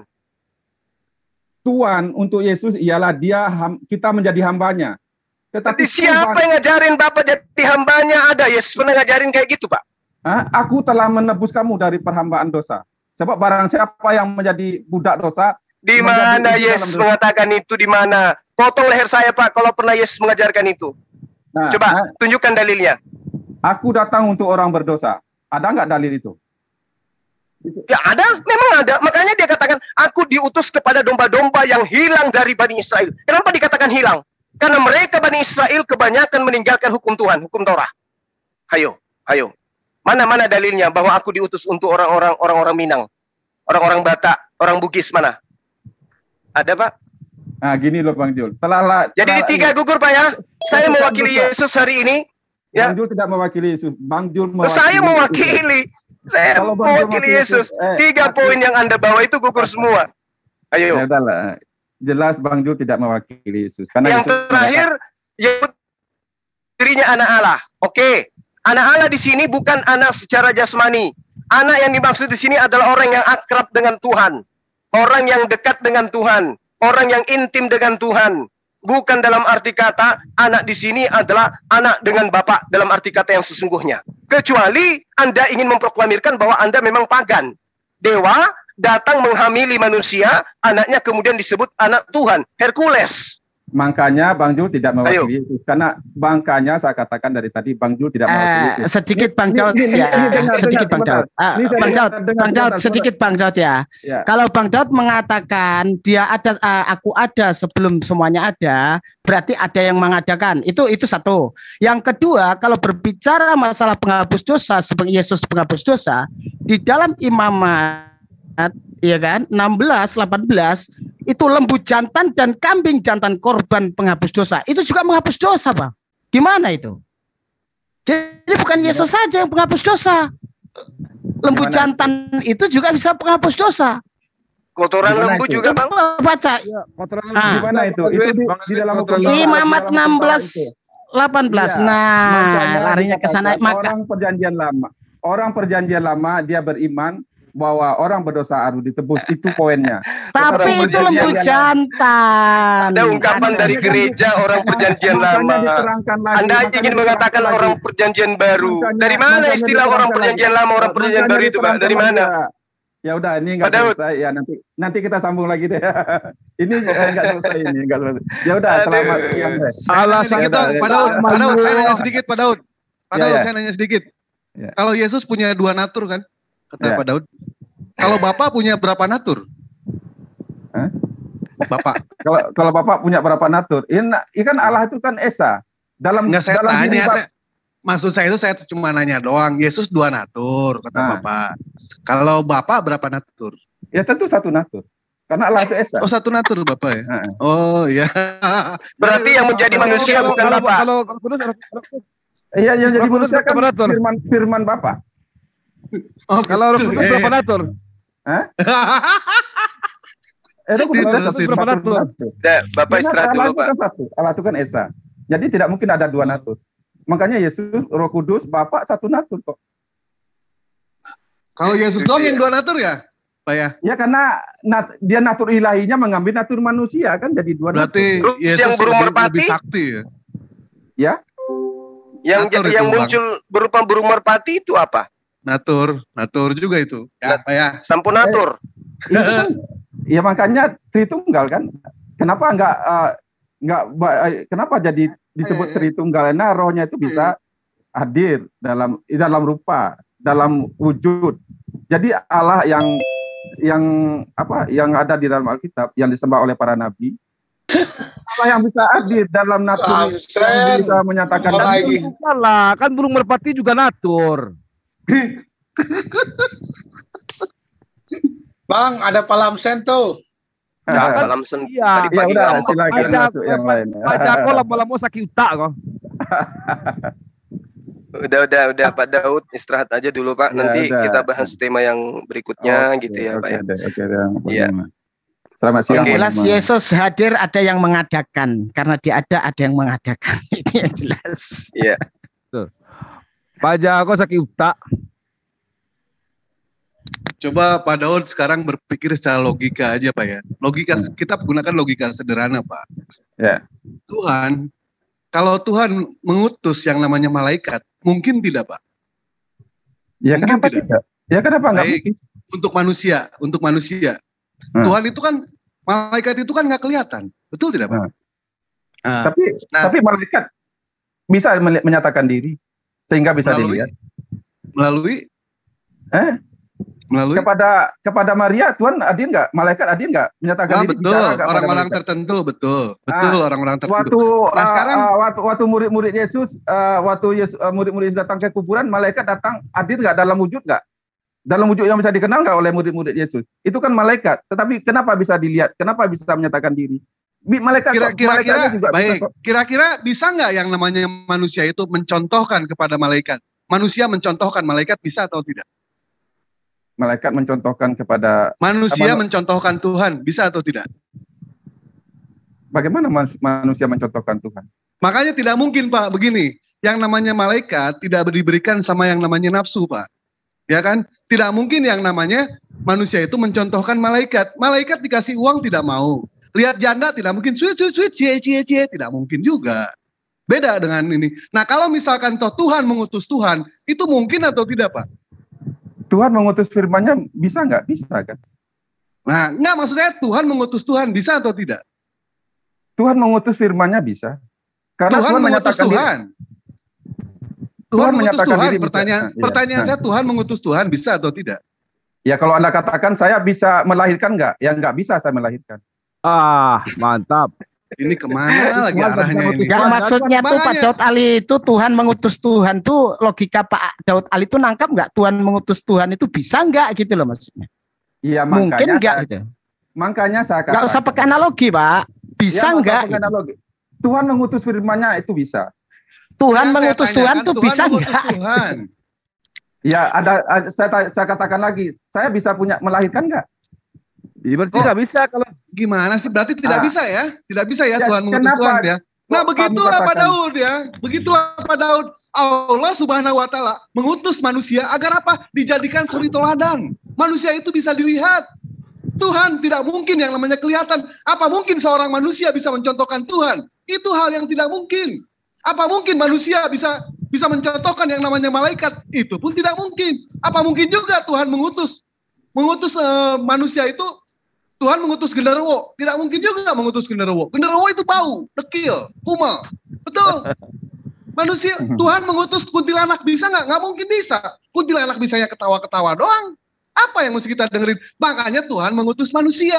Untuk apa? Supaya dilihat, dijadikan contoh, ya kan? Jadikan suri teladan, itulah yang benar. Tuhan mengutus Tuhan, hal yang tidak mungkin. Tuhan mengutus malaikat, hal yang tidak mungkin juga. Jadi jelas, Yesus adalah manusia. Yesus utusan. Itu intinya Pak Daud.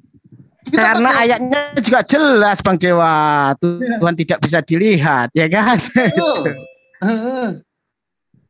Ya itu aja mungkin. Boleh saya tambahkan satu ayat? Ya, saya tambahkan lagi nanti. Yohanes 1 ayat 18.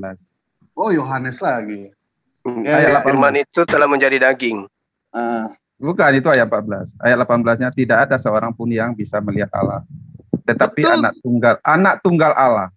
Menyatakan apa menampakkan Pak di situ? Pak? Iyalah yang menyatakannya. Jadi kenapa Allah bisa Sebentar Pak.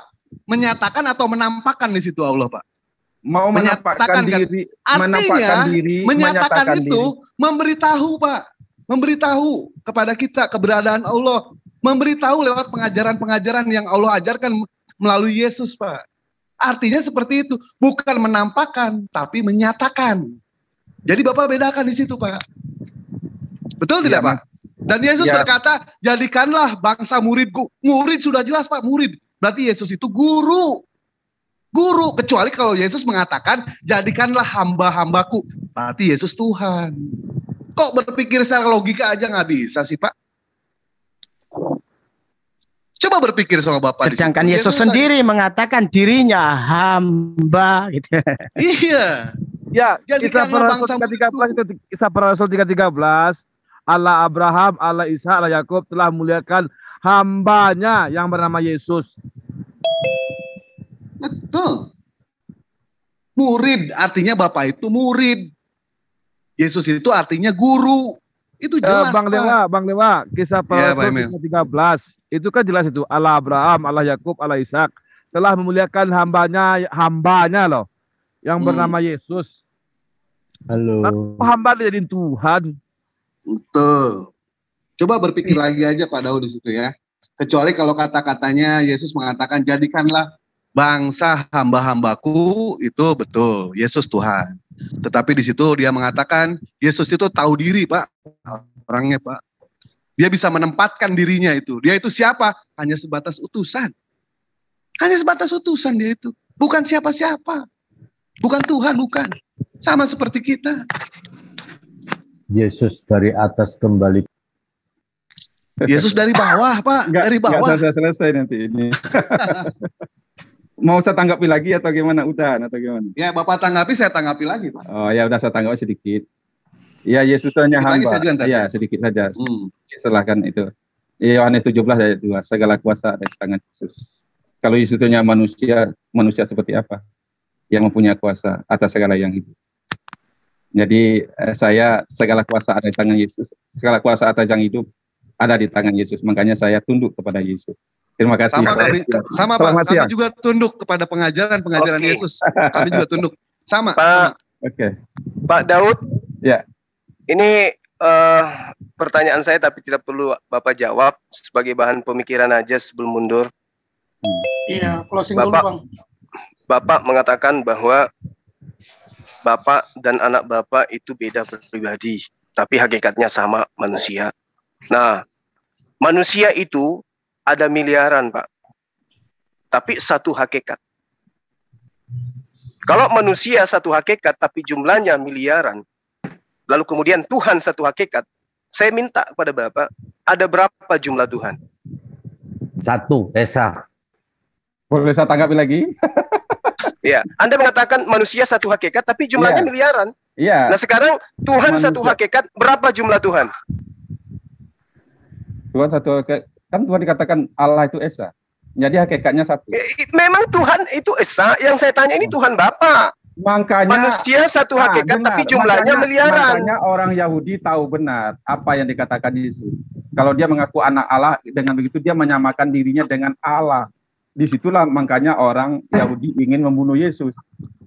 Betul. Nah ini berarti dia mengaku makanya Allah. saya tanya kepada Apakah Bapak. Allah banyak? Tidak ada. Makanya Allah saya banyak. tanya kepada Bapak. Manusia satu hakikat, tapi jumlahnya miliaran, ya kan? Nah, Tuhan satu hakikat, berapa jumlah Tuhan? Esa. Oh, kalau dikata Tuhan ada di kayak begini ya, di setiap diri orang percaya ada roh Tuhan, ada miliaran Tuhan, enggak begitu. Nah, Bapak dan berbeda. Bapak tadi mengatakan Yesus pribadi berbeda dengan Bapak. Ya toh? Nah, Pak Daud dengan anak Pak Daud itu pribadi yang berbeda, tapi satu hakikat. Ya kan gitu. Manusia satu hakikat, tapi jumlah pribadinya itu miliaran. Tuhan satu hakikat, tapi berapa jumlah pribadi Tuhan? Ya kan ada, makanya ada dalam 3 pribadi, makanya Tritunggal kan. Yang datang kepada Abraham? Ya Allah yang menampakkan diri juga. Berupa apa dia datang? Berupa manusia, Yohanes. Apakah dia adalah anak Maria? Kejadian. Makanya saya tanya kepada Bapak, anak manusia yang adalah Tuhan Bapa yang datang kepada Abraham, apakah dia anak Maria? Makanya Yesus berkata kepada orang Yahudi, Abraham telah melihat saya. Ya, oke. Saya tanya kepada Bapak, apakah itu anak Maria atau manusia bentuk lain? Apakah Tuhan yang datang kepada Abraham itu bukan dalam wujud manusia? Makanya manusia, Pak. Tapi apakah manusia? Oke, saya ikuti arah Bapak. Manusia, tapi apakah dia anak Maria? Kenapa Yesus jadi anak Maria? Karena ada. Loh. Kok larinya ke situ, Pak? Apakah anak Maria yang datang kepada Abraham? Yang datang kepada Abraham adalah Allah yang hadir tampil dalam wujud manusia. Apakah dia dari ketiga malaikat itu yang mana yang Tuhan, Pak? Dari ketiga yang datang itu. Yang berjanji kepada Abraham. Yang dua datang itu yang mana? Yang dua datang ke Sodom. Yang satu Yang satu itu berupa manusia itu. Malak Yahweh, Tuhan. Udah, Pak Daud, udah, bukan itu tujuannya. Sekarang saya tanya, yang satu manusia itu anak Maria atau bukan? Bukan. Belum. Bukan. Jelas Yesus pada waktu itu belum lahir sebagai anak Maria. Oke, berarti dia pribadi lain. Yang jelas pribadi Allah di surga bisa ada di bumi dalam wujud manusia. Oke, berarti itu pribadi lain, Pak. Berarti sudah ada 4 pribadi ya? Tidak. Bukan 4 dari Tadi anak Maria di abad pertama. Kemudian ada lagi Tuhan berupa manusia datang kepada Abraham. Yang datang dalam bentuk nyala api siapa lagi, Pak? Bang Jul, roh Allah ada dalam bisa. Oh, saya jadi Allah juga udah 5 pribadi. Enggak. Yang datang kepada Abraham itu Tuhan atau bukan? Tunggu dulu. Yang datang kepada Abraham itu Tuhan atau bukan? Sang Firman wujud manusia. Sang Firman wujud manusia. Tapi bukan Yesus. Yang datang kepada Abraham, Yesus mengkonfirmasi adalah Yesus. Ya, itu teman Kristen Anda menjawab loh. Bukan Yesus, tapi dalam bentukan manusia juga. Berarti sudah 4 pribadi. Tidak, 3 pribadi. Ya, silakan lanjutkan. Yesusnya gimana, Pak? Kan Yesus belum ada di situ. Belum. Yang ada adalah wujud Yesus dalam wujud bersama Allah. Saya jadi Anda ditertawakan, Pak, ngarang-ngarang. Nah, sekarang yang datang dalam wujud api siapa? Yesus bisa menampakkan diri. Jadi jelas apapun. Tuhan bisa datang. Belum lagi yang datang dalam bentuk tiang awan. Abraham, Allah Ishak, Allah Yakub, Allah Musa, Allah mereka bisa datang dalam wujud yang dikenal oleh mereka. Itu intinya. Allah mereka datang dalam wujud. Berarti makanya kutanya, Tuhan Anda satu hakikat, berapa jumlah pribadinya? 3. Loh, kok 3, Pak? Yang Anda maksud 3 itu kan Roh Kudus, Bapa dan Maria, Yesus ada Maria. Bukan. 3 kan? Sang Firman. Nah, yang datang kepada Abraham Anda lupa. Sang Firman yang menampakkan diri. Kalau begitu Allah datang juga kepada Yakub, jadi 5 gitu. Allah datang juga kepada Musa, jadi 6 gitu. Enggak seperti itu cara berpikir. Loh, terus Anda dengar. Anda mengklaim Yesus dua natur. Allah ada juga di Arab jadi 7. Allah ada juga di Amerika jadi 8. Allah ada juga di Cina jadi 9. Allah juga ada di Jepang ada 10. Kalau begitu cara berpikir Bang Jul itu bukan cara Tuhan. Itu Pak Daud yang tolong Pak Daud. Yang satu diam dulu. Pak Daud, saya tanya kepada Bapak. Pak Daud, yang datang kepada Abraham makan lembu itu yang dimasak Sarah, itu Tuhan dalam bentuk manusia, betul? Betul? Yang datang kepada Adam juga dalam wujud kok. Loh, kok jangan belum. Ini kita sedang menghitung pribadi Tuhan Anda. Jangan mengaco. Kenapa? Tidak semua yang datang tuh dihitung secara hitungan. Loh, kenapa bisa, Pak? Yang datang kepada Abraham Anda katakan itu Tuhan dalam wujud manusia. Saya bisa. Tuhan datang lagi dalam wujud api. Tuhan datang lagi dalam wujud awan. Tuhan datang lagi dalam wujud merpati. Jadi Tuhan jadi banyak begitu, enggak seperti itu. Tetapi terus dalam wujud yang berbeda-beda. Betul. Nah, sekarang apa bedanya? Apa bedanya Tuhan yang datang? Itulah Allah yang maha dasar. Jadi dia si satu bukan si biji, dia ngongkang-ngongkang saja di alam sana. Bukan. Allah itu bisa hadir bersama manusia. Itulah Allah yang Immanuel, Allah yang berserta-kita, Allah yang bisa makanya jangan malu. Allah yang bisa dikenal, makanya jangan malu ketika saya katakan itu banyak pribadi, bukan 3 pribadi. Yang kita ingin bantah di sini, Tuhan Anda itu bukan 3 pribadi, tapi banyak pribadinya. Itu kata Suma. Firman loh, cuma itu. Sekarang saya tanya, oke, Pak Daud diam, Anda nggak ada ilmu. Sekarang Pak Christian saya tanya kepada Anda, manusia yang datang kepada Abraham ada berapa natur? Abraham ditemui oleh Tuhan dalam wujud malaikat. Manusia. Bisa. Dalam bentuk manusia bisa. Dalam bentuk apapun bisa. Ya. Oke. Nah, yang datang dalam bentuk manusia ini Tuhan menurut Anda. Manusia yang datang ini berapa natur? Manusia yang datang ini dalam natur ilahi. Tapi yang makan lembu siapa itu, Pak? Dia bisa apapun karena Allahku hidup. Kan berarti Bapak Anda boleh makan daging sapi? Saya jawab dulu ya. Firman Tuhan katakan bahwa Allah tidak bisa dilihat, Allah tidak bisa didengar. Tapi kenyataannya mulai Adam Tuhan menyatakan diri. Abraham menyatakan Tuhan menyatakan diri atau menampakkan diri? Menampakkan diri dan bisa bicara. Menampakkan diri. Bisa bicara. Oke. Nah, sekarang yang jangan malu-malu, Pak, yang jujur, Pak. Tidak, Buka saya aja. enggak malu. Buat apa malu? Nah, yang datang kepada Abraham itu kan manusia, Pak. Betul? Wujud manusia. Ya, itu dia yang saya ingin tahu. Yang datang itu wujud manusia. Itu pribadi Tuhan Anda juga? Yes. Nah, itu Yesus, Pak. Yes. Tapi, Yesus, Pak. Tapi belum disebut Yesus. Disebut Yesus. Kenapa bisa? Kenapa bisa? Tunggu dulu. Kenapa bisa? Memangnya Tuhan ada batasannya? Bisa. Yes. Oh, berarti yang datang kepada Abraham itu berupa manusia, itu anak Maria. Salah. Lalu terus kenapa Anda mengatakan itu adalah Yesus? Kepada Abraham belum jadi anak Maria lah, belum lah. Ini. Oh, berarti Hei, Anda bertanya. Ayo kasih waktu. Enggak. Kasih waktu. Enggak. Kalau saya jawab dipotong buat apa sekarang? Nah, pasti dipotong lah, Pak. Uang Bapak juga potong saya kok dengan kata woi. Gimana sih Bapak ini? Kasih waktu. Sekarang saya tanya. Sekarang saya tanya kepada Bapak. Bang Juma. Sekarang saya tanya kepada Bapak. Anda bertanya, saya menjawab. Ya udah, terima kasih atas waktunya, puji Tuhan. Saya mau ya, diingat itu Pak Daud ya. Tuhan Anda satu hakikat, tapi jumlahnya itu ada miliaran jumlah pribadinya. Ada di segala tempat dalam wujud dalam waktu yang bersamaan, tetapi bisa di dalam sama dengan dewa-dewa sama dewa-dewa di segala tempat. Sebentar Pak, sebentar. Ya, itu dewa-dewa itu dewa laut, dewa api, dewa angin. Tuhan saya itu maha kuasa, dewa beras, maha hadir, maha dewa, maha mampu menyatakan diri. Maha dewa nggak Pak? Maha dewa nggak? Oh gitu. Tuhan Anda memang banyak Pak Daud. Tuhan Anda memang banyak. Saya salut.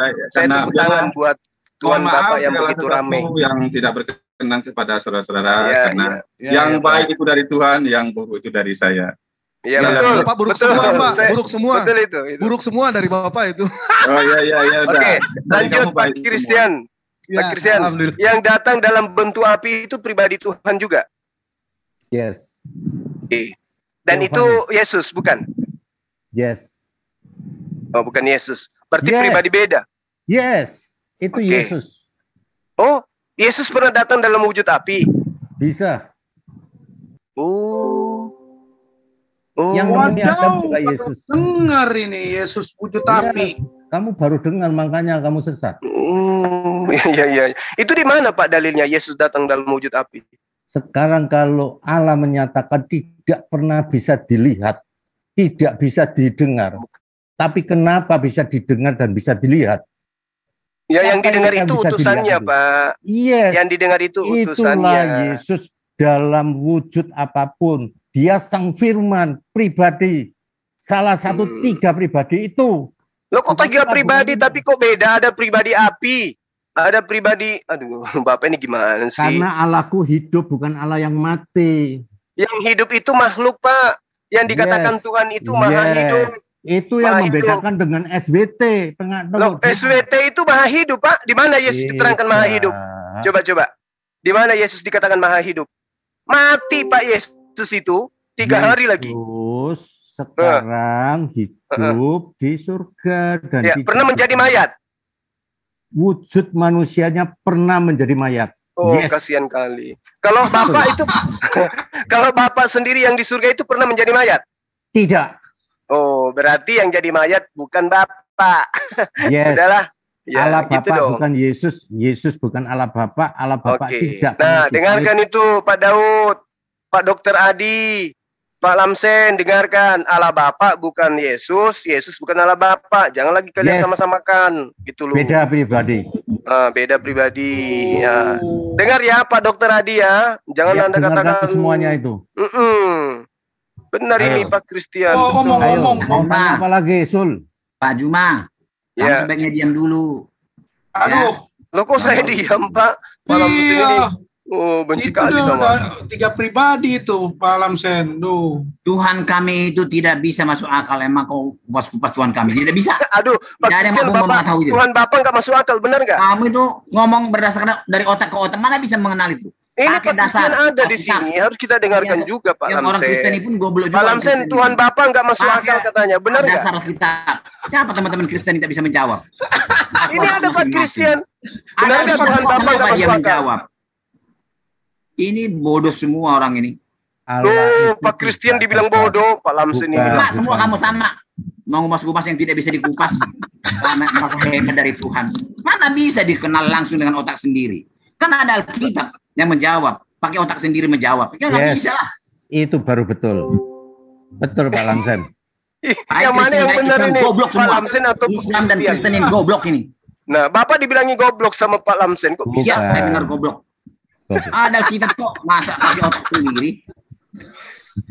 Memang ada di dalam kitab Bapak mengatakan bahwa kamu goblok juga, cuma kamu goblok kamu.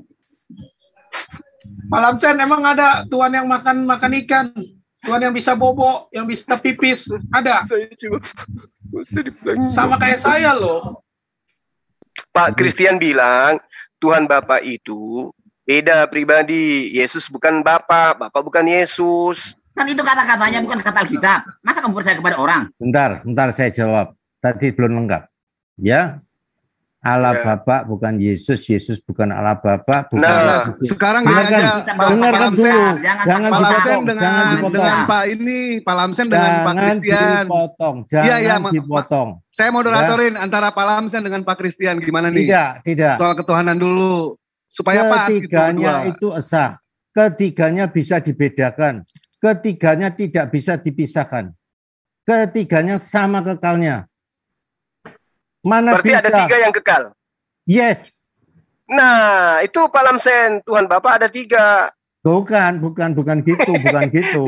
Itu kan kata semua. Kan 3-3-nya beda dan 3-3-nya kekal. Berarti 3-3-nya Tuhan kan gitu. Gimana sih Bapak? Hancur deh Pak Lamsen. Saya boleh dikasih waktu 2 menit. Lamsen, Bang, benar. Ya, saya boleh dikasih waktu 2 menit untuk menjelaskan supaya tidak ada salah paham. Saya nggak salah paham Pak, saya udah ngerti itu. Tapi Pak Lamsen ini gimana? Terus, mana ada semua yang ngerti paham tentang Alkitab? Yesus kekal. Yes. Bapak kekal. Yes. Roh Kudus kekal. Yes. Ketiga-tiganya beda pribadi. Yes. Berarti ada berapa yang kekal Pak? Iya, ketiganya kekal karena saya harus jawab dulu, ya. Ya sudah. Saya jawab. Pantas aja Pak Lamsen ngamuk. Sekarang tuannya 3. Saya jawab. Ya, bahwa Allah Bapa punya firman. Ya, firman yang menjadi manusia adalah Yesus. Yesus pernah berkata di Yohanes 8:42. Jika engkau percaya pada Allah Bapa, aku keluar dari Allah Bapa. Apa yang keluar dari Allah Bapa? Sang firman itu tadi. Kedua, tentang Roh Kudus. Di Yohanes 15 ayat 26 juga berkata bahwa Roh Kudus keluar dari Bapa. bahwa Roh Kudus maupun Yesus itu sama-sama keluar dari Allah Bapa. Allah Bapa itu memiliki roh dan memiliki firman itu dari kekal. Maka itu ketiganya Esa, bukan ketiganya tiga. Itu loh Pak. Ya kamu tertawa nggak apa-apa, memang Allahmu beda sampai Allahku kok. Ya pasti beda lah Bapak. Ya pasti. Gimana? Kalau sama kan agamanya sama, jadi Islam. Pak Lamsen, tanggapannya gimana Pak Lamsen? Silakan Pak Lamsen. Benar nggak itu? Pak Lamsen? Nggak ada benarnya Bang kalau Pak Lamsen bilang. Bang Dewa. Bentar. Jangan tanya saya. Sebentar. Kita Kristian sama Pak Lamsen dulu. Itu kan kata-kata Kristian. Bagaimana kata Alkitab kan gitu yang perlu. Saya itu maka saya bilang baik Islam baik Kristennya itu goblok semua. Macam-macam mau bahas Tuhan. Nggak bisa, seperti itu nggak bisa. Nah, padahal yang bacanya juga Bahlul. Nggak boleh Pak, bodoh-bodohkan orang Pak. Mana bisa? Tuhannya Alkitab itu tidak bisa kupas-kupas pakai otak dan logika manusia, tidak bisa seperti itu. Pakai Alkitab, bagaimana kata Alkitab? Itu aja. Tuhan Kristen bisa menjadi ini, bisa menjadi apa yang bilang? Bapak pernah bilang Tuhan Bapak bisa menjadi kerbau pendek. Gimana sih? Kenapa kamu percaya kepada saya? Jangan percaya kepada saya. Gimana sih? Bapak menggeblok-geblokan orang sementara Bapak mengatakan Tuhan Bapak bisa menjadi ini dan itu. Kamu merasa mampu membahas-bahas atau menganalisa Tuhan? Mana bisa? Kalau yang dimaksud Yesus adalah Tuhan, bisa dianalisa Pak, karena dia manusia. Tidak bisa kamu analisa. Yesus tidak bisa pula. Tidak bisa kamu analisa. Apanya yang Yesus yang tidak bisa dianalisa? Banyak. Maha ajaib. Maha ajaib. Cukup hanya penjelasan Alkitab cukup, jangan ditambah-tambah. Nah, kalau begitu jangan Anda tuhankan Yesus karena Yesus tidak ada di dalam Anda dikatakan adalah Tuhan. Tidak ada. Tadi Bapak mengatakan jangan ditambah-tambah. Karena ciri-cirinya dikatakan Alkitab itu dia benar-benar Tuhan. Lah bukan ciri-ciri lagi. Yesus itu manusia, tanpa ciri-ciri dia udah nyata manusia. Dia bukan manusia. Dia adalah Tuhan yang datang ke dunia ini mengenakan sifat kemanusiaan. Kata siapa? Kata Alkitab, coba kita baca. Ada kata Yesus begitu? Nah, mari kita lihat kata-kata Yesus ya. Mau kita lihat. Aku adalah Tuhan yang datang dalam tubuh manusia. Ada enggak, Pak? Tidak boleh pakai otak sendiri ya. Lah itu Bapak pakai otak sendiri. Yesus tidak pernah mengatakan aku adalah Tuhan datang berupa manusia. Bukan seperti itu katanya. Alkitab kita baca. Apa kata Yesus? Ya. Bible maksudnya. Ya, Alkitab di Bible lah, kitab saya. Iya. Kata Yesus dalam Yohanes 6:38.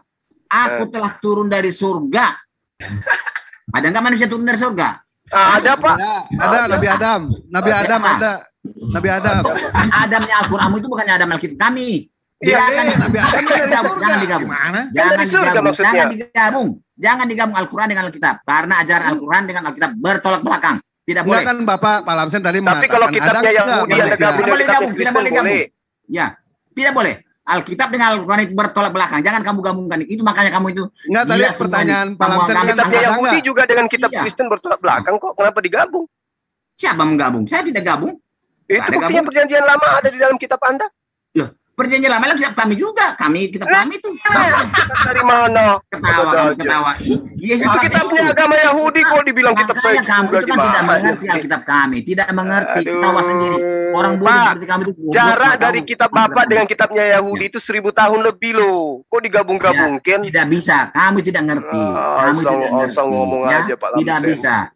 Juma, kamu itu hanya banyak pernyataan tanpa bukti. Kamu bilang Bapak juga begitu. Bapak barusan mengakui kitabnya Yahudi, kitab Anda juga. Gimana? Kamu itu kan mengatakan Yesus itu fiktif kan? Ini perkataan Yesus kamu akui. Untuk apa kamu seperti kamu tidak bagus di bisanya hanya nyalahin orang, giliran yang salah, seperti kamu itu Ustaz apa merepet, kamu? merajuk. Bukan merajuk, memang salah kamu itu salah. Tidak mau seperti itu. Apa yang salah? Kitabnya agama lain Anda bilang kitab Anda kamu mengatakan Yesus itu fiktif, tapi perkataan orang Yesus fiktif kamu akui. Bagaimana sebetulnya Ustaz apa? Dan itu penjelasan Bapak sendiri yang mengatakan Yesus itu adalah Tuhan dalam rupa manusia. Berarti fiktif dong. Kalau kamu tidak saya layan kamu, tidak suka saya layan kamu, tidak mau. Aku memang nggak suka dengan kamu. Ya sudah saya diam kalau gitu. Yang lain lah, yang bagus lah. Yang bagus lah. Dengan Dewa aja, Pak Lamsen. Ya, dengan Dewa ya. Tidak suka. Dia ketawa-ketawa dulu itu. Dewa lain lagi. Sama. Ada yang kemarin siapa itu? Si Ray lah, mana Ray? Ada nggak Ray? Yang bagus lah. Sopan, baik. Ya. Kita sopan Pak Lamsen. Tidak seperti ini kacau balau. Macam Bapak sopan aja dari tadi goblok-goblokin orang. Gimana saya sopan kalau kamu tidak benar? Pak Lamsen. Tidak benar. Muncul goblok, mau Kristen, mau Islam semuanya goblok masalah agama. Aduh Bapak ini. Harus malah sembahan kami Anda katakan goblok. Lucu Bapak. Jangan seperti ini. Ya, jangan seperti ini. Ini kan kacau jadi keributan. Agama itu bukan untuk ribut, untuk damai, bukan untuk ini kan menyakitkan orang. Ini caramu itu cara salah ini. Cara Islam ini salah semua ini. Dikatakan. Jadi Bapak mengatakan Tuhan kami goblok itu enggak nyakitin, Pak. Makanya saya katakan seperti itu karena kamu ribut terus. Agama itu untuk baik, damai, persahabatan. Pernah enggak Bapak yang ribut? Pernah enggak saya mengatakan Tuhan Bapak goblok? Pernah enggak, Pak? Iya. Pernah itu, Pak. Dari mulut saya. Kamu itu macam-macam. Tuh, saya dibilang macam-macam lagi. Saya tidak mau dengar Jumat. Kalau tidak ada pengganti Jumat, saya keluar juga memang. Tapi dengar-dengar aja orang. Saya sering mau nangis saya mendengar ini. Saya sering nangis. Bapak mau dengar nangis? Orang tadi saya membahas tentang Yesus. Saya dudukkan Yesus pada tempat yang sesungguhnya. Bapak malah mau nangis. Giliran Bapak ngatain Tuhan saya goblok. Bapak senang-senang aja, tenang-tenang aja. Karena Tuhan mengatakan di Kristen bukan Nasrani. Bagaimana sih? Memang bukan, Pak. Nah, buktinya tidak ada. Lah, ini Bapak Kristen. Pengikut Yesus itu Nasrani. Saya tidak mau dengan kamu lagi, Zuma. Ada yang lain, sudah jawabin. Ada yang lain? Susah memang Bapakku ini. Susah lah. Yang lain. Sekarang padahal saya bercita-cita jadi menantunya loh, Pak. Yang lain nanya aja Pak Lamsen. Nanya aja Pak Lamsen. Nah, Pak Lamsen juga dibilangi membosankan oleh Pak Christian. Sudah membosankan itu. Ya sudah, kita bahas yang lain aja. Silakan Dinda Dewa dengan Pak Christian, silakan. Ya. Saya Pak mau tanya sama Bang Suma. Wah, ini dia yang dicari. Boleh nggak? Boleh. Silakan. Suaranya Bang. Terima kasih. Selamat sore semua. Namanya ganti lagi Bang. Loh. Esensinya bukan di nama. Oke, lanjut baik Pak. Ya. Oke, terima kasih. Iya, saya pernah dengar ini ya sama Bang Suma mengklaim bahwa Bang Suma untuk di kitab Yesaya pasal 42 adalah nubuatan Muhammad. Namun di Yesaya pasal 53 adalah salah satu nubuat utama penyaliban Kristus di seluruh perjanjian lama. Pertanyaan saya kepada Saudara Suma yang terhormat, atas dasar apa Anda merasa Yesaya 42 tidak rusak karena menubuatkan Muhammad, tetapi Yesaya 53 rusak yang menubuatkan penyaliban Kristus? Silakan. Oke, baik. Jadi gini Pak, rujukan saya jelas ketika berbicara mengenai kitab Bapak. Al-Quran menerangkan ya di dalam surah Al-Baqarah itu sangat jelas bahwa ahli kitab itu mengenal baginda Rasulullah Muhammad sallallahu alaihi wasallam sama seperti mengenal anak-anak mereka sendiri. Itu yang perlu Bapak pahami lebih jauh. Lalu kemudian Al-Quran juga menerangkan bahwa dalam surah Al-Baqarah diterangkan bahwa ketika Taurat datang, Injil datang, membahas tentang baginda Rasulullah Muhammad SAW, mereka kemudian merubah perkataan-perkataan Tuhan dan menggantikan perkataan Tuhan dengan perkataan mereka. Alladzina atainahumul kitaba ya'rifuna kama ya'rifuna abna'ahum wa inna fariqam minhum la yaktumunal haqq wa hum ya'lamun. Mereka menggantikan daripada apa yang menjadi kebenaran, mereka sembunyikan padahal mereka mengetahui. Artinya bahwa ketika Al-Quran menerangkan bahwa ahli kitab itu mengenal baginda Rasulullah Muhammad SAW, berarti ada dua hal. Di dalam kitab mereka ada indikasi Rasulullah, di dalam kitab mereka juga ada indikasi penyembunyian daripada apa yang mereka sembunyikan demi untuk supaya tidak meloloskan Nabi di luar daripada bangsa Israel. Jadi yang cocok dengan otak Islam katakan itu asli, tapi kalau nggak cocok itu palsu gitu semua. Nggak ada yang palsu, nggak ada yang asli, Pak. Al-Quran tidak pernah mengatakan asli dan palsu. Al-Quran mengatakan mereka gemar menyembunyikan firman Tuhan yang ada pada mereka. Lalu Al-Quran mengatakan, wala talbisul haqqa bil batil wa taktumul haqqa wa antum ta'lamun. Mereka mencampur adukkan yang hak dengan yang batil. Jadi kalau 42 itu nubuatan buat Muhammad, betul. Ya, ini mengerti enggak? Bapak tentang nubuatan ngerti enggak, Pak? Oh ya, sangat ngerti. Apa nubuatan itu, Pak? Ya, itu perkataan Nabi tentang yang akan datang. Nah, berarti dia tidak menyebut nama ya, Pak ya? Ya, tapi nama Muhammad sama sekali tidak disebut di kitab Tanakh mana. Namanya nubuatan, Pak. Kalau dia nyebut nama, itu bukan nubuatan, Pak. Itu penunjukan langsung. Iya, termasuk harus ciri-ciri. Tapi ciri-ciri tidak ada sama sekali buat Muhammad. Kata siapa? Kata Bapak kan? Ya, kata orang Islam iya. Kalau ada orang Kristen enggak ada yang percaya itu. Dan memang enggak bisa, enggak ada.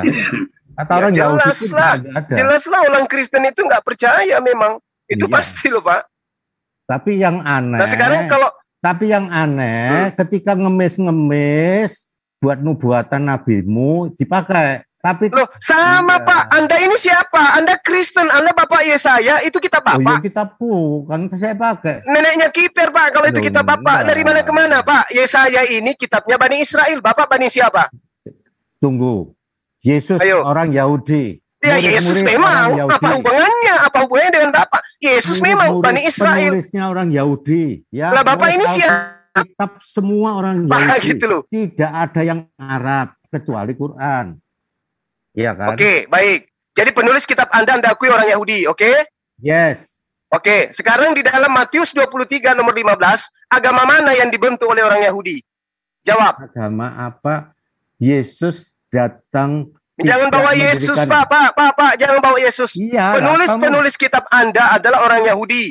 Agama apa yang dibentuk oleh Yahudi berdasarkan Matius 23 nomor 15? Saya sudah katakan Yesus datang tidak mendirikan agama. Saya nggak tanya Yesus, Pak. Yang saya tanya penulis kitab Bapak. Oke? Ya, kenapa? Nah, sekarang saya tanya, agama apa yang dibentuk oleh orang-orang Yahudi, bukan oleh Yesus? Tolong dibaca ayatnya. Matius 23 nomor 15. Ya, bacakan. Anda hafal? Tidak, saya nggak pernah hafal. Betul. Percuma Anda jadi Kristen. Ya, buat apa? Nah, ini saya bacakan kepada Bapak. Ya. Yes. Lah kalau membacanya aja Bapak nggak hafal aja nggak tahu, bagaimana mau paham, Pak? Yeah. Celakalah engkau wahai ahli Taurat. Oke? Celakalah engkau wahai orang Farisi, wahai orang munafik. Engkau menyeberangi lautan, engkau menjelajahi daratan untuk mentobatkan orang masuk ke agamamu, untuk menjadikan mereka menjadi orang neraka, dan kemudian menjadikan mereka 2 kali lebih jahat daripada engkau. Agama mana, Pak, yang dibentuk oleh orang-orang Yahudi melalui kitab yang Anda maksud tadi? Agama Yahudi, apalagi orang Farisi, itu paling sering Yesus itu menasehati mereka. Bahkan dikatakan orang Farisi. Yang saya tanya, agama apa yang kemudian orang Yahudi nyebrang lautan, orang Yahudi menjelajahi daratan, membentuk sebuah agama, itu agama apa yang mereka bentuk? Yahudi, bukan Kristen. Apa kok kenapa? Yahudi mana yang nyebrang lautan, Pak, mengajarkan agama Yahudi ke non Yahudi? Matius berapa? 15 ya? Baru mau belajar, tenang aja. Ya. Daftar jadi murid saya, Pak, kayak Pak Lamsen. 15 ayat berapa? Matius 23 nomor 15. 23 15. Ya. Ya. Celaka kamu, hai ahli-ahli Taurat dan orang-orang Farisi. Jelas bukan Kristen kan? Tuh, memang bukan Kristen, tapi orang Farisi, orang ahli Taurat akan membentuk sebuah agama. Hai kamu orang-orang munafik. Yang munafik itu orang Farisi kan? Iya betul. Sebab kamu mengarungi lautan dan menjelajah daratan untuk menobatkan 1 orang saja menjadi penganut agamamu. Dan sesudah ia bertobat, kamu menjadikan dia orang neraka yang 2 kali lebih jahat daripada kamu sendiri. Ini bicara tentang orang ahli Taurat, ahli Taurat yang munafik semacam kamu itu, gitu loh. Iya. Nah, agama mana itu Pak yang diajarkan oleh orang Yahudi? Maaf Pak Christian, coba suruh baca dari awal, ya. Pak Christian coba. Agama apa Pak? Dari ayat 1. Orang Farisi. Pak Christian, Pak Christian mohon maaf. Coba disuruh dibaca mulai dari ayat 1. Sudah itu Pak. Supaya dimengerti. Sudah kita bahas Pak Lamsen. Keluar dari ujung langsung memang kita bingung. Agama apa? Baca dari awal. Yesus mengecam itu udah Pak, ahli Taurat dan Christian, orang tolong baca Farisi. dari awal supaya kita jangan bingung. Yesus mengecam ahli Taurat dan orang-orang Farisi. Betul. Yes. Ya terus, apa pertanyaan? Nah sekarang orang Farisi menyeberangi lautan, menjelajahi daratan, itu masuk enggak Paulus di situ, Pak? Maksudnya? Pura-pura bingung. Berpikir ya, dia berpikir ini bukan berpikir pura-pura bingung. Itu pertanyaan yang tidak tahu kan? Tidak tahu dia menanya yang tidak tahu. Pura-pura bingung dia. Atau jangan-jangan yang Anda ingin katakan sini Abu Bakar As-Siddiq dan Umar bin Khattab yang nyebrang lautan untuk mengajarkan kemudian Torah. Betul? Jelas ini celakalah kamu ahli Taurat. Nah, siapa ahli Taurat situ, Pak? Orang Farisi di sini dan ahli Taurat di sini Paulus masuk nggak? Saya nggak tahu ini tidak sama sekali nggak bicara tentang Paulus. Mana ini bicara tentang Paulus? Di mana Paulusnya di mana? Pak, itu berbicara nubuatan. Pak, kan tadi saya sudah bilang, Pak. Ketika nubuatan diceritakan oleh Yesus itu tidak menyebut nama. Jadi ini yang ditegur, Pak Christian, kita ini Paulus kan enak. Makanya pakai kamu ini yang ditegur siapa? Ya sekarang saya tanya kepada Bapak, Paulus itu masuk nggak golongan Taurat? Apa ahli Taurat? Saya tanya, ucapan Yesus ini yang ditegur ini Paulus kah? Oh, ahli Taurat, Pak, dengan orang Farisi gimana sih? Nah, sekarang saya tanya, Paulus masuk nggak orang Farisi? Makanya dibacakan dari ayat 1, Pak. Baca, Pak Christian, baca dari ayat 1 sampai ayat 15. Kita ini jadi diketawa-ketawa kan enggak enak. Paulus itu bekas ahli Taurat, orang Farisi yang bejat memang betul. Pak Christian bacakan dari ayat 1. Tapi dia bertobat. Kita diketawain kan enak seperti diketawain. Jadi orang Kristen ketika dia diketawain karena Bapak nggak jujur gitu loh. Lo mana sebutan Paulus di mana ini sekarang? Makanya saya tanya, Paulus ngaku nggak orang Farisi? Bekasnya iya, betul. Boleh nggak dikatakan orang itu bekas? Bekas orang Bugis, bekas orang Jawa, boleh nggak Pak? Loh. Boleh Pak, aku misalkan aku dulu Islam, aku katakan bekas orang Islam, boleh kan? Lah, ini bukan berbicara mengenai bekas atau ini Pak, ini berbicara mengenai orang Farisi, orang-orang ahli Torah gitu. Ini sama sekali tidak bicara tentang Paulus. Mana Paulus disebut? Jadi berbicara tentang siapa ini Pak? Ini berbicara tentang siapa? Ahli Taurat dan orang Farisi yang munafik semacam kamu. Nah, emang saya orang Farisi? Ya, tapi semacam kamu memang orang Farisi. Aduh, macam Pak Lamsen tuh. Pak, kalau udah ketabok dengan dalil. Yes. Oh gitu. 11, 12. Sama sekali nggak bicara tentang Paulus di sini. Loh, Bapak mau pungkiri kalau Paulus itu orang Farisi? Yes. Kok bekas pula? Masa ada orang bekas Farisi? Lah ya memang betul.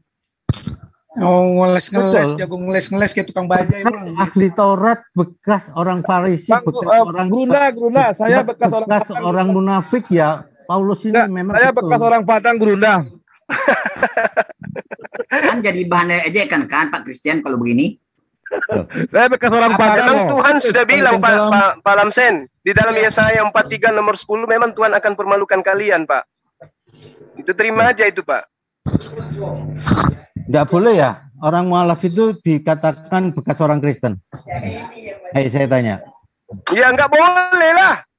Loh, jadi disebut apa itu? Tetap Kristen. Ya karena enggak nyambung Pak. Farisi itu apa? Ahli Taurat itu apa gitu? Ini kan bicara agama, iya kan? Kalau ada orang Kristen terus jadi Islam, dia mualaf. Dia dikatakan bekas Kristen, boleh nggak? Boleh. Kalau yang itu Anda sama. maksud. Nah, terus Paulus orang Farisi, bekas orang Farisi, sekarang dia pengikut Kristus di sini diterangkan di sini apa, Pak? Apa? Dia mengatakan golongan orang Farisi kan? Iya. Ahli Taurat kan? Pak Christian, maaf Pak Christian, kita jawab Pak. Kita langsung ngaku Paulus itu memang ahli Taurat. Ya. Betul kok si Jumaid, betul. Saat itu iya. Makanya kita baca mulai dari ayat 1 itu. Siapa yang disebut itu? Baca ayat 1, Matius 13 itu. Kita baca supaya jelas. Kalau kita duga-duga sendiri kan nggak jelas nanti kemana arah tujuannya. Pak Christian ya, kita harus baca. Tolonglah kita belajar Alkitab dengan baik. Jangan pakai otak kita sendiri ya. Ini kita baca. Saya bekas orang Padang. Kita baca dulu yang pertama. Pak Jumaya, tolonglah jangan jadi ketawa-ketawa tapi kamu potong-potong ayat kami. Lucu aja Pak, karena makanya kita jawab gitu loh. Alkitab menjawabnya ya. Memang betul si Paulus itu adalah orang Farisi ya. Kita baca dari yang pertama. Ya, Yesus mengecam ahli Taurat dan orang-orang Farisi. Jadi si Paulus itu memang ahli Taurat dan Farisi. Ya betul. Tidak salah kamu di situ. Bisa nggak dibilang bekas? Tidak salah. Iya benar. Tapi kita baca terus. Enggak, Pak Lamsen, bentar dulu. Kita baca logika. Pak Lamsen bentar. Kalau Pak Lamsen orang Batak, ini kan dikatakan mantan orang Batak. Bisa kalau begini. Saya tidak mempermasalahkan itu tentang ayat ini ya. Saya kok tentang saya. Inilah tidak enaknya Islam ini. Kalau nanti terpojok begini, dialihkan kemana-mana. Sudah mulai terpojokan. Tidak boleh seperti Pak Lamsen. Oh, terpojok pula. Gimana sih? Kita belajar Alkitab ini. Masa Alkitab? Jangan tanya saya tidak tahu apa-apa. Terus terang. Saya sudah tolong bicara satu-satu dong, supaya yang dengar kita ini. Harus berdasarkan Alkitab, jangan berdasarkan pendapat saya. Kalau itu saya tidak mau. Pendapat saya tidak benar. Pendapat Alkitab yang benar, ya. Makanya kita cari Alkitab. Jangan seperti itu, potong sana, potong sini, lalu dibuat kesimpulan-kesimpulan yang tidak sesuai dengan maksud dan tujuan Alkitab. Saya tidak mau seperti itu sebetulnya. Makanya saya sering marah. Iya. Ya, Bang Zuma dan Lamsen. Jangan Pak Lamsen aja. Kalau mau kita pendengar aja. Maksudnya tujuan ayat ini, jangan langsung ke ayat. Apa lu marah lo? Lu marah? Jangan langsung ke 15. Ya, jadi tolonglah kita belajar baik-baik supaya aman. Jangan untuk menjatuhkan supaya saya menang. Bodoh si Kristen, bodoh si Nebahu. Ya, memang saya orang bodoh. Saya tidak marah dalam itu memang iya. Tapi yang saya tonjolkan adalah Alkitabnya, bukan saya. Saya bodoh nggak apa-apa. Memang saya bodoh ya. Begitu kawan ya. Jadi kita hendaklah kita baik-baiklah, bicara dengan baik, bukan untuk menjatuhkan orang, untuk supaya ngenyek orang, untuk ngetawain orang, untuk apa? Apa keuntunganmu di situ? Kamu ketawa, tapi orang lain sakit hati, ya kan nggak ada untungnya. Malah orang ada Pak, ada untungnya Pak, ada untungnya ya. Oke, kita baca ayat 1 ya, harus maulah belajar, namanya belajar ya, baca. Maka berkatalah Yesus kepada orang banyak dan kepada murid-muridnya. Ini sudah jelas katanya. Ahli-ahli Taurat, termasuk Paulus, ahli Taurat dan orang-orang Farisi telah menduduki kursi Musa. Sebab itu turutilah dan lakukanlah segala sesuatu yang mereka ajarkan kepadamu, ya. Tetapi janganlah kamu turuti perbuatan-perbuatan mereka, karena mereka mengajarkannya tetapi tidak melakukannya. Itu yang dikecam oleh Yesus. Jadi bukan agama apa yang dibawa, tetap juga agama itu, agamanya tetap. Tapi orang Farisi, orang ahli Taurat itu mengajarkannya benar, tapi kelakuannya tidak benar. Itu maksud dan tujuan ayat ini, Pak Juma ya. Terima kasih. Oke, jadi Paulus ahli Taurat. Paulus kemudian juga adalah orang Farisi. Boleh nggak saya katakan dia juga adalah orang munafik, Pak? Ya munafik dia, memang orang munafik dia. Oke, terus kemudian dia nyeberangi lautan, boleh nggak? Tapi namanya nggak disebut situ. Di sini tidak tahu siapa, nggak ada nama disebut situ. Orang Farisi pergi. Paulus ini menyeberangi lautan nggak? Saya tidak tahu, orang nggak ditulis. Tidak, saya tidak mau nama-nama. Saya tidak mau nama. 27 menceritakan itu, Pak. Ya. Kisah para Rasul 16 menceritakan Paulus menyeberangi lautan. Setelah dia bertobat, ya Juma, kamu harus bedakan setelah bertobat dan sebelum bertobat. Dan saat Pak, dia tidak akan mungkin menyesatkan kalau tidak mengaku sebagai murid Yesus, Pak. Aduh, Bapak ini gimana sih? Membaca Alkitab, Juma. Tolong Juma, jangan kamu potong-potong ayat ajaran-ajaran gelap kami. Kita harus runut Alkitab itu membacanya. Jadi beda. Kalau bahas Al-Quran boleh, ayat per ayat. Saya tidak pernah bahas Al-Quranmu. Saya tidak mau bahas itu. Saya tidak mau bahas itu. Baru bahas Al-Quran kok. Ya. Kamu kemarin ada videonya. Kamu mendebatkan saya, tapi kamu salah, Juma. Kamu salah mendebatkan saya. Caramu salah. Dia bohong. Juma, tenang aja Juma ya. Marilah kita baiklah kita bicara dengan baiklah Juma. Jangan hanya ngelirik orang, ngecas orang. Bagaimana Oke, udah Pak, udah bosan saya dengarkan ocehannya. Sekarang saya gini, giliran saya ngomong, ya giliran saya ngomong Pak.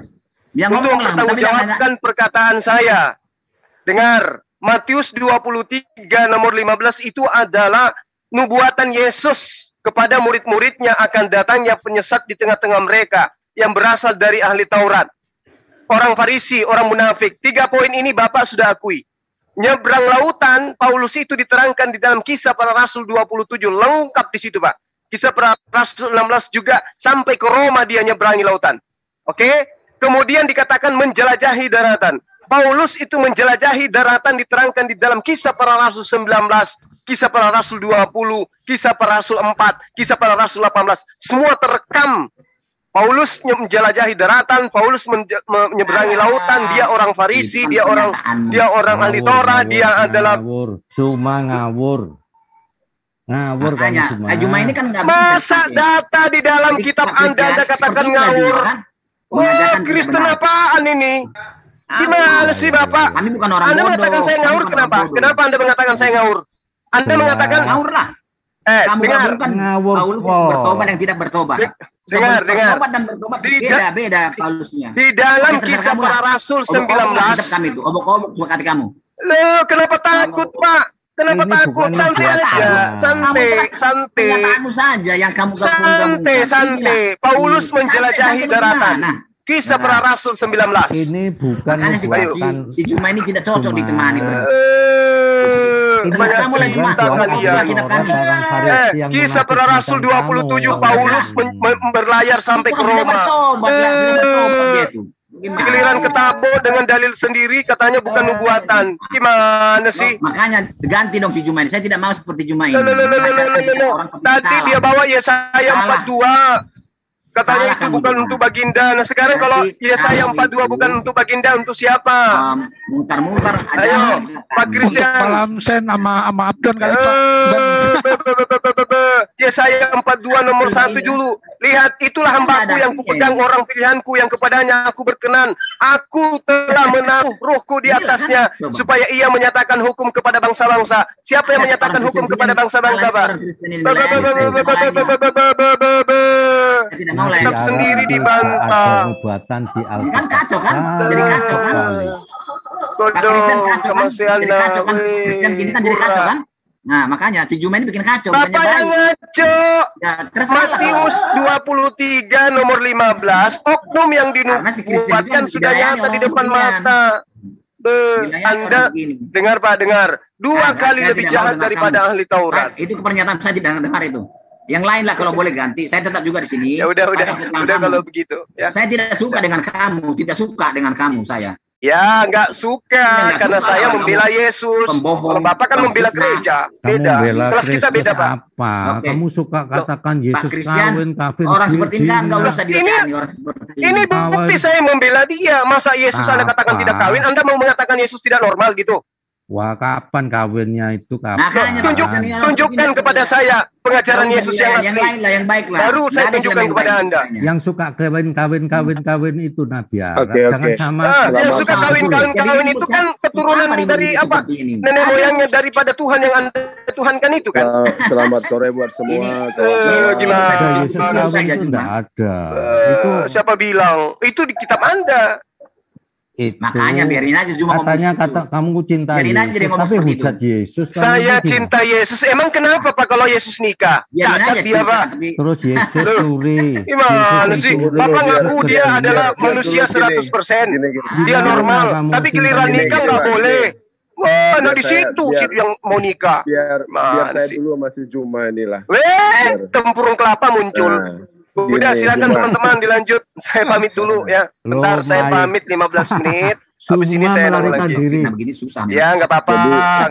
Saya mau dikatakan melarikan diri nggak apa-apa. Nggak masalah. Aku mau dikatain melarikan diri nggak masalah. Nggak apa-apa. Yang penting saya sukses hari ini. membela dan membentengi akidah Yesus. Demikian. Kamu penghujat Yesus nomor satu. Yang menghujat itu kalian. Kalian mengatakan Yesus itu terkutuk di atas tiang salib. Siapa yang ngajarin? Siapa yang ngajarin kalian mengatakan Yesus terkutuk di tiang salib? Di situ yang menghujat Yesus. Siapa yang ngajarin Yesus itu mati terkutuk? Siapa yang ngajarin? Kapan Yesus mencuri keledai? Kapan Yesus itu kita pandai yang mengatakan itu. Kok saya jadinya yang menghina Yesus? Orang ini sakit orang ini.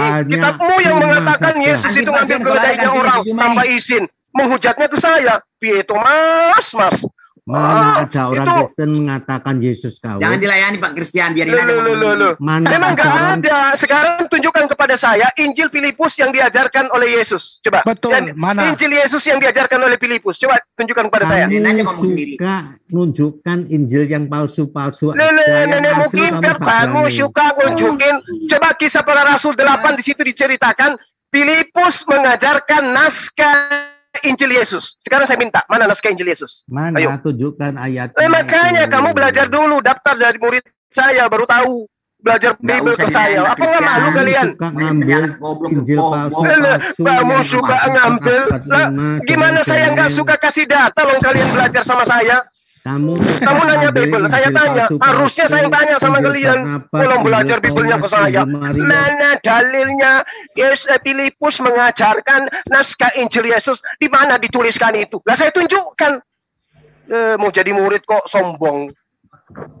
Gitu mas. Baca tuh Kisah Para Rasul 8. Gerunda suka hujat Yesus. Yang hujat Yesus itu sopo Thomas? Ya sampean Thomas. Apa hujatan saya, Thomas? Nggak usah dilayani Pak Christian. Biarin aja ngomong siapa. Di mana saya menghujat Yesus itu di mana? Nggak ada. Yesus kawin. Loh, emang kalau orang kawin itu menghujat toh? Ya kamu menghujat orang nggak kawin, kamu sebut kawin. Lah kalau dia bukan Tuhan, kok dia dikatain Tuhan itu menghujat apa kagak? Terus siapa yang dikawin sama Yesus? Lah, terus siapa yang mengaku bahwa dirinya adalah Tuhan? Loh siapa itu mas? Loh, kok tanya itu? Yang saya tanya Tuhan itu siapa katanya? Yesus itu Anda Tuhan kan di mana Yesus ngaku Tuhan? Coba. Lah kalau hujan nggak tuh? Kalau dia punya segala kuasa, Yesus berkata segala kuasa di bumi dan surga, apa salah saya sebut Tuhan? Ayo. Nah, kalau dia punya kuasa terus kemudian dia bisa menikah, kenapa Anda melarangnya? Kalau nggak menikah, kalau kamu kenapa kamu sebut menikah? Loh, coba Anda tunjukkan Injil-Injil yang lain selain daripada yang lolos di gereja. Ada nggak? Bisa nggak Anda tunjukkan kepada saya? Biar saya tunjukkan. Kenapa kamu pakai Injil yang palsu-palsu? Loh, apa urusannya dengan saya? Sekarang Anda mengatakan Injil yang lain palsu, apa datanya Anda? Apa dasar pijakannya? Penilaiannya apa? Ayo. Itu dibuat abad ke-5 ke abad ke-4, dongeng-dongeng. Dari mana Anda tahu? Sementara Lukas nggak pernah bertemu dengan Yesus. Tahu dari mana? Endosmu. Loh, yang Yesus dengan Lukas saja nggak pernah bertemu.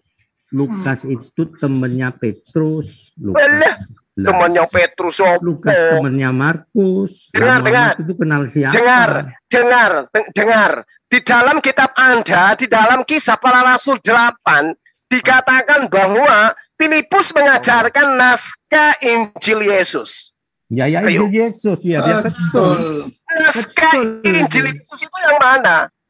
Apakah Filipus nulis Injil? Dia sedang membacakan naskah Injil Yesus. Itu di mana naskahnya? Injil Yesus. Kapan Yesus menulis Injil?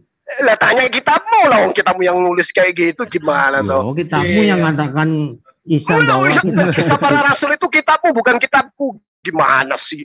Tidak pernah, Yesus tidak pernah nulis Injil. Lah yang bilang nulis siapa? Lah ya. Yang bilang nulis siapa? Kata kitab Bedebekmu kan mengatakan bahwa di mana dikatakan bahwa Yesus nulis Injil di mana? Yesus membawa kitab Injil. Apakah ketika Yesus lahir di dunia, kitab Injil apa sudah ada? Sekarang saya tanya sampean, di dalam Kisah Para Rasul 8 nomor 35, maka mulailah Filipus berbicara dan bertolak dari nas itu ia memberitakan Injil Yesus kepada orang-orang yang ada di sekelilingnya. Memberitakan Injil itu Yesus itu sendiri, bukan kita. Nenekmu kiper. Siapa yang ngajarin kalau Yesus itu Injil itu sendiri? Wah, ada saja. Mana kitabnya? Kitabnya kau. Di mana dikatakan, bos? Di mana dikatakan Yesus itu Injil itu sendiri? Siapa yang ngajarin kamu? Bicara kalau sama Islam, ngomongnya lembut, tapi ngajarnya salah. Kamu kalau didengar orang Kristen, kamu ucapanmu salah semua, memalukan kamu. Kalau kamu didengarkan Yesus, udah disentil matamu. Ngomong tentang Yesus nggak sesuai dengan fakta. Di mana Yesus kau katakan Yesus itu adalah Injil itu sendiri? Nenekmu yang mana yang ngajarin coba? Nah, tunjukkan pada saya. Yang dikatakan Injil itu apa? Ayo, kamu kan nggak paham Injil itu apa ya? Injil itu adalah pengajaran layaknya Torah, layaknya Al-Quran yang diberikan oleh Allah kepada Isa Al-Masih. Itu apa kamu nggak paham? Kamu aja ngambil kata Injil dari Al-Quran.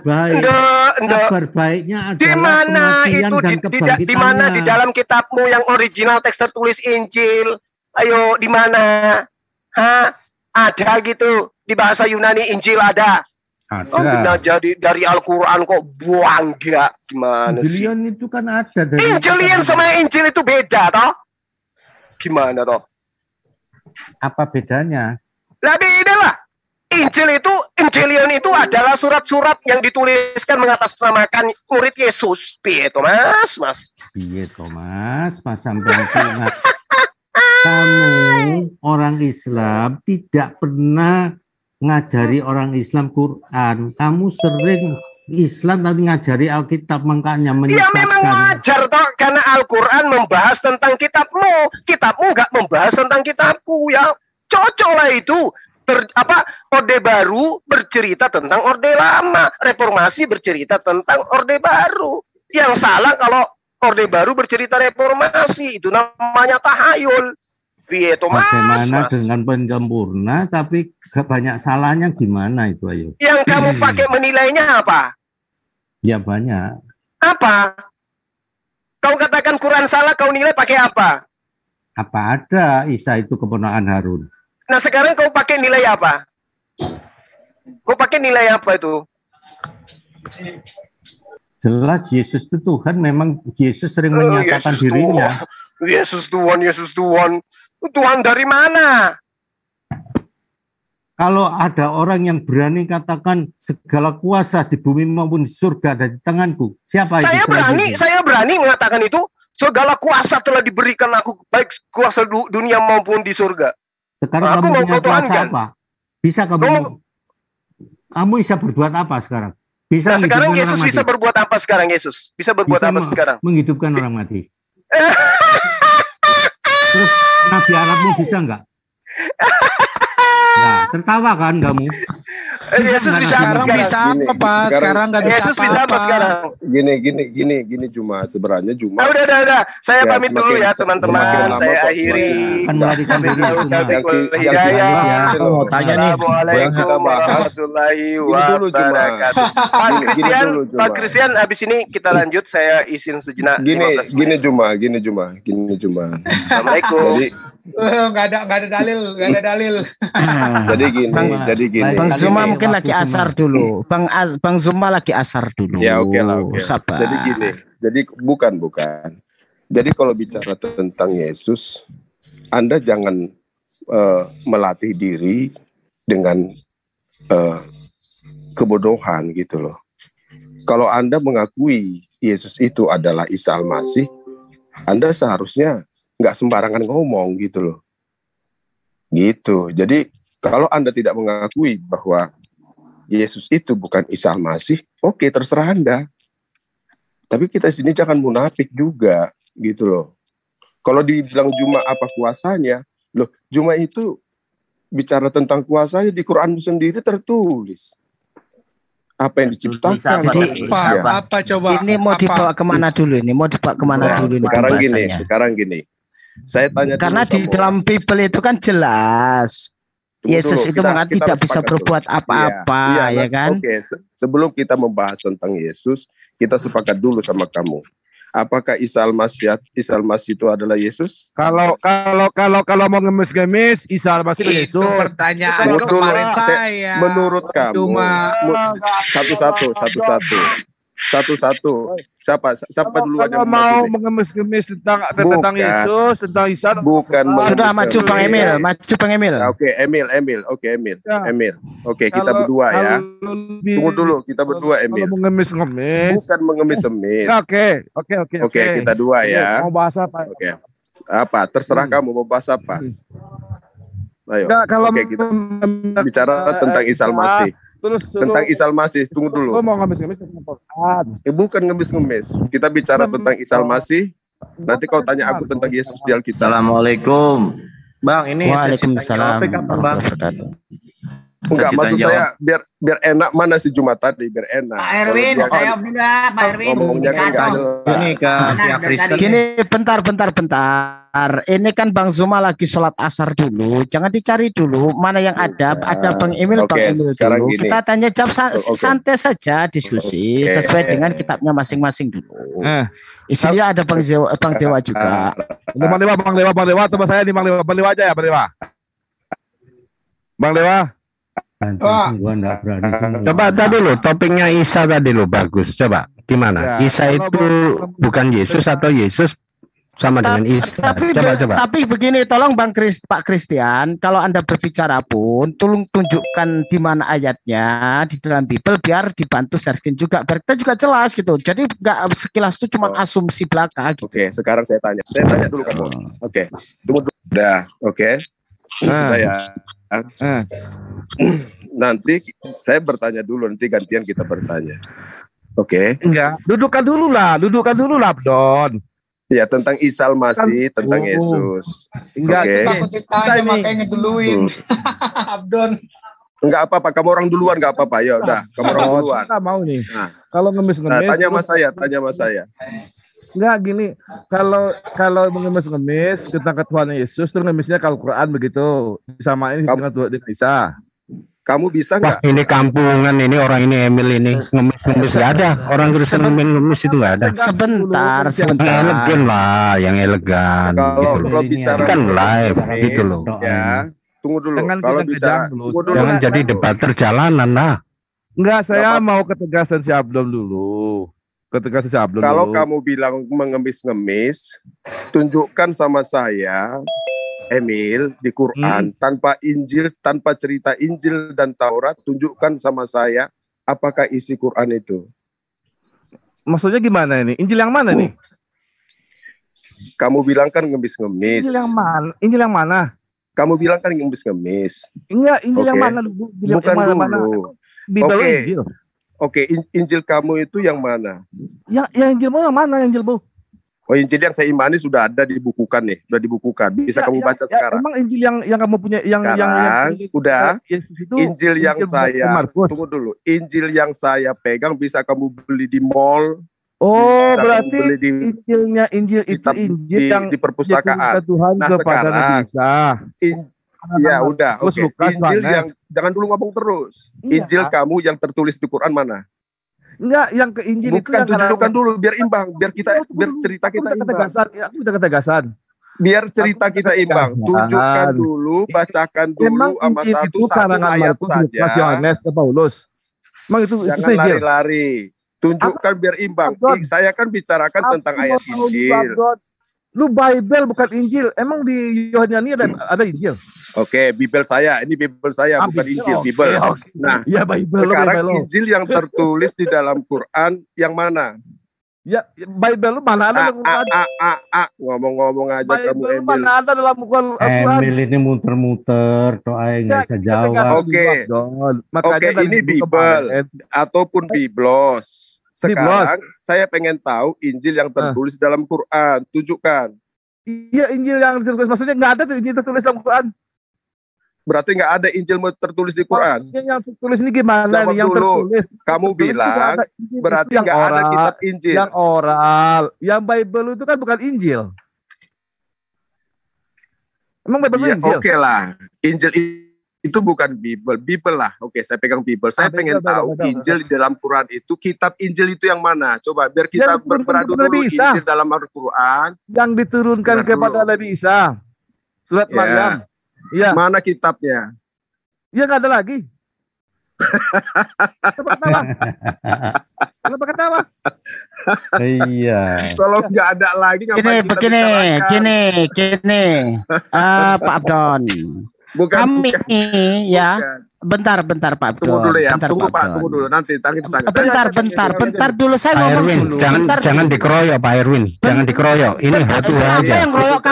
Kamu tiga. Saya tak kasih jelaskan dulu sebentar. Oh ya. Kami Islam diberi keyakinan iman. Kami meyakini itu kitab-kitab sebelumnya juga. Tapi kami mengimani 4 kitab itu juga yang diturunkan oleh Allah Subhanahu wa taala kepada 4 utusannya.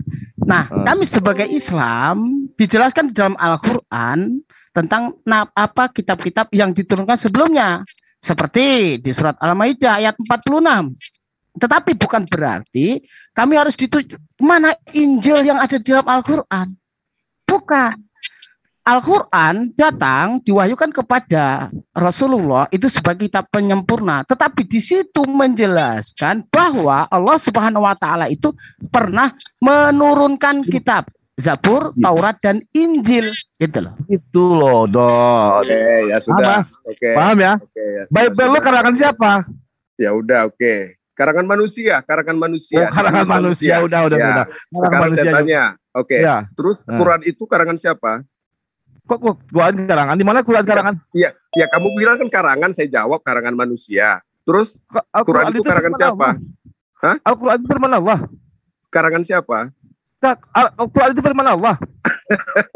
Saya tahu, karangan siapa itu? Ini karangan Allah. Oh iya betul, karangan Allah. Allah mengarang, betul. Ya, mengarang. Terus kan dikarang nih. Oke ya. Allah yang mengarang. Isa Al-Masih itu tempat lahirnya di mana?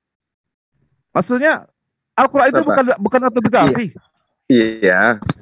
Saya tanya. Al-Quran itu bukan dikarang, tapi firman dari Allah. Berarti nggak tahu gitu. Beda. Berarti nggak tahu kan? Jangan sama kan dong. Karang-karang berarti dia mengarang dong cerita. Ini bukan dikarang. Berarti nggak tahu kan? Bukan karangan lah. Masa Al-Quran karang? Karangan betul. Sih. Enggak apa-apa tadi yang katanya bahasa Indonesia yang baik dan benar.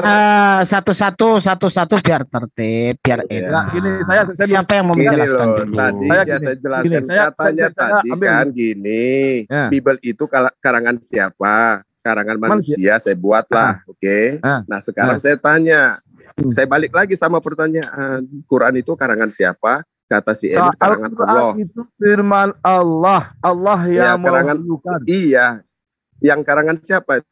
Allah firman Allah. Sebentar, sedikit tak luruskan Pak Abdon. Ya.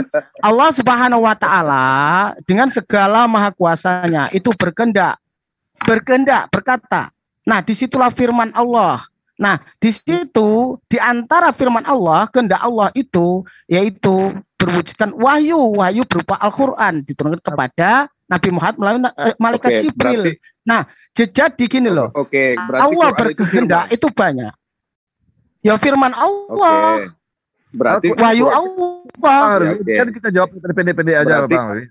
Al-Quran itu jadi jangan gini, jangan Anda menyamakan firman yang ada di dalam Bible yang Anda katakan firman itu telah menjadi jangan. Tadi kan ini saya sudah tahu arah Anda. Yang nanya kan si Emil. Iya, saya tahu Dia arahnya. kan nanya Bible itu karangan siapa? Saya bilang karangan manusia. Gini, dengan sama pertanyaan saya tanya tentang pengarangnya. Tentang berarti saja Allah yang si Emil bilang bahwa Quran itu adalah karangan Allah. Emil bilang. Yuk, Pak Abdon, udah Emil angkat aja yuk. Mana yang dari Tuhan? Oh ya, langsung aja Kang Bang Kincin, langsung aja Bang Kincin. Langsung. Enggak, sebentar, masalah terkait masalah Isa tadi. Coba ditanyakan ke Emil. Oke. Saya kan tadi nanya kelahirannya Isa Al-Masih tempatnya di mana? Di bawah pohon kurma. Tempatnya Pak, tempatnya, daerahnya. Tidak dirinci, tapi masih nggak dirinci. Sejarahnya itu berarti masih di daerah Israel sekarang gitu. Berarti nggak tahu gitu aja lah. Gitu ya. Berarti nggak tahu kan? Ya. Nggak tahu kan? Nggak dirinci Pak, gitu. Bukan, jangan ini nggak ada, bukan nggak dirinci, nggak ada. Udah. Kalau dibilang tidak ada disebutkan dalam Quran, iya betul tidak ada disebut Quran. Betul. Iya, itu aja berarti. Apakah bab ini apakah Bapak itu percaya bahwa Yesus itu lahir di Bethlehem? Justru itu yang mau dikritik kan, maksudnya mau diperiksa ya gitu. Itu historis nggak sih sebenarnya cerita dalam Bible itu, gitu kan? Enggak. Dijawab dulu. Apakah itu percaya bahwa Yesus itu lahir di Bethlehem? Kalau menurut ini Lukas itu lahir misalnya gini ya, lahir tuh di zamannya siapa? Sensus Quirinius. Tapi kalau menurut Matius itu zamannya Herodes. Jelas itu udah nggak sama. Jarak mereka itu sekitar 10 tahun. Jadi yang saya tanya, kelahiran itu semua sama. Iya, jadi maksud saya. Makanya kita kan mau periksa itu mana narasi yang betul gitu antara Quran dan Bible. Yang lebih akurat gitu loh. Oke, berarti Quran tidak akurat tentang Isa Al-Masih. Sebenarnya bukan itu yang lebih ya sementara gini ya. Akurat gitu loh. Loh kan katanya tempatnya nggak tahu daerahnya. Iya, tapi kan ayo kita keluar. Tapi begini, tapi kan sudah dikasih petunjuk ya. Itu ada di bawah pohon kurma. Nah, sekarang kurma itu adalah tanaman asli dari Israel itu sendiri gitu. Di mana kurma itu banyak menyebar, Pak? Di mana tempat saya di mana? Masa nanti Abdul lahir di mana? Di kelapa, di pohon kelapa ya di Kalimantan ada pohon kelapa. Enggaknya sudah dikasih petunjuk. Nah, sekarang kalau kita tengok dalam Bible itu, di situ cuma bilang itu palungan gitu, nggak jelas di mana. Paling yang jelas itu begini. Apa arti palungan itu? Apa sih arti palungan? Sebentar. Dari Nazaret ke Bethlehem gitu kan. Itu kan disebutkan nama kotanya gitu kan ya. Pertanyaannya kan jadi begini sekarang, kalau misalnya itu benar-benar terjadi gitu kan, tapi ada narasi tandingan dalam satu Bible itu sendiri gitu. Ya, jadi dekat palungan. Maksudnya dekat palungan apa maksudnya tadi? Ya kalau palungan itu tempat makan hewan lah. Misalnya gini ya, taruhlah saya kan punya rumah nih. Taruhlah saya orang Israel waktu itu di sana ya, di zamannya itu ya, kelahiran ya gitu kan. Bisa saja gitu karena rumah saya itu jauh dari misalnya stepa atau padang rumput gitu kan. Saya tuh buat kandangnya itu jauh dari rumah gitu misalnya. Bisa saja kan suaranya gitu. Putus-putus. Enggak, bagus. Coba cari dalam Bible, Abdon. Emang ada nggak dalam Bible Yesus itu lahir di kandang domba? Mana ayatnya? Tidak ada. Oke, jadi gini. Isa Al-Masih itu di dalam Quran kalau ada, tidak jelas ya. Abdon. Kalau gini ada dulu, jangan dulu kamu kalau ditanya itu nggak ada. Ada nggak Yesus dari kandang domba ayatnya? Jadi gini. Tapi ya gini. Pak Abdon kalau baca itu dari Matius dan Lukas itu kenapa tuh beda gitu? Kalau ada beda, Pak. Nggak ada beda itu. Oke, Pak Abdon tahu nggak Herodes Agung itu wafatnya berapa? Tahun berapa? Ya, Herodes mana yang digantikan oleh anaknya apa gimana? Iya jelas itu kan waktu Herodes mana? Herodes Yesus, itu ada dua tuh. Waktu Yesus lahir itu tertulis jelas di zamannya Herodes. Kemudian Herodes mati. Kemudian digantikan oleh anaknya Archelaus. Iya kan? Nah, itu berarti merujuk kepada sesuai yang kita ketahui itu Herodes Agung yang wafatnya itu 4 sebelum Masehi. Sedangkan dalam Lukas itu disebutkan bahwa lahirnya itu pada masa Sensus Quirinius. Sensus itu dilakukan 6 Masehi. Bagaimana kita bisa tahu itu dari Antiquities of the Jews yang ditulis oleh Josephus itu. Ya, kita bicara apa nih? Mau bicara Herodes mana nih? Berarti kelahiran Yesus dalam Bible apa yang berbeda? Kontradiksi gitu.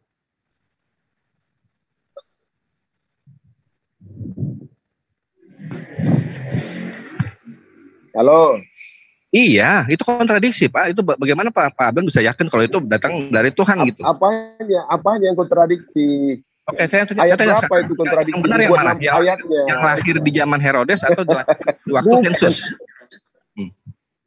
Herodes itu tetap namanya Herodes.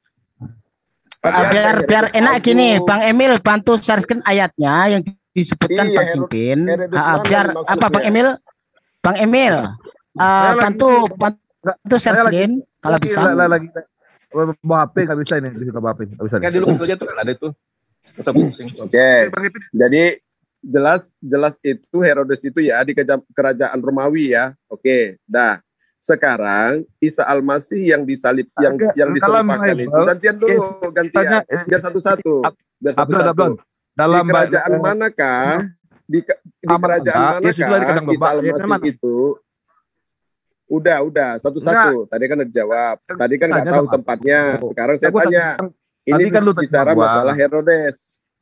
Gua tanya sama lo, dalam kan pemahaman Kristen Yesus itu lahir di kandang domba. Mana ayatnya dalam Bible Yesus dari kandang domba? Gak ada, udah gak ada itu. Ya, kita tanya sama Abdul. Ada ayat. Saya mau ayatnya, katanya Yesus dari kandang domba. Minta ayatnya mana ayatnya? Kandang domba? Iya. Terus kalau ada kandang domba gimana? Mana ayatnya? Mana ayatnya? Oke, jadi kamu bicara tentang kandang domba ya? Iya, mana ayatnya Yesus dari kandang domba? Ya, saya cari dulu kalau masalah itu ya. Mana ayat Yesus dari kandang domba? Langsung dari Adon nih ya.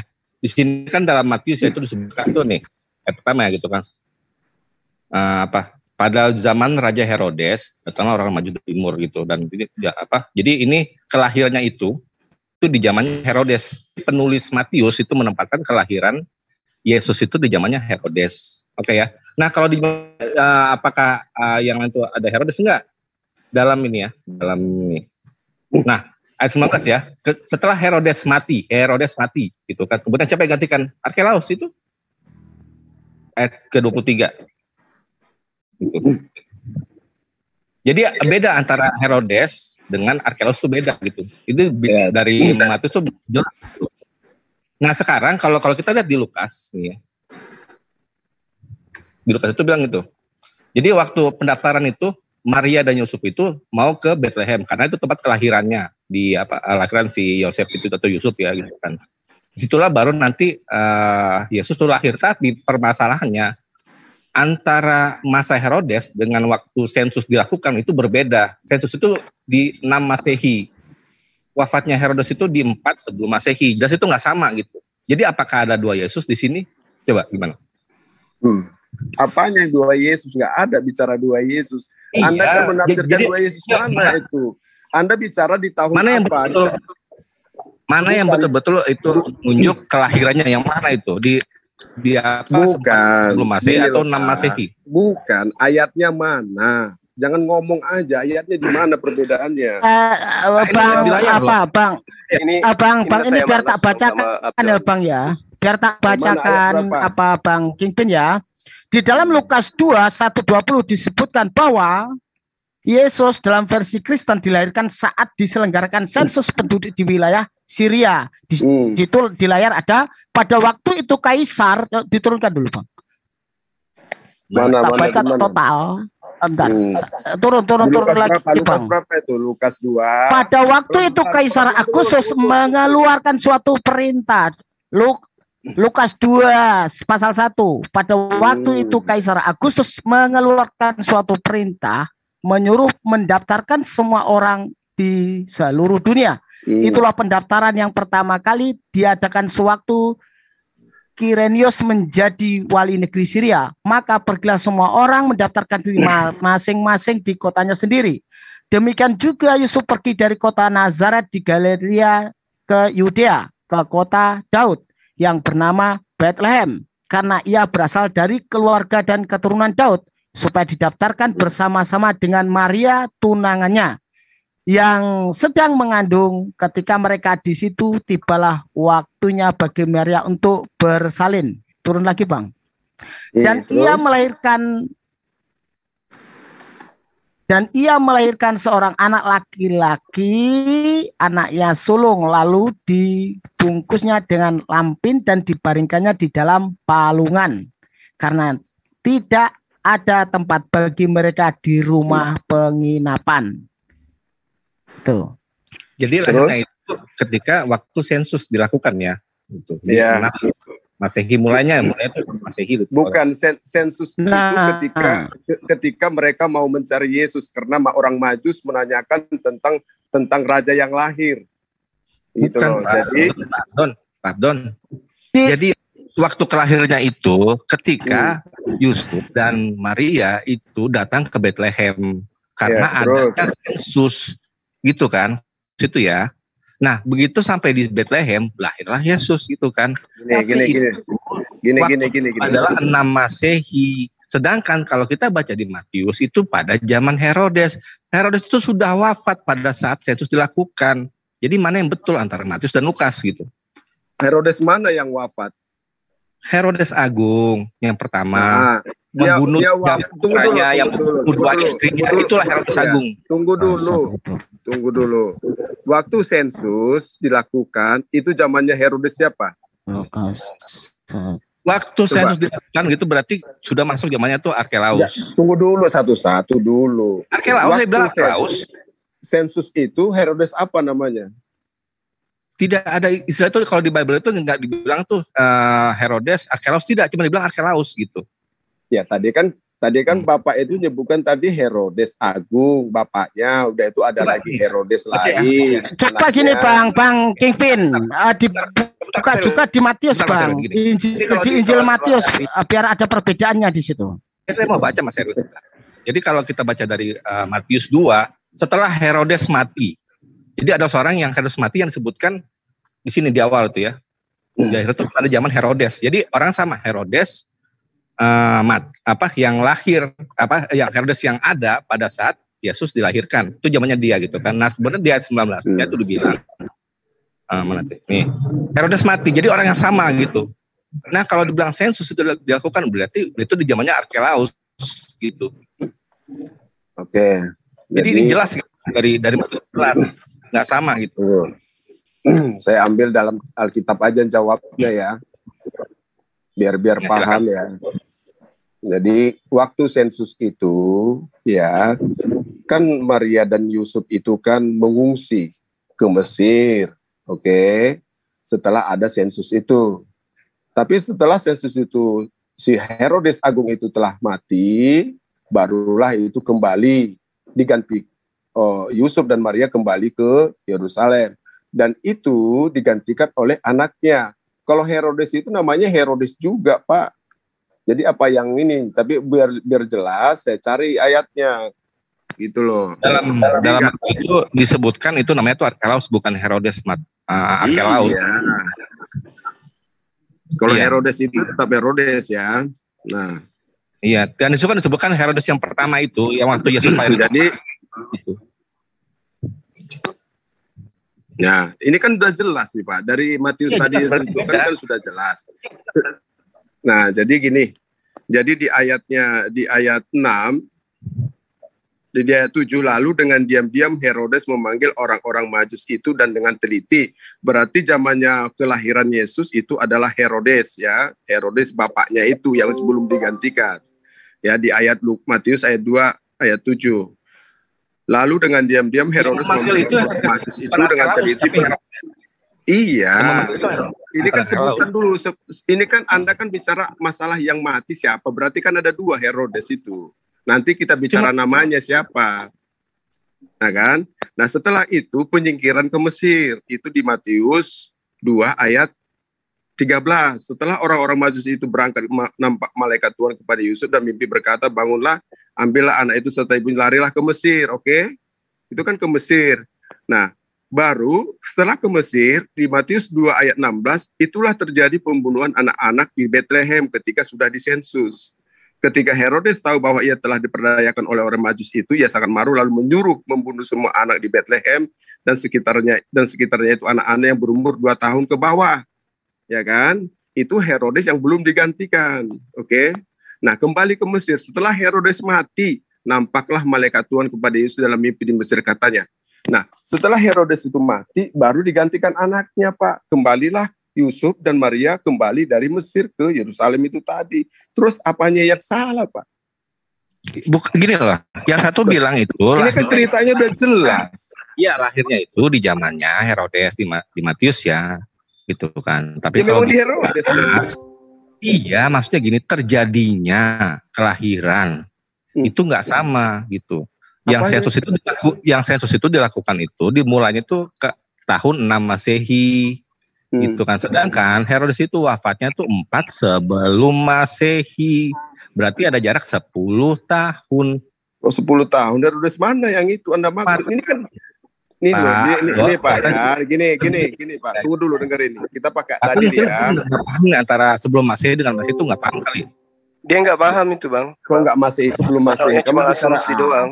Padahal kalau dia jeli ini bukan. Lukas itu menceritakan 2 versi masa kelahiran Yesus. Lukas aja loh.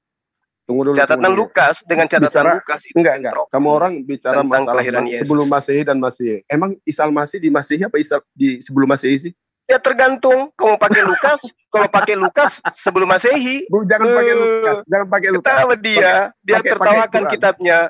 Kalau dituliskan dilihat dari Matius itu sebelum Masehi juga. Bukan cuma. Kamu itu dari belakang. Isa Al-Masih itu kapan lahirnya? Ayo, kapan? Apanya? Isa Al-Masih kapan lahir? Isa Al-Masih tidak diterangkan kapan lahirnya. Ya udah, kalau kamu orang nggak tahu. Terus apa masalahnya? Dengan kitab Anda yang menerangkan tentang lahirnya tapi tabrak-tabrakan. Gak ada tabrak-tabrakan. Kamu orang aja yang nenekmu kiper. Kamu itu tadi sudah dijelasin. Cuman kamu ngeyel, nutupin malumu. Dengarkan. Kamu itu nggak tahu tentang Isa Al-Masih, tapi nenekmu kiper. Kami tahu Nabi Isa Al-Masih itu lahir di tengah-tengah Bani Israel. Oke. Kami tidak perlu tanggalnya, tanggal berapa. Tidak perlu. Ya nggak perlu. Nah, di kitabmu tanggal berapa lahir? Di kitabmu tanggal berapa Yesus lahir? Makanya tertulis di Quran. Makanya tanggal 25 Desember itu tahun lahirnya siapa? Paham ya? Dicari tempat 25 Desember itu lahirnya siapa? Berapa nggak tahu. Nah, kalau di kitabmu tanggal berapa lahir? Bisa nanya nggak nih Bang? Jadi kalau kamu orang nggak tahu tanggal, mau nanya-nanya tanggal. Nah, sekarang di kitabmu tanggal berapa lahir? Sudah. Kamu nggak satu pun nggak tahu data-datanya. Gak ada ilmu kok dialog. Kamu punya ilmu, saya tanya di mana tempatnya, nggak tahu. Tanggal berapa Isa Al-Masih nggak tahu. Oke, nggak tahu. Sekarang kitabmu saya tanya. Kitabmu saya tanya, boleh nggak? Kalau memang nggak tahu, apa yang kamu pelajari dari Quran? Saya pelajari Nabi Isa adalah Nabi yang datang kepada Bani Israel, mengajak Bani Israel menyembah kepada Allah. Siapa Bapak Isa Al-Masih? Saya tidak perlu aja mengetahui itu siapa bapaknya, siapa kakeknya, siapa neneknya, siapa pamannya, untuk apa rupanya? Ya iya dong, silsilah kan tahu. Kalau Anda berbicara mengenai silsilah, kan berarti gitu saya boleh dong tanya silsilah kepada Anda. Loh, baca saja di Alkitab. Di mananya kamu nanya apa? Oke, saya tanya, siapa namanya bapaknya Paulus? Nah, tanya aja di situ. Bapaknya saya Paulus tanya sama kamu. Oke, saya kasih keterangan. Paulus itu adalah orang Farisi, orang Yahudi. Saya tanya bapaknya, nama bapaknya. Oke, nama bapaknya. Saya keterangan. Paulus itu adalah orang Farisi. Saya tanya nama bapaknya. Nah, kalau kita mau cari tentang nama-namanya, boleh kita cari lagi. Muter lagi. Jadi, kamu orang satu pun kalau saya tanya nggak tahu. Loh. Saya tanya siapa nama bapak Paulus, bapaknya? Paulus itu adalah orang Saya nggak tanya siapa Paulus, saya tanya bapaknya namanya siapa. Orang Farisi, ahli-ahli agama. Mau ngeles dia Bang. Udah. Kamu memang cocoknya di sekolah minggu aja dulu belajar. Bukan, kamu mau pengen tahu tentang Paulus. Paulus itu udah lahir tahun 1. Saya tidak tanya itu, saya tanya bapaknya siapa. Silakan. Tadi kan kamu nanya bapaknya Isa. Kalau bapaknya Isa dong. Bapaknya Isa di mana? Saya tanya bapaknya Paulus di mana? Bapaknya Paulus. Paulus itu orang Yahudi. Bapaknya yang saya tanya. Orang Yahudi, ada jawaban. Bapaknya di mana? Bapaknya. Isa Al-Masih bapaknya orang apa? Kalau Lukas di mana? Nama ibunya Lukas siapa? Nama ibunya Lukas. Biar paham kamu dasar-dasar. Nama ibunya Lukas siapa? Udah. Sekarang nama ibunya Lukas siapa? Nama bapaknya Maria Magdalena siapa? Satu-satu. Isa Al-Masih bapaknya siapa? Lah, saya kan katakan kepada Anda udah berapa kali pertemuan samamu. Al-Quran bukan buku biografi. Kalau bukan biografi, kamu nggak tahu data-data dong. Nah, sekarang kamu tahu data-data nggak? Hilangkan jejaknya. Nah, sekarang saya tanya, kamu tahu data-data nggak? Saya tanya, kamu tahu data-data nggak, Abdon? Abdon, kamu tahu data-data nggak? Oke, saya tanya sama Anda. Oke. Siapa nama pamannya Lukas? Oke. Bicara tentang Lukas kan? Ya. Berarti kan di Quran nggak ada ya? Tunggu, saya cari Lukas. Nama pamannya siapa? Abdon. Jadi apa? Di Kolose 4. Salam kepadamu dari Tabib Lukas yang kekasih dari Demas, tempatnya Demas. Oke ya. Bapaknya siapa namanya? Nah, bapaknya. Udah dari Demas. Sekarang, bapaknya siapa namanya? Tunggu dulu. Udah satu aja dari Demas. Oke. Sekarang rasul-rasul daripada Isa itu tertulis di Al-Qur'an. Oke. Siapa-siapa aja rasulnya Isa itu? Dasar tempe. Bukan, jangan gitu. Kamu cebok dulu pakai air 1 sendok. Kamu baru dialog. Kalau kau berdialog dengan saya harus. Saya tanya namanya bapaknya Lukas bapaknya siapa? Tidak ada tertulis tapi tempatnya dari Demas. Udah. Sekarang penyembah manusia aneh. Bukan, kamu penyembah. Di Al-Quran gak ada data-data. Seakan-akan di kita mau ada data. Ditanya bapaknya Lukas siapa? Kamu itu nggak tahu kamu siapa yang kamu sembah. Yang kamu tahu, yang kamu sembah siapa? Iya, saya Yesus, rupa manusia. Rupa manusia. Yang mana yang benar? Kamu gantian kamu apa? Ya, enggak. Saya tanya sama kamu. Kamu katanya benar kamu menyembah manusia? Satu-satu. Enggak, benar kamu mengaku menyembah manusia? Ya, saya penyembah manusia, Yesus. Sekarang kamu penyembah siapa? Saya menyembah Allah pencipta langit dan bumi. Siapa? Allah Subhanahu wa ta'ala. Allah seperti apa dia? Saya kan manusia. Kamu Laisa kamislihi syai'. Siapa? Berbentuk apa dia? Tidak ada yang sama dia. Ngapain kamu? Nah, kamu bilang nggak ada. Itu Bapak wujudnya kayak apa? Bapak yang disembah Yesus itu kayak apa modelnya? Kayak Yesus. Enggak, yang disembah oleh Yesus itu modelnya kayak apa? Rupa manusia Yesus. Enggak, yang disembah oleh Yesus yang di surga itu yang disebut Bapak itu wujudnya apa? Iya, wujudnya manusia. Di mana datanya? Iya. Aku dan Bapak adalah satu. Ada jawaban kan? Ada jawaban kan? Nah, sekarang saya tanya kamu. Mas, kalau cuma jawaban pantai ayam juga bisa. Itu ada ayatnya. Ada ayatnya. Aku dan Bapak adalah satu. Ya, sekarang kamu cuma satu nusa, satu bangsa. Sekarang kamu tanya, kamu udah berapa cuma? Udah. Kamu udah jawab dulu, jangan lari kamu. Kamu ada berapa?